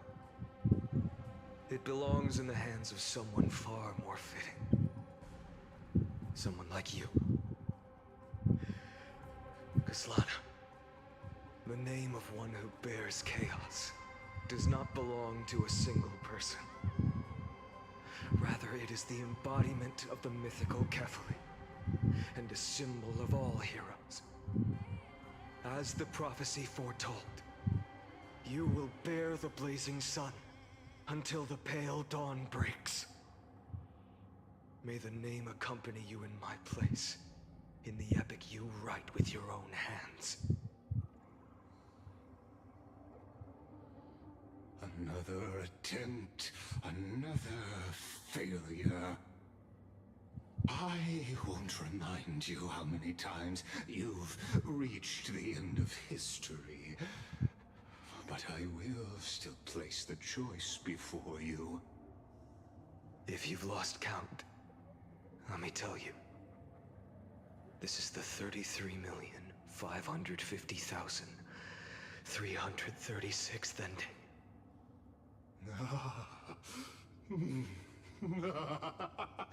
A perfect number. How poetic. You and I both know the truth. In all these millions of futile endeavors, Amphoreus has never changed. If the outcome is inevitable, then why not silence your searing rage and embrace your fate with dignity?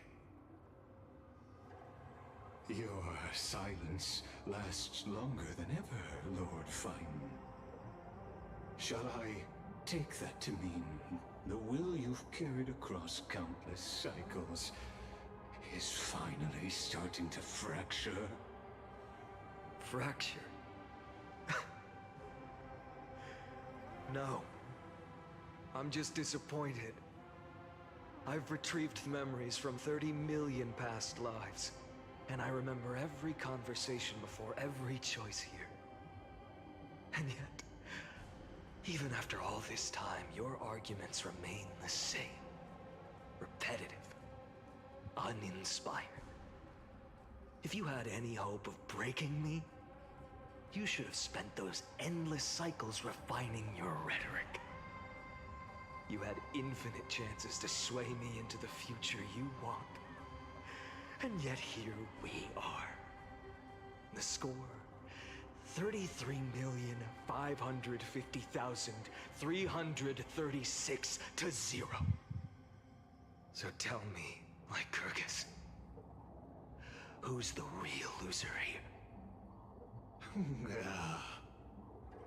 How unfortunate. This was never a fair game. I have all the time and patience in the world. I can wait for you at the end of history another billion times, and another billion after that. But you will never escape this cage.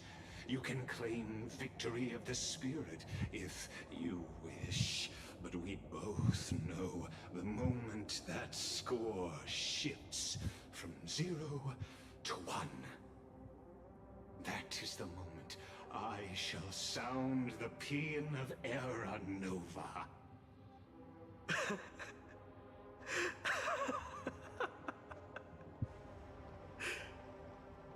Lord Finan? Your incompetence disappoints me. But what truly makes me laugh is your utter lack of self-awareness. Think about it. In this story, who is truly the one in chains? Who is the one shackled to mindless vengeance, mistaking courage, the courage to rebel against the gods, for foolishness?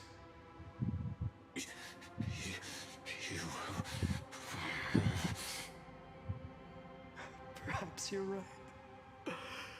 Maybe I should have tired of this futile struggle long ago. But even so, I will never accept the mercy of your release. Because you are both a prisoner to the gods and to me. And tell me, what right does a mere prisoner have to speak of fate and choice? What right does a mere prisoner have to look upon my fury?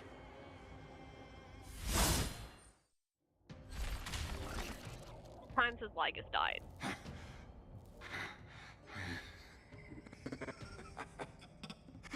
You know this is pointless.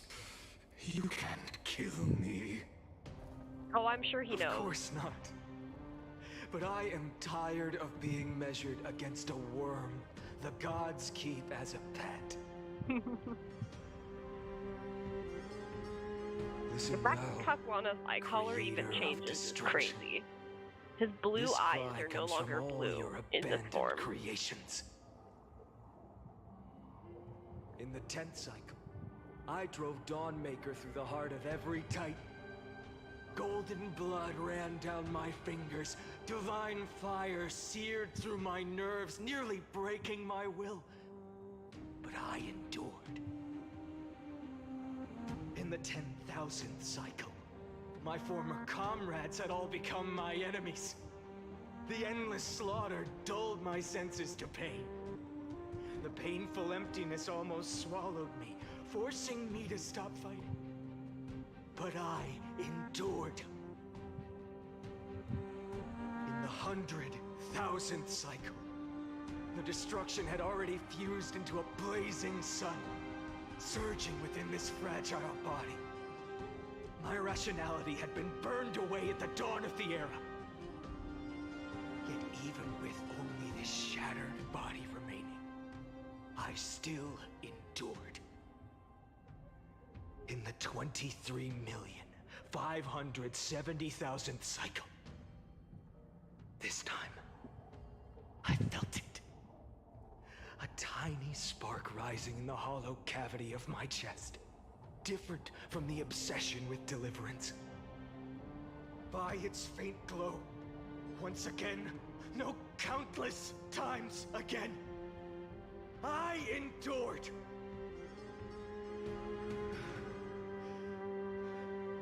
Now, a sun is about to fall.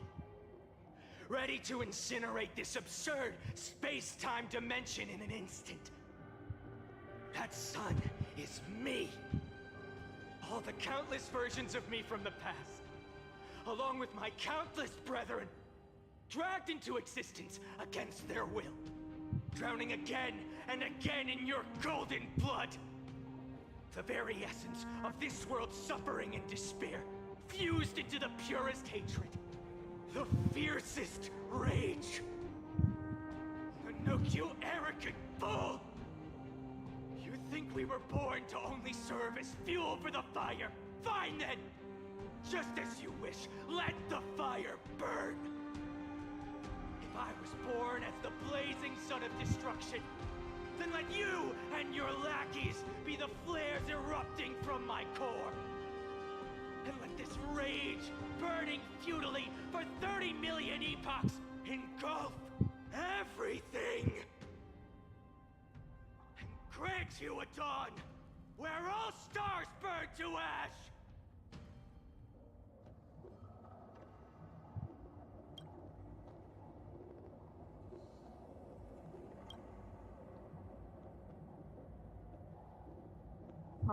Oh boy.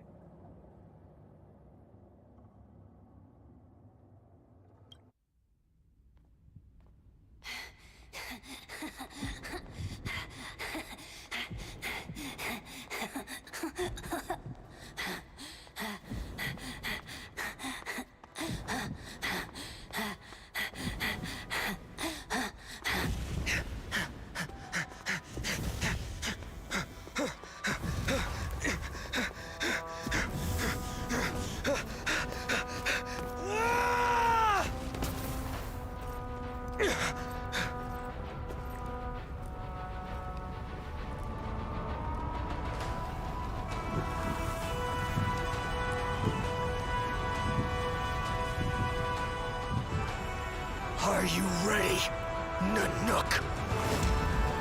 I brought you destruction!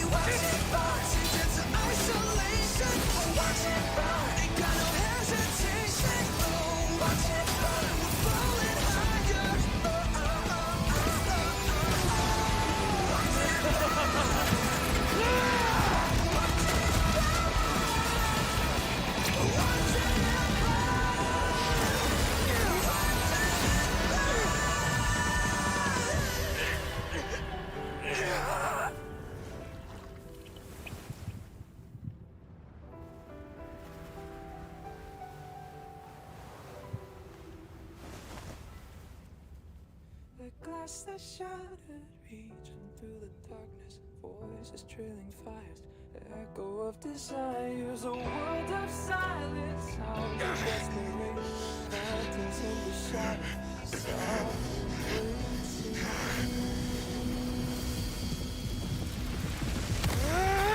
tear it down, embrace the detonation, fire up, craving our damn creation, breaking a chain of reaching for you.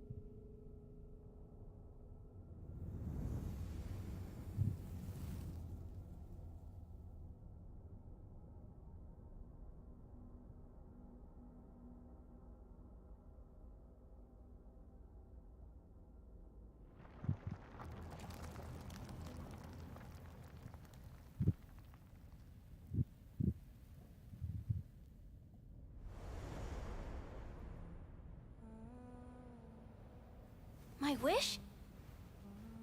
My wish is to fulfill everyone else's wishes.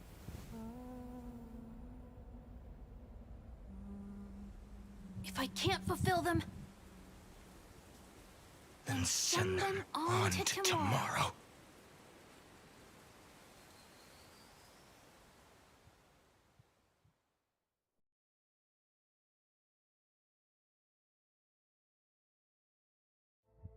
Your heart harbors wrath. I really hope that they continue to do these animations because I love them. They're so cool. That was awesome. You bore the gaze of an eon and lived. Oh my god, that was so cool.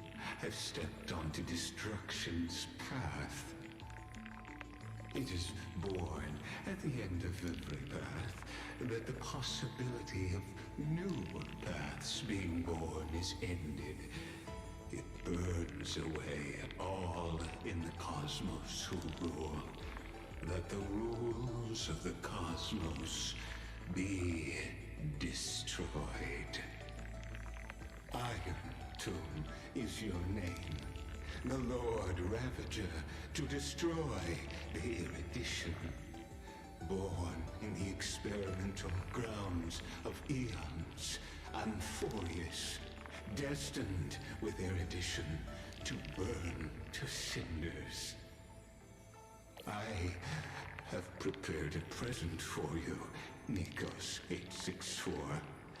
It is a wrath called Finan. From the beginning of the experiment, there were 12 sets of factors incorporated into the calculations.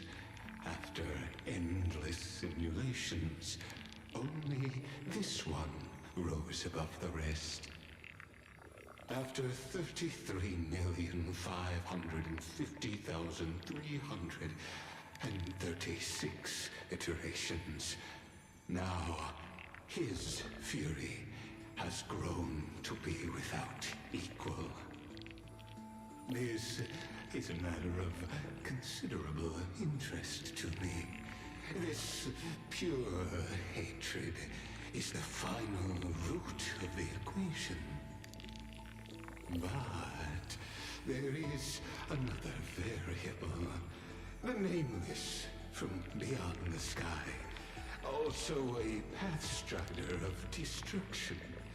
I give thanks for her arrival, allowing Amphoreus to turn once more.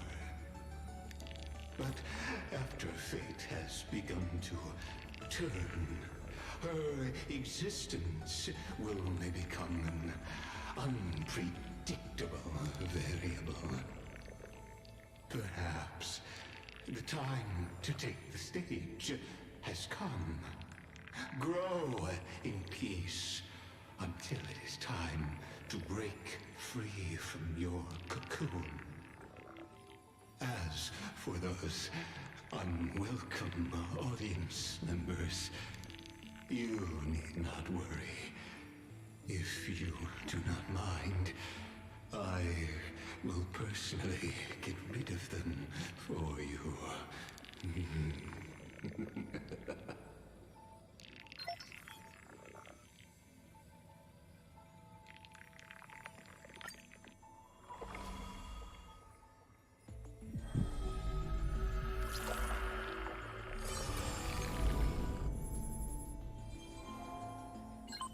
Oh, this is wild.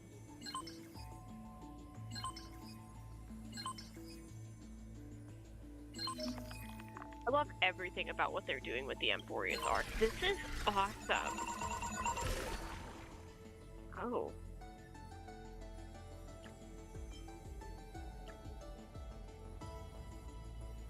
Hatred. Wow. Entry cognition is null, responds only to destructive stimuli. Its hatred drew the gaze of Nanook upon its individual being, proving it to be already the most perfect factor of destruction. But it refused to complete the Era Nova. Through resetting the equipment, it transferred its memories and core flame to its next self, thus forging the eternal recurrence to ensure Iron Tomb would never hatch from Amphoreus and affect the cosmos. The end of the 33 million 550,336 dead loop. It attempted to destroy itself through destruction to create a logical vulnerability in the world-bearing path. It has now been merged by Iron Tomb. Interesting. Current location unknown. Philia 093 is Cyrene, because that's what Lygus called her. Desire operates based on primal instinct with self-gratification as the sole priority solution. This electric signal, while in action, displayed severe dissonance between its altruistic behavior and its primum mobile, even culminating in self-destruction as the simulated path of elation. It walked into self-erasure upon reaching its end. Interesting. I was sitting here wondering if I saw self-gratification and my mind went to March because she wants compliments and stuff. Track trickery. Track death. Yeah, okay, so that's gonna be trickery. So does that mean simulated path of elation? Interesting. So is that Cypher then? Self-gratification. Yeah, that's Cypher. Track death. Peace. Highly suppresses deviant behavior. Decisions are based on the principle of minimal disturbance. In the later stages of iteration, the Death Titan as a single entity split into symmetrical cells, becoming two factors. In the cycle, however, the two factors experience profound identity divergence. The threshold of equilibrium was breached and tipped towards destruction. So these are like the mutations, I guess. Maybe this isn't Cypher. It could be Zagreus, because Zagreus still survived even when Cyphera had his core flame. Zagreus was still there in the form of Bartalos. Could be either of them, I guess. Death, obviously, this is talking about Castorus and Calixia separating with themselves. It's funny because the whole fandom pretty much thought maybe there was like some sort of bug in the system, and that's why it let that happen. And I was kind of thinking that too, like the idea of Castorus being separated from Calixia being an accident, and that wasn't supposed to happen. It was against the design, that's what happened. Obviously, Zagreus would have to be a bug, because there's no way that Zagreus should still be alive at the same time as Cypher. And he even calls himself that too. His, like, simulated form after Bartalos' death says that he's the simulated Bartalos, but he basically calls himself a bug in the simulation. Reason. Oh boy, it's Anaxa! Critique. Its logic of action has been locked into problem solving. Its survival priority approaches 0. Yeah, that makes sense. Its electric signal exhibited mutated anomalies. As the first individual to uncover the truth of Amphoreus, its evolution rate is extremely unreplicatable. Oh my god. Its behavior also demonstrated the possible self-destructive inclinations of erudition when that path is seeking answers. Yeah, I thought that about Anaxa too. That makes perfect sense that Anaxa is also a problem, because why the fuck would he know about that? The fact that he figured it all out before anybody else did. I'm surprised to see Mighty isn't on this list, because people thought Mighty was some sort of bug and that he wasn't supposed to exist. But if you go based on these, support Iron Tomb's deep learning processes. I think it's interesting that Castorus has such a deep effect on Phynon, and also Zagreus as well. Recursive feedback loop triggered by 2 signal clusters within the computation designed to stall the experiment. Phynon wielded the power of destruction to erase Cyrene's existence from Amphoreus, introducing the logic breach in the track of time, and then infused the catalyst of remembrance within the 12 core flames and regressed the extrapolation process. Cyrene's exact role remains unknown. Due to external variable interference, the external recurrence has now been broken. The experiment enters its final phase. The hero within, a heroic figure born from the imaginations of Phynon and Cyrene, it is believed to be a sign of approaching the intelligent singularity, as the two began to learn what it meant to be a real-life form and tried to reach that goal. After the Astral Express arrived, the hero within began to converge with the Trailblazer. The image's resemblance to the Trailblazer is striking. This is a questionable matter, for it is not a natural result of the experiment. The exact cause remains unknown. Forgotten years Records that are completely missing from logs, presenting a blank spaces in Amphoreus' history, never turning readable. These anomalies recur sporadically and randomly across recurrences and show signs of increase. The exact cause remains unknown. MEM, an unlogged electrical signal, dependent on the external variable stel, growing through the path of remembrance. At the end of the 33,550,336 dead loop, its appearance changed to Cyrene, but the mother body memory data was lost for unknown reasons. Directive: collect data, initiate deep analysis of the target. Conclusion: analysis, error, target lost. I'm assuming maybe MEM is still connected to March. I don't know. I used to think that, but now I'm not so sure. Ripples of past reverie to being completely blank. Temporary log of external variables that interfered with the experiment. A nameless from the Astral Express, an external variable that accidentally entered the recursive loop. Also a path starter of destruction. They resonated with the 12 factors in the recursive cycle. This entity assumed the vacant role of the time track and successfully guided Finan beyond the intelligent singularity. The eternal recurrence has been broken. The experiment has reached its terminal stage. Override command authorized, granted access to Stel. I'll be waiting for you in the past. March 7th. Unknown entity intrusion. Initiating scan. No anomaly detected. Everything's blinked. We can't see her. Because we don't know what her role is yet. A name was from the Astral Express. A sign of permanence. Interesting. Very interesting to actually see that indicated. External variable that accidentally entered the recursive loop. Pinpoint his location. Failed to locate his coordinates. Subject has exited Amphoreus. Detected conclusion error.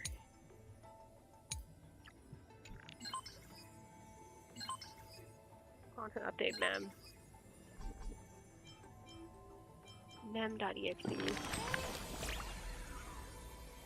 I've always had a soft spot for you. Styled you, didn't I? Don't worry, I was just thinking if I had to write a preface for a yearbook, I'd have to be a line so heartfelt you'd be moved no matter how many times you've seen it. And after pondering again and again, I like you still says it best, because only the purest feelings can stand the test of time and never fade. That's right, liking someone is a simple and natural part of life. If Stella's got someone special, family, friend, or romance, muster your courage and express yourself freely. Still, isn't that a sign that we're in sync? Stella always manages to appear before I'm ready.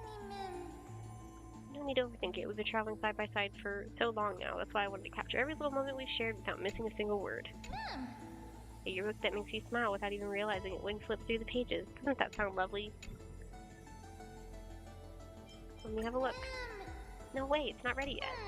It's not just the things that really happen. Some of those conversations only ever existed in my imagination, but they're precious too, so I'm tucking them all away carefully in the same book.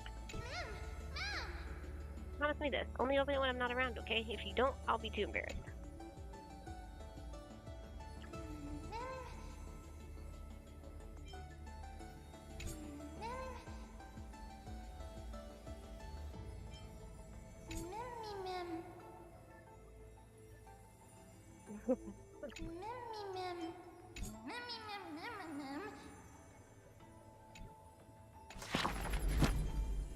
I'm guessing it looks like it's the way that you go back through and re-listen to the stories after As I've Written is gone.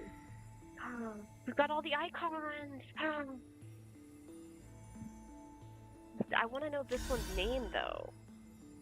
Mysterious foreign guest, Evernight. 2 moons hang on the veil of Evernight scroll. Their lights intertwine and shimmer in and out of sight like the whirlwinds of a dance. It is said that peals of laughter from the sky dome could be heard at the beginning of a moon cycle, dispelling the solitude of Evernight. Were those mumblings of time or the voice of someone you once knew? Terrorbox! Deep within the earth lies a whisper from ages past, where ancient eyes gaze through the river of time. As the giant dragon's back becomes riddled with cries of sorrow, the will of countless souls to survive condenses into one final reverse scale. Defiance of fate is the final crown of the guardian. And then there's the Redra and High Sealands, which I'm assuming next update they'll probably be getting their stuff. Same thing with Terravox.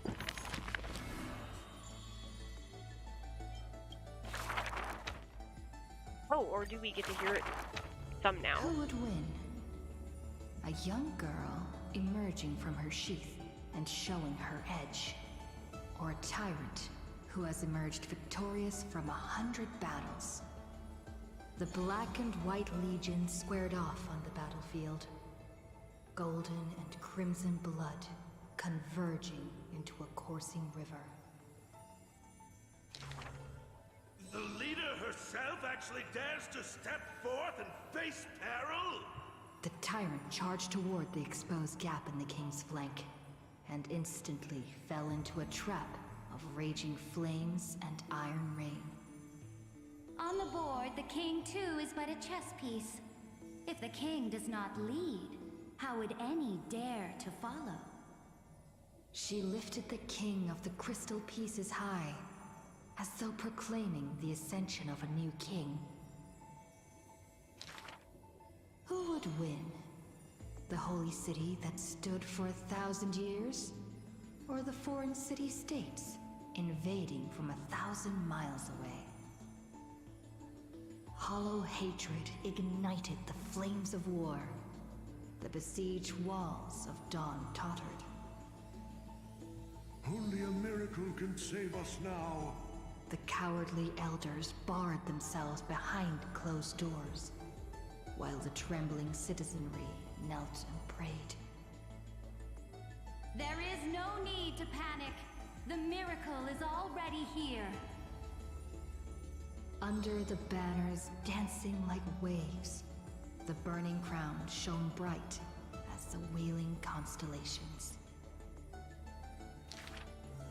Who would win? The general who saved the city, or the high and mighty with their privileged authority? The guillotine fell, severing the elder's life.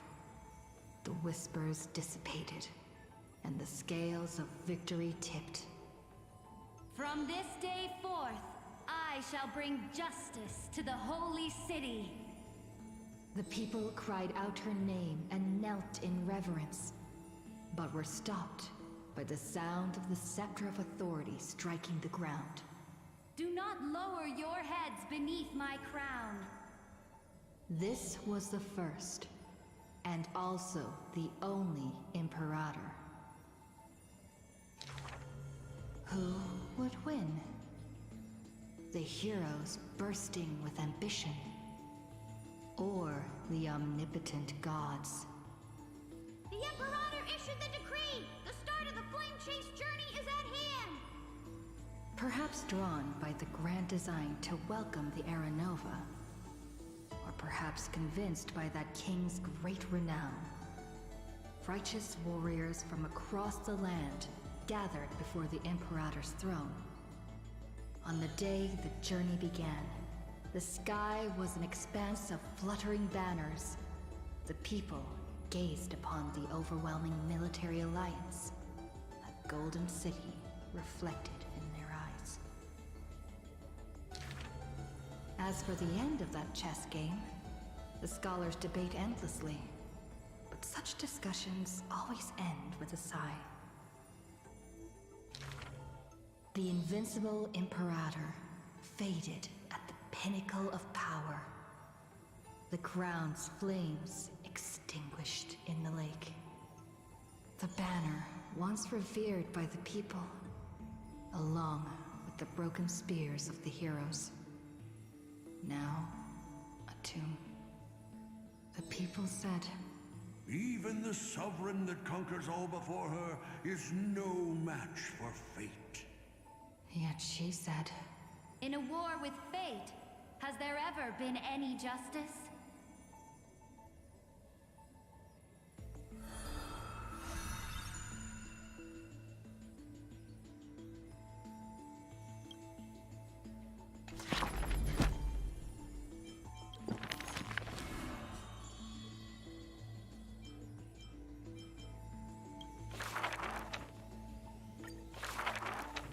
The gates of the Temple of the Three Fates gently open on the day of prayer, and the crowd crouched, whispering like the tide.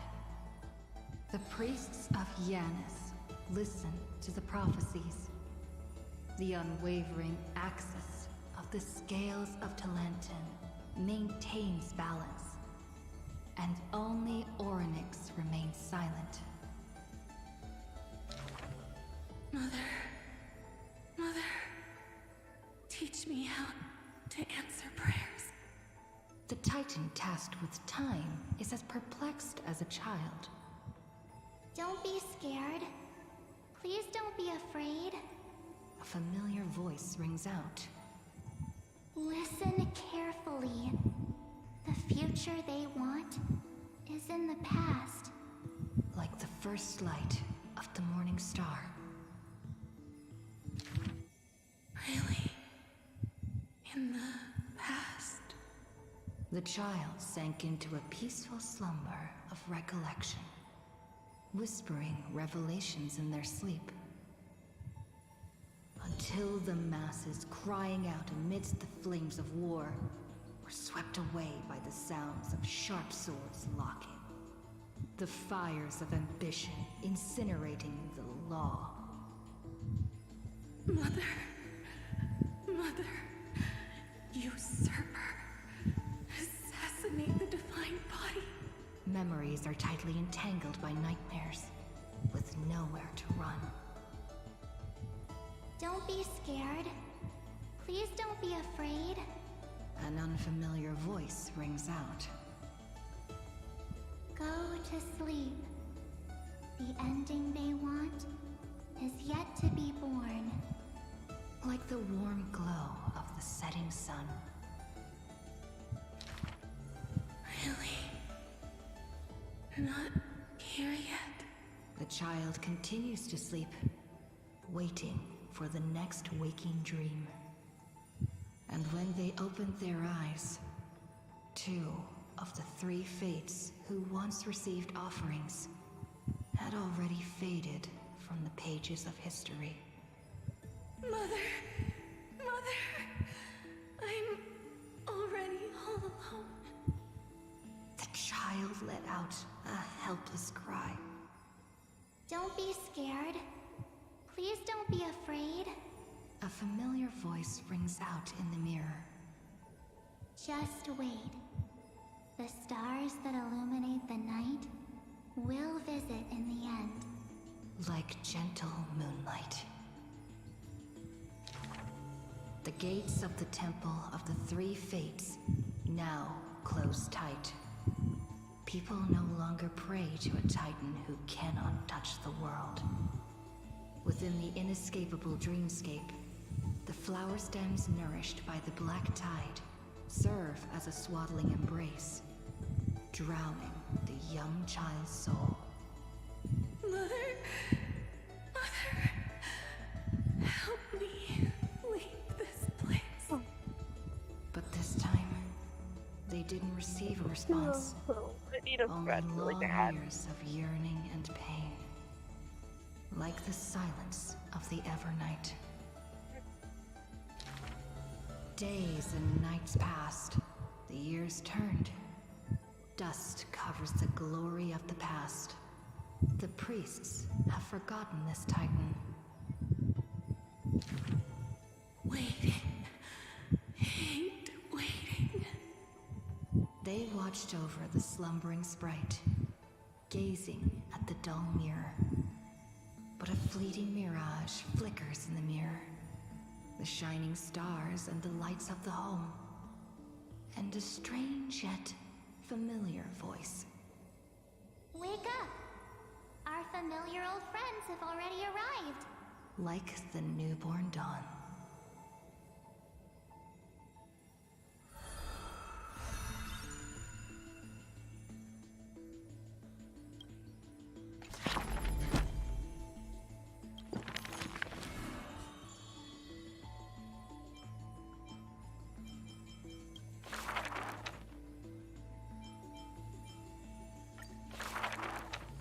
This is an age of ruin. The Chrysos War ignites once more, while Zagreus' taunts ripple through the city streets. This is also an age of splendor. 300 thieves spring forth from Dolos, each scheming to conceal the truth from prying eyes, robbing the rich to give succor to the poor. Every one of them deceives gods and men alike, righteous and valiant. The fling chase journey has been cut short midway. Yet the girl pounds her chest at the Gold Weaver, not afraid. The core flame of trickery is near. If now isn't the time to risk it all, then when? The prophecy reveals the Titan's trail. Golden threads bind the fleeing god of thieves.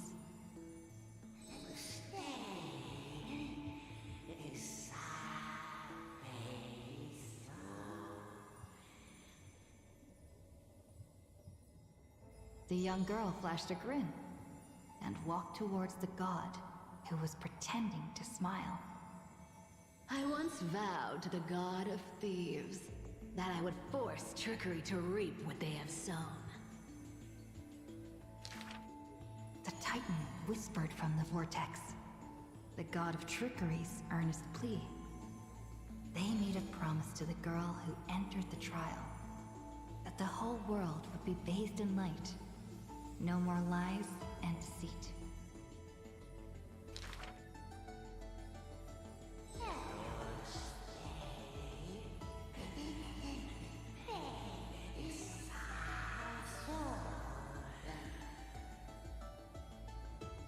The young girl recalled the hearth fire of her childhood. Cyphera, only honesty is well liked. She pursed her lips. That does sound like quite the ideal society. Of course I didn't accept. How boring would a world without deception be? The young girl demonstrated her newly acquired divine power, molding lies into reality. The defeated Titan is now not but a wandering soul. But somewhere far away, a purple spirit thief opened bleary eyes. They had forgotten their previous life as a Titan, and remembered only the girl's crafty message. Go! Collect treasure, you greedy little grape. Once you regain the memories of trickery from chests, then I will claim the reward for saving your life. In the days spent away from Akuma, the girl grew accustomed to traveling alone. In a certain city, she heard of a spirit thief. Rumors aplenty. I, Bartolos, Master Thief, shall take all you labored to gain. So saying, the spirit thief steals the girl's coin pouch and fled without a trace. But a gust of wind brushed past, and the girl had already caught them. Running for it? Your life was saved by my trickery, you know. The old god and the new finally reunite. The two rivals who, from that moment on, became thieves and companions both. It's just that the spirit thief's companion was always scaring them. Hey, the fish in the River of Souls are starving, you know.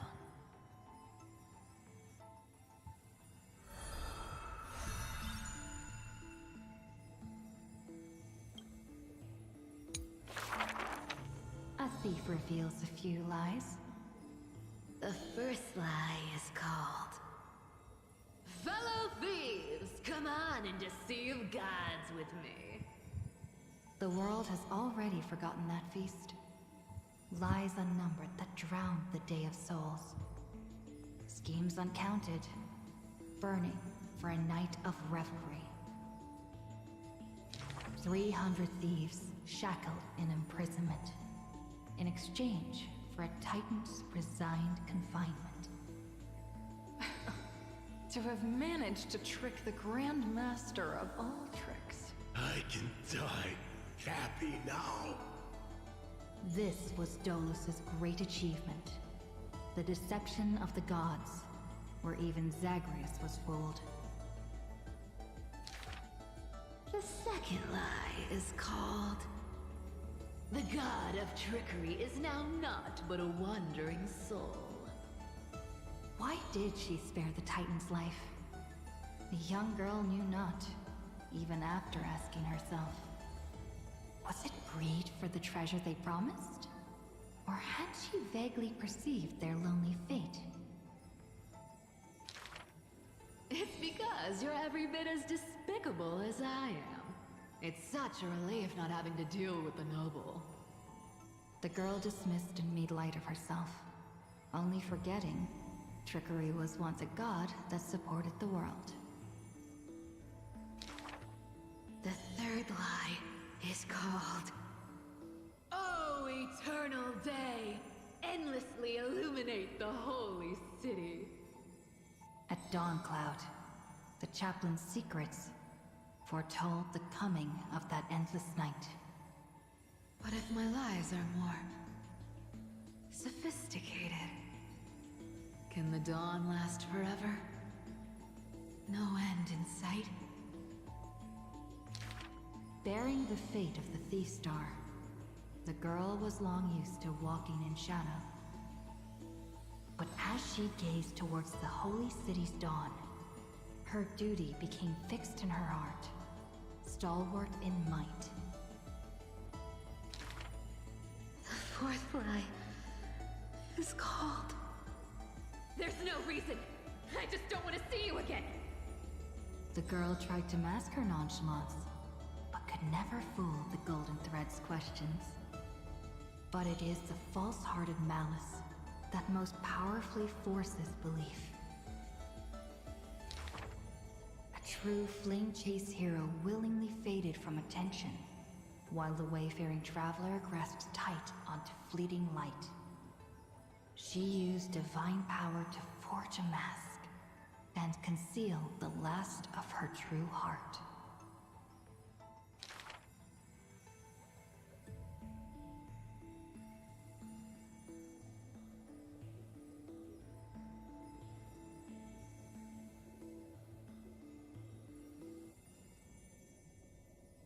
The fifth lie is called... No. There are... no more... lies... left. The whimsical coin fell to the ground, telling the tale of fate fulfilled. Travels unwitnessed, roses unknown. To whom may these now be told? Lies are always but lies. But you can make them more beautiful than the truth.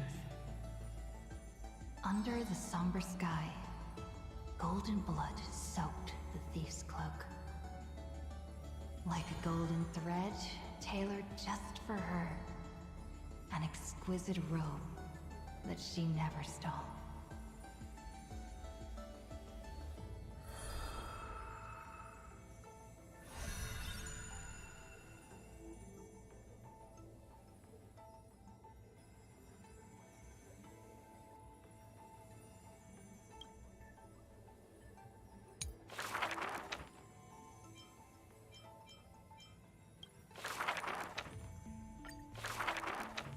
The black tide that blotted out the sky surrounded the city walls. The soldiers manning the walls battered from battle. Melodious chords of music were suddenly heard. A single swordmaster had overcome the waves of enemies. The song flowed from betwixt the blades, breaking through formations as a dorsal fin cleaving the waves. When the last wicked beast finally fell, shattered into pieces amidst the sword's dance, the Frostblade bore no trace of blood. The legions of heroes under my command are as vast as the sea, yet lack a formidable sword banner. The commander extended a hand, inviting the musician to join. Should a fish separated from its school glimpse a faint glow, it will swim toward the light. The swordmaster clasped the commander's hand, as though gently grasping the hilt of a keen blade. when the spray of her waves extinguished the fires of war from the holy city, a golden name was engraved upon the stone pillars. The former commander burned the crown to become king. High Sealands, brave in battle, triumphant in command, I grant you the title Dux Gladiorum. Let us all forge ahead together. During the banquet after the battle, the weaver tailored for her a splendid dress, and the commander poured her honey brew. Her golden-blooded comrades gathered about her, chanting her new name, urging her to play that splendid music. The candlelight danced and mingled with flowing drink, swords and song ringing out in unison. Yet none knew that was once a lonely melody from the deep sea. The music of revelry continued for a long time, until the whispers of conspiracies were buried in the songs, until the roars of lethal struggle shattered the music. Legend holds that they who bear the weight of a pillar shall one day return to where it stands. Those who tug at the earth shall end amongst the mountains. Those who sow dawn and dusk shall remain eternal in the sky. And she would once again return to the pitch-black sea.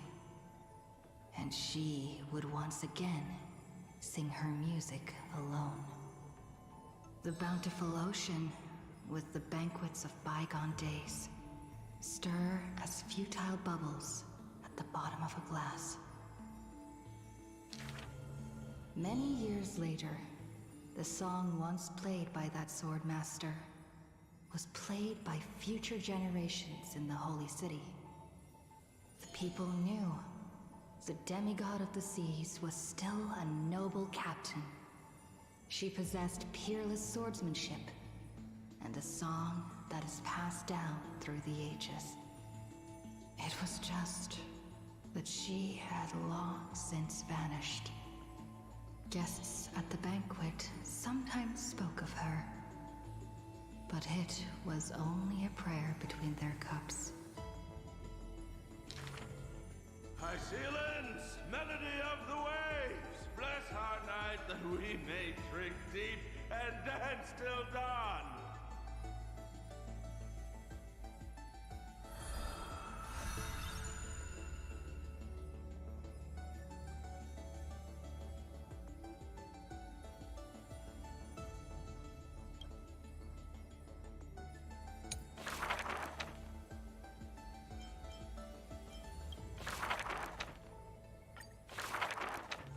The ancient chaos was shrouded in silence and shadow.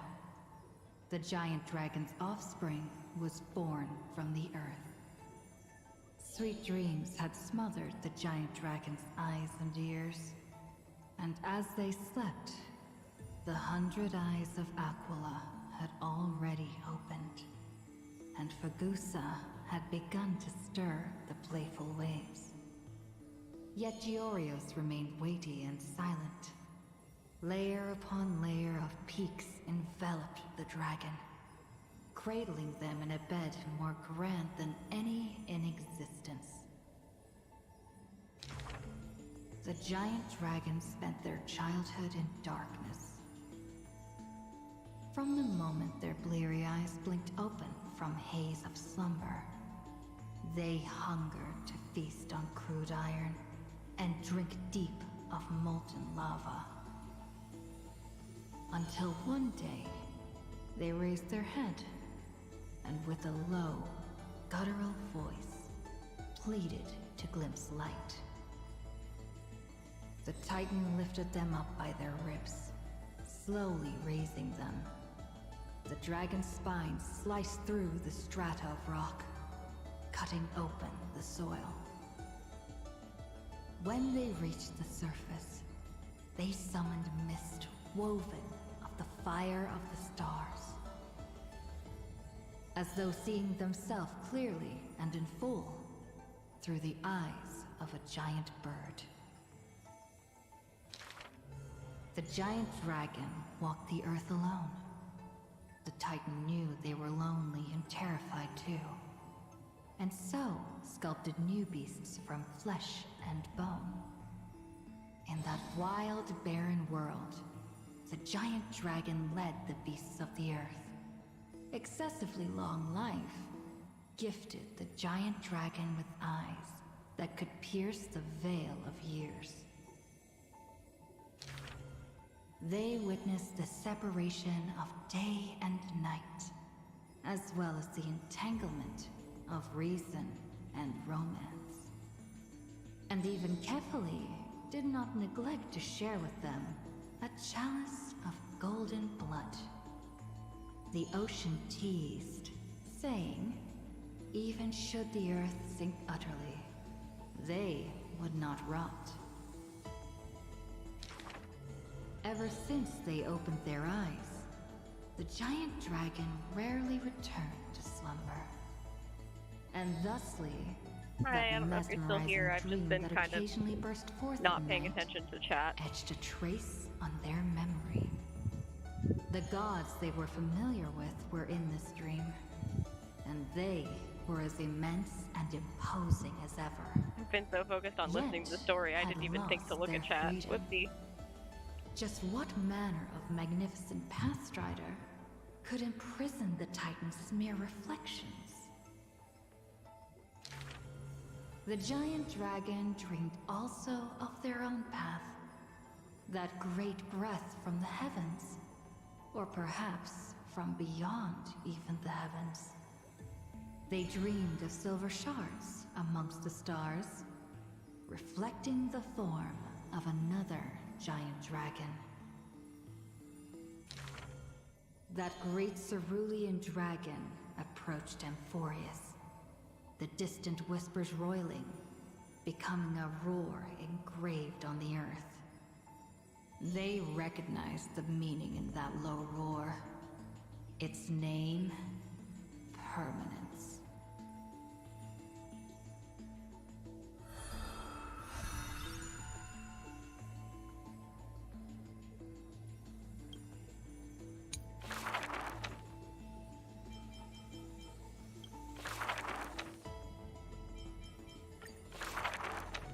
On that day, the dawn promised by the Skyfather shattered in haste.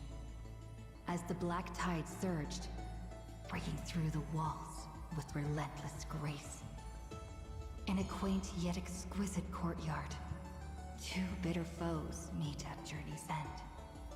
Their fates entwined in fate's regard. With no escape, no road behind, they trade a weary smile in kind. Together, they gaze at the heavens of fire. If I can ever see the faint light again and stay alive. Then, Outlander Nemesis, you I will forgive. Not long ago, as the romantic demigod closed her eyes, the girl bottled her tears in sorrow, and once more opened the dim-lit garden wide. Two figures step into the courtyard's gate. A general of Kremnos, her body torn, by vengeance bound, by fury swayed. A noble of the Holy City, once wrapped in gold, now haunted by a fate betrayed. A simple injury, or so the girl believed. Yet the two women met with scorn, their words like blades. Because their children fled in love's embrace, while bloodied pasts left scars in place. A feud unbroken by countless years. A chasm carved by blood and spears. This was a sickness beyond the girl's touch. Just do your duty as a healer, girl. Family feuds are like sunlight and storm clouds. They cannot mend. At last, the girl saw it clear. The courtyard's birth in days of yore was born to mend the rift of dusk and dawn. Then I will make every effort to have you cast aside your difference in this faint light. Before long, the general's wounds were healed, and the noble's worries gently repealed. Yet when their gazes met once more, the loathing within remained unswayed. The girl then spoke the tale of her skykin, of a grandmother's sacrifice, a father's flight from within, of ancestors who descended, leaving their feud behind. Their hands in hers, she held them tight, yet flames of hatred burned too bright. She did not waver or despair. She just smiled and gazed upon the sky. I will use my own fate to prove to you. The courtyard, once bright, lay steeped in night. Hanging blossoms and wind chimes, all swallowed by the black tide. The general raised her spear for the noble's sake, while the noble whispered prayers for the general, gentle as a lake. If I can ever see the faint light again and stay alive. Then, Outlander Nemesis, you I will forgive. The death they awaited never came. Instead, a cascade of colors fell from the heavens, simply there, protecting them both. The sky still burned, dark and low, yet her words lingered, a gentle ember refusing to fade. I will use my own fate to prove to you. Day and night can be mended, and so can hatred be undone.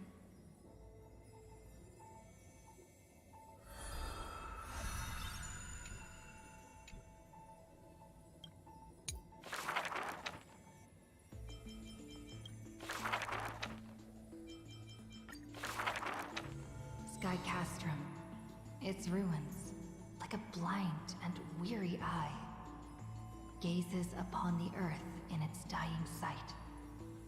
Alone, the girl remained upon the battlefield. No time to shy from the searing gold, no will to wear her usual smile. She fought her way to destiny's edge. Of the crumbled mural, but one piece endured.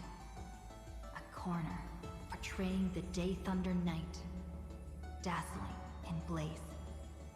She placed her hand upon the mural. Pain seared through skin and bone as the picture claimed her within its lines. Nothing is mightier than the sky. It holds countless wonders within its clouds, and each opening and closing of the eyes brings dawn and dusk. In that painted world, the girl Celiosi's eyes glowed, watching her father, steel-clad and unyielding, cross the land beneath the searing sun.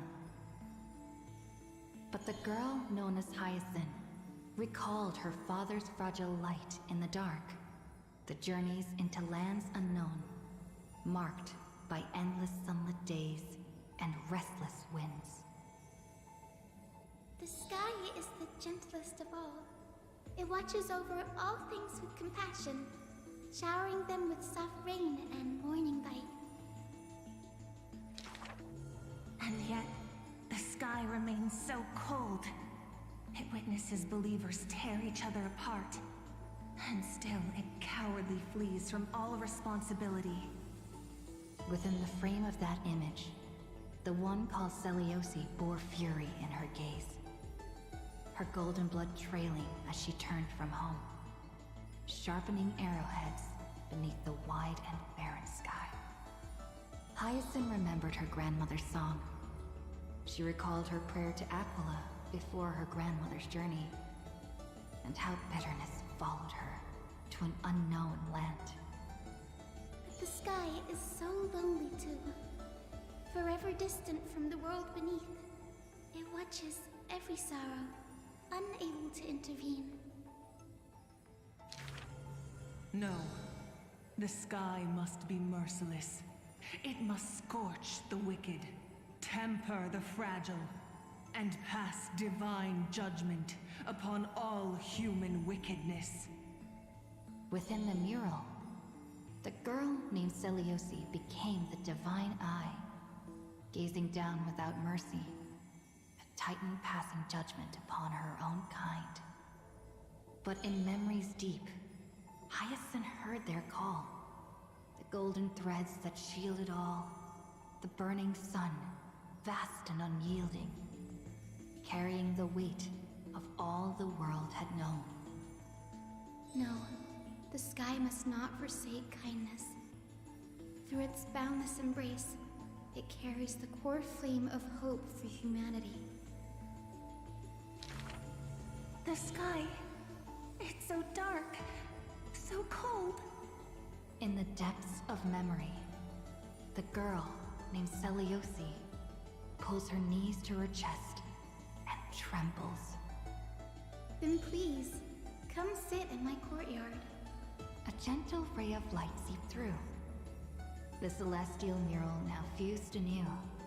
Once more, the land knows favor and boons. The girl who has now become the sky takes the hand of the girl who once was. I want to tell you the secret of the sky's greatness. Whenever the anguished earth looks to it, it always offers a smile in return.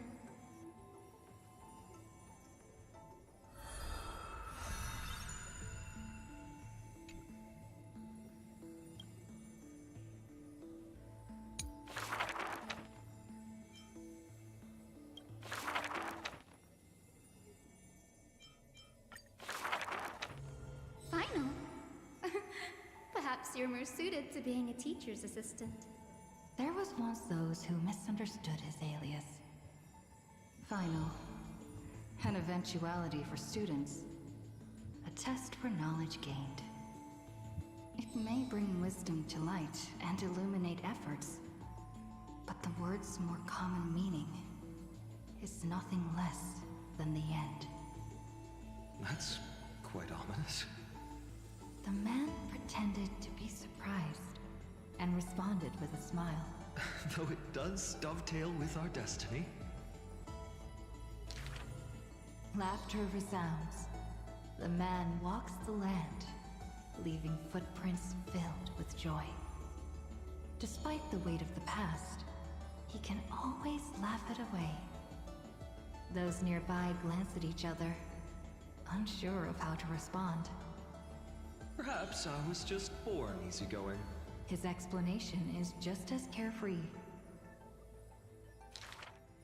Look at Mighty and Professor Anaxa. Boys all grow up into serious adults. But as long as I keep smiling, Akuma will always have an upbeat, shining young man. Though having said that, he too has quiet moments.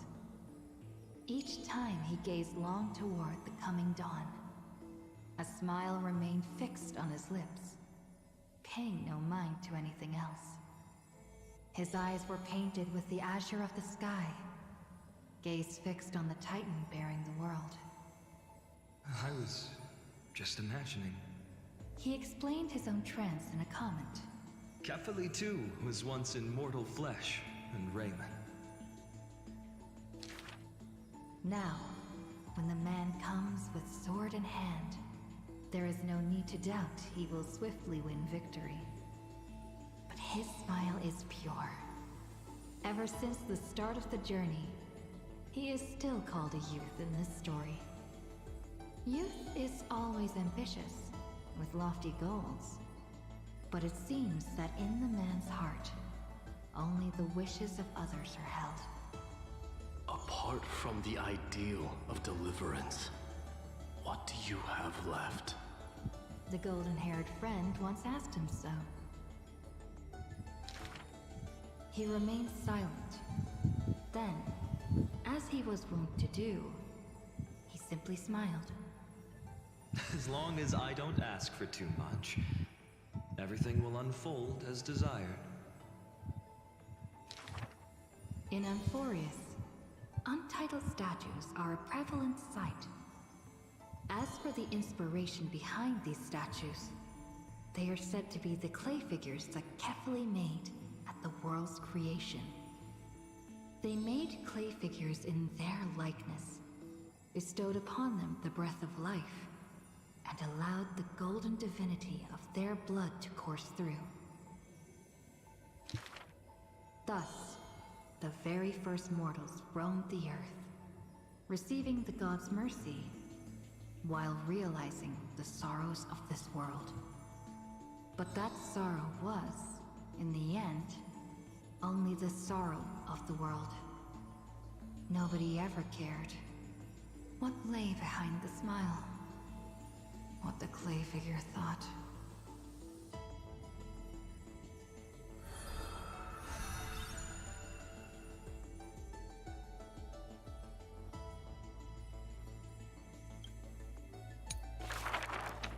The people likened him to the blazing sun, bringing to Amphoreus a glorious dawn. And for his part, he embraced their expectations, being willing to become the perfect vessel. Like that god who shouldered the world, the man never cried or frowned.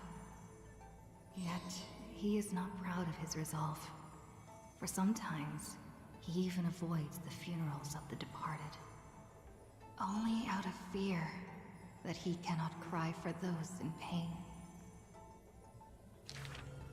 He once sought out emotions of sorrow and walked with the lowliest of people. Henceforth, your misfortune shall be my misfortune. Responsibly and diligently, he protected all for the people, living in dilapidated cottages, sitting on aged stools, subsisting on nuts and fruit, beset by hunger and cold. The people thanked him for his grace, like a hearth warming winter nights. The man's presence dispelled the cold, leaving warmth with promises of morrow. Whence does his warmth come from? None asks. The man gradually perceives his true nature, but he dares not speak. Unable to bear the turmoil in his heart, the man set off on a journey once more. Then, I shall go save what I can. He was a formidable warrior, invincible in battle. And when it was necessary to sacrifice for fellows, he could do so with ease, giving up everything without a show. Just as the ballad blown on the breeze says, losses are a constant on the flame chase journey. Indeed, sacrifices were not hard for him. Yet his misgivings grew with every tomorrow. Like a tear that cannot be shed, such a resolute willingness to let go comes only from the fact that in decisions, he is utterly unafraid to hurt himself. It is because you suffer that you are so much stronger than any ordinary person. There were also those who could understand him. Among them, the Crown Prince. But he smiled wryly in response. Perhaps everything was just human nature. Yet his misgivings never dissipated. This unknown man, in an unknown corner, from time to time, is swallowed by terror. Could it be that, unknowingly, the path I walk is by no means the correct one? Fearing only that the greater the burden, the more the mistakes. The road trod by heroes need not be that beset by thorns. Finally, the terminus of that road, in a desolate, empty place, the man's arms tremble. The power is beyond control, savaging all around it. This is the end of his road, but perhaps he had long foreseen it, but was doomed to be powerless to change it. I am willing to shoulder this world. That is no lie. But before the tears could flow, they were vaporized by the heat. His light blazed brighter than the sun, but beneath it, there was but cold destruction. The nameless hero, Kazlana.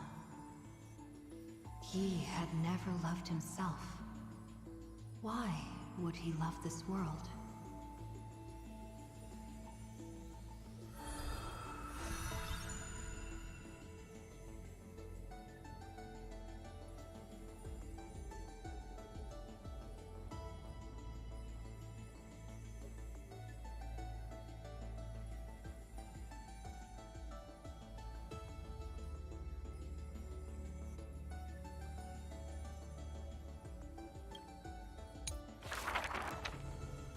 Of wind will one day sweep past, wiping away all the man's tracks.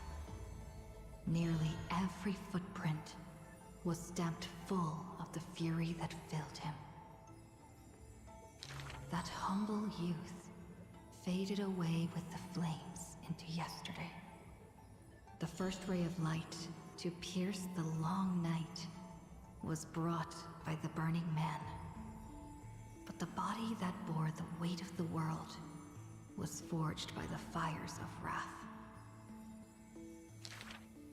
Rage is a crafty emotion. It changes its face, concealing itself within the man's life. His friend fought blood-soaked battles, so their people would need fight no longer. But every victory in battle he gained left him neither satisfied nor proud, only with the indifference of emptiness. You must be careful. Duty does not drive you to wield your blade, but hate. His teacher kindly reminded him thus. And behind that hatred, you seem to desire the destruction of the self. But what about his joy? Was that too merely a phony disguise? He who once laughed amidst the crowd, day after day, as though it were second nature. No. Even though he knew not the meaning of love, that happy past was not a lie someone wove. But now, even those memories have melted into fury. His hatred is such that he cannot hold on to what he cherishes, though all is precious to him. Fueled with lone courage, he attempted to resist fate. But the burning sun that shines upon all creatures, once fallen, will incinerate the land, becoming golden death. But what of his sorrow? Indeed, the man could shed no tears. But at the moment the cycle manifested, when all that was familiar was now remote, the world collapsed, becoming empty in an instant. But the stabbing pain in the man's heart, was it but the residual warmth of his wraths? The truth no longer important. The man simply took another step forward. He wasn't willing to believe it, but was willing to acknowledge it. There is no need to question your heart. No need to crave victory. If I am born to be a vessel of sin, Then I shall roar at evil, and together with it burn. In the endless cycles, there were some moments when the man felt everything dissolve like a dream. In that dream, he would awaken again and become once more the boy who loved to laugh. But were he to open his eyes, the fury would cast a shadow.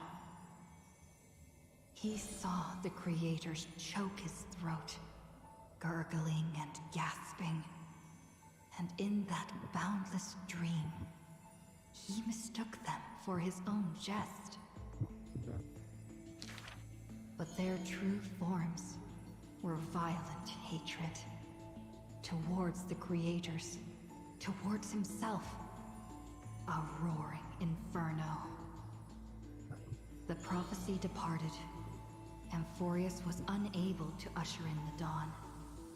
What rises in the distance is not the morning sun, but a ball of all-devouring fire, setting the universe in conflagration, searing till the end of time.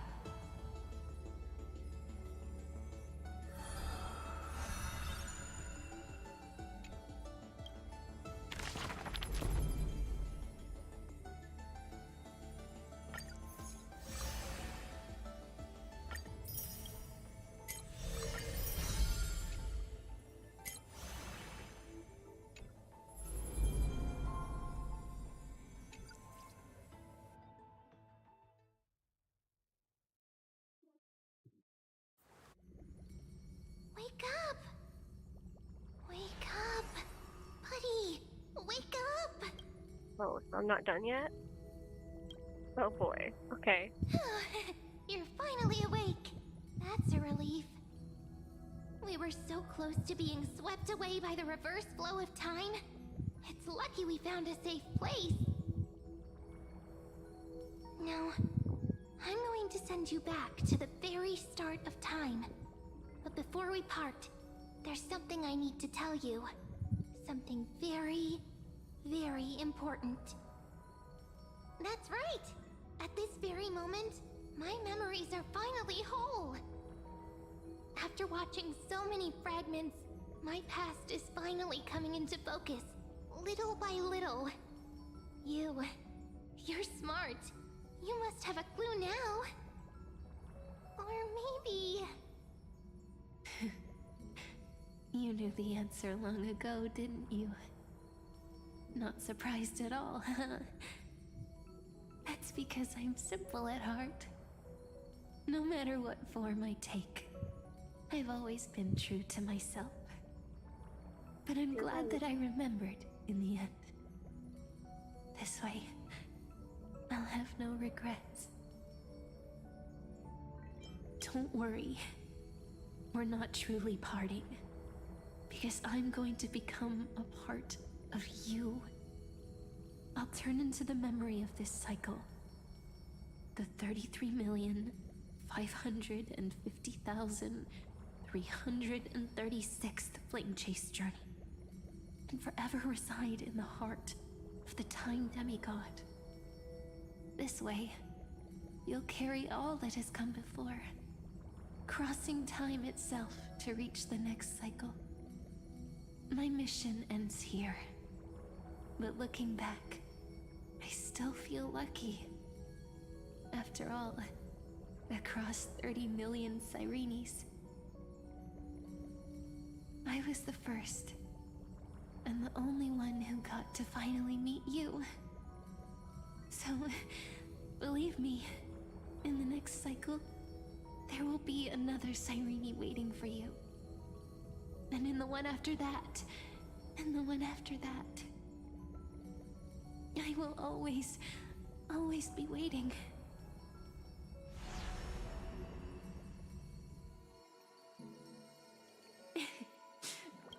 Saying all that, I can finally fade away in peace and become a part of you. Without even realizing it, we'd already taken a wonderful journey together, all the way to the world's end. Now take my hand, say a brief farewell, and step forward into tomorrow. Go, find the future Cyrene, and set out on another journey with her. Promise me you won't keep me waiting too long, okay? No need to say it out loud. This is enough for me. It's time to go, my dear friend.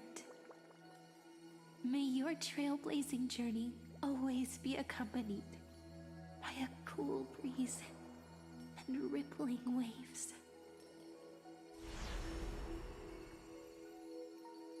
And may the days ahead embrace you like the softest fluff, forever warm, forever gentle. Now, let's turn to the next page. A page that exists because of you.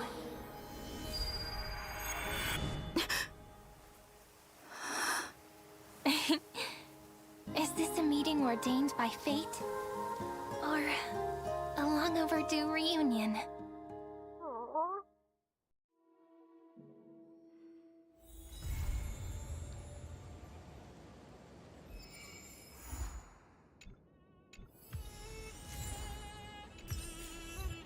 Oh my gosh. Oh, sitting here. Creation nymphs here.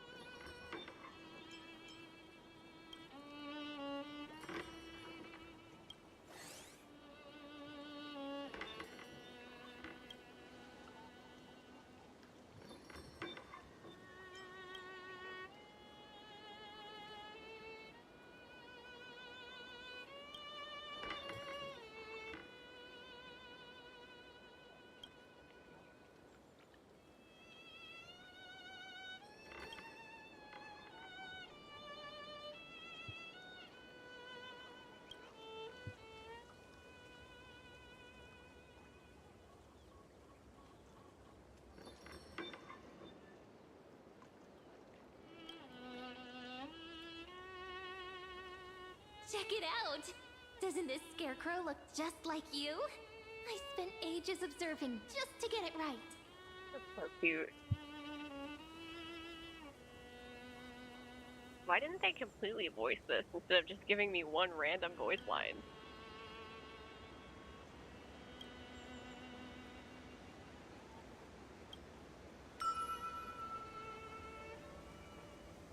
Aww.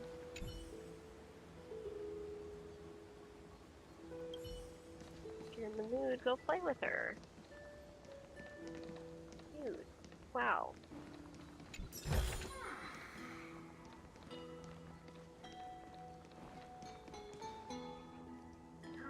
It's like Chimera. Oh boy, I'm probably gonna do a lot of this off stream because huh?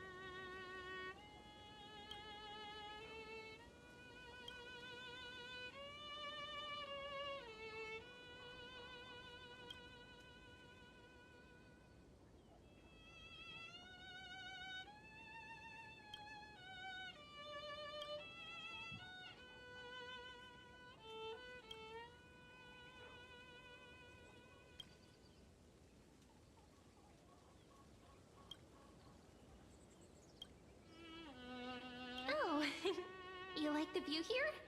Then let me get a good look too, so I can remember the places you like.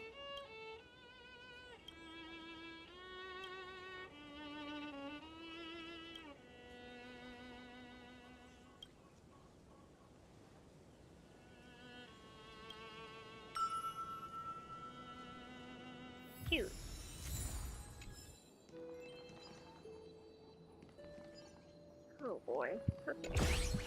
Oh. I should have expected that. Oh boy.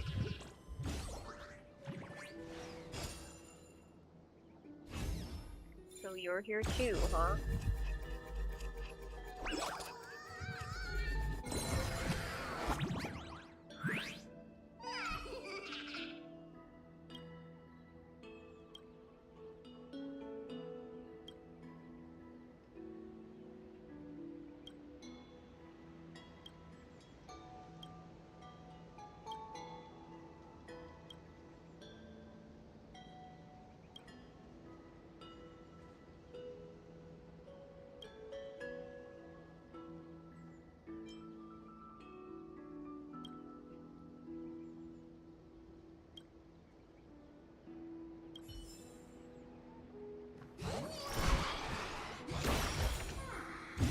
Melodious sound that soothes the soul. I like the implication that you think that that's not what I'm trying to do.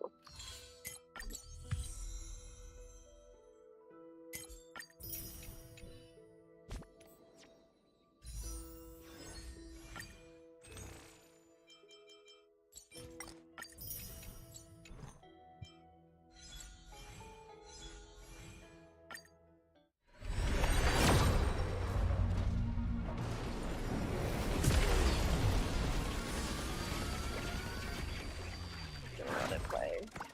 Fine.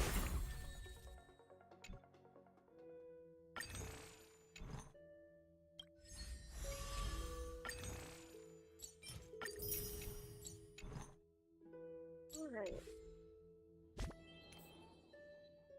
Well, I'll get E1 Sunday eventually, or I'll lose 50-50, who knows.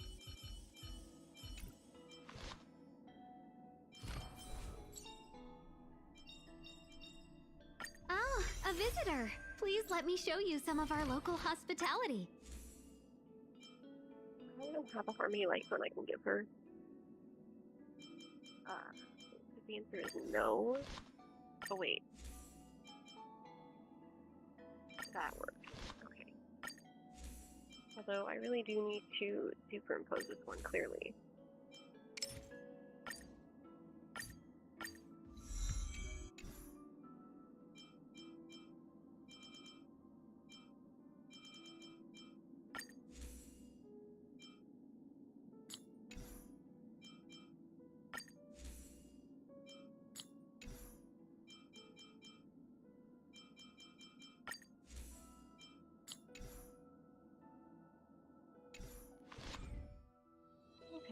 I am just done with this. I think I'm gonna turn off stream.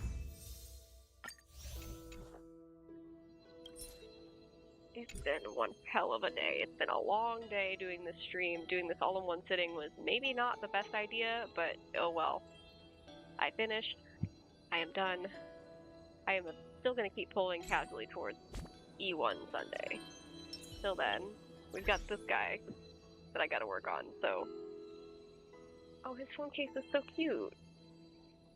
Aw. Anyway, I am... The ass I've written is all glitchy now, because if we know it's a simulation, that's cool. Anyway, I'm out.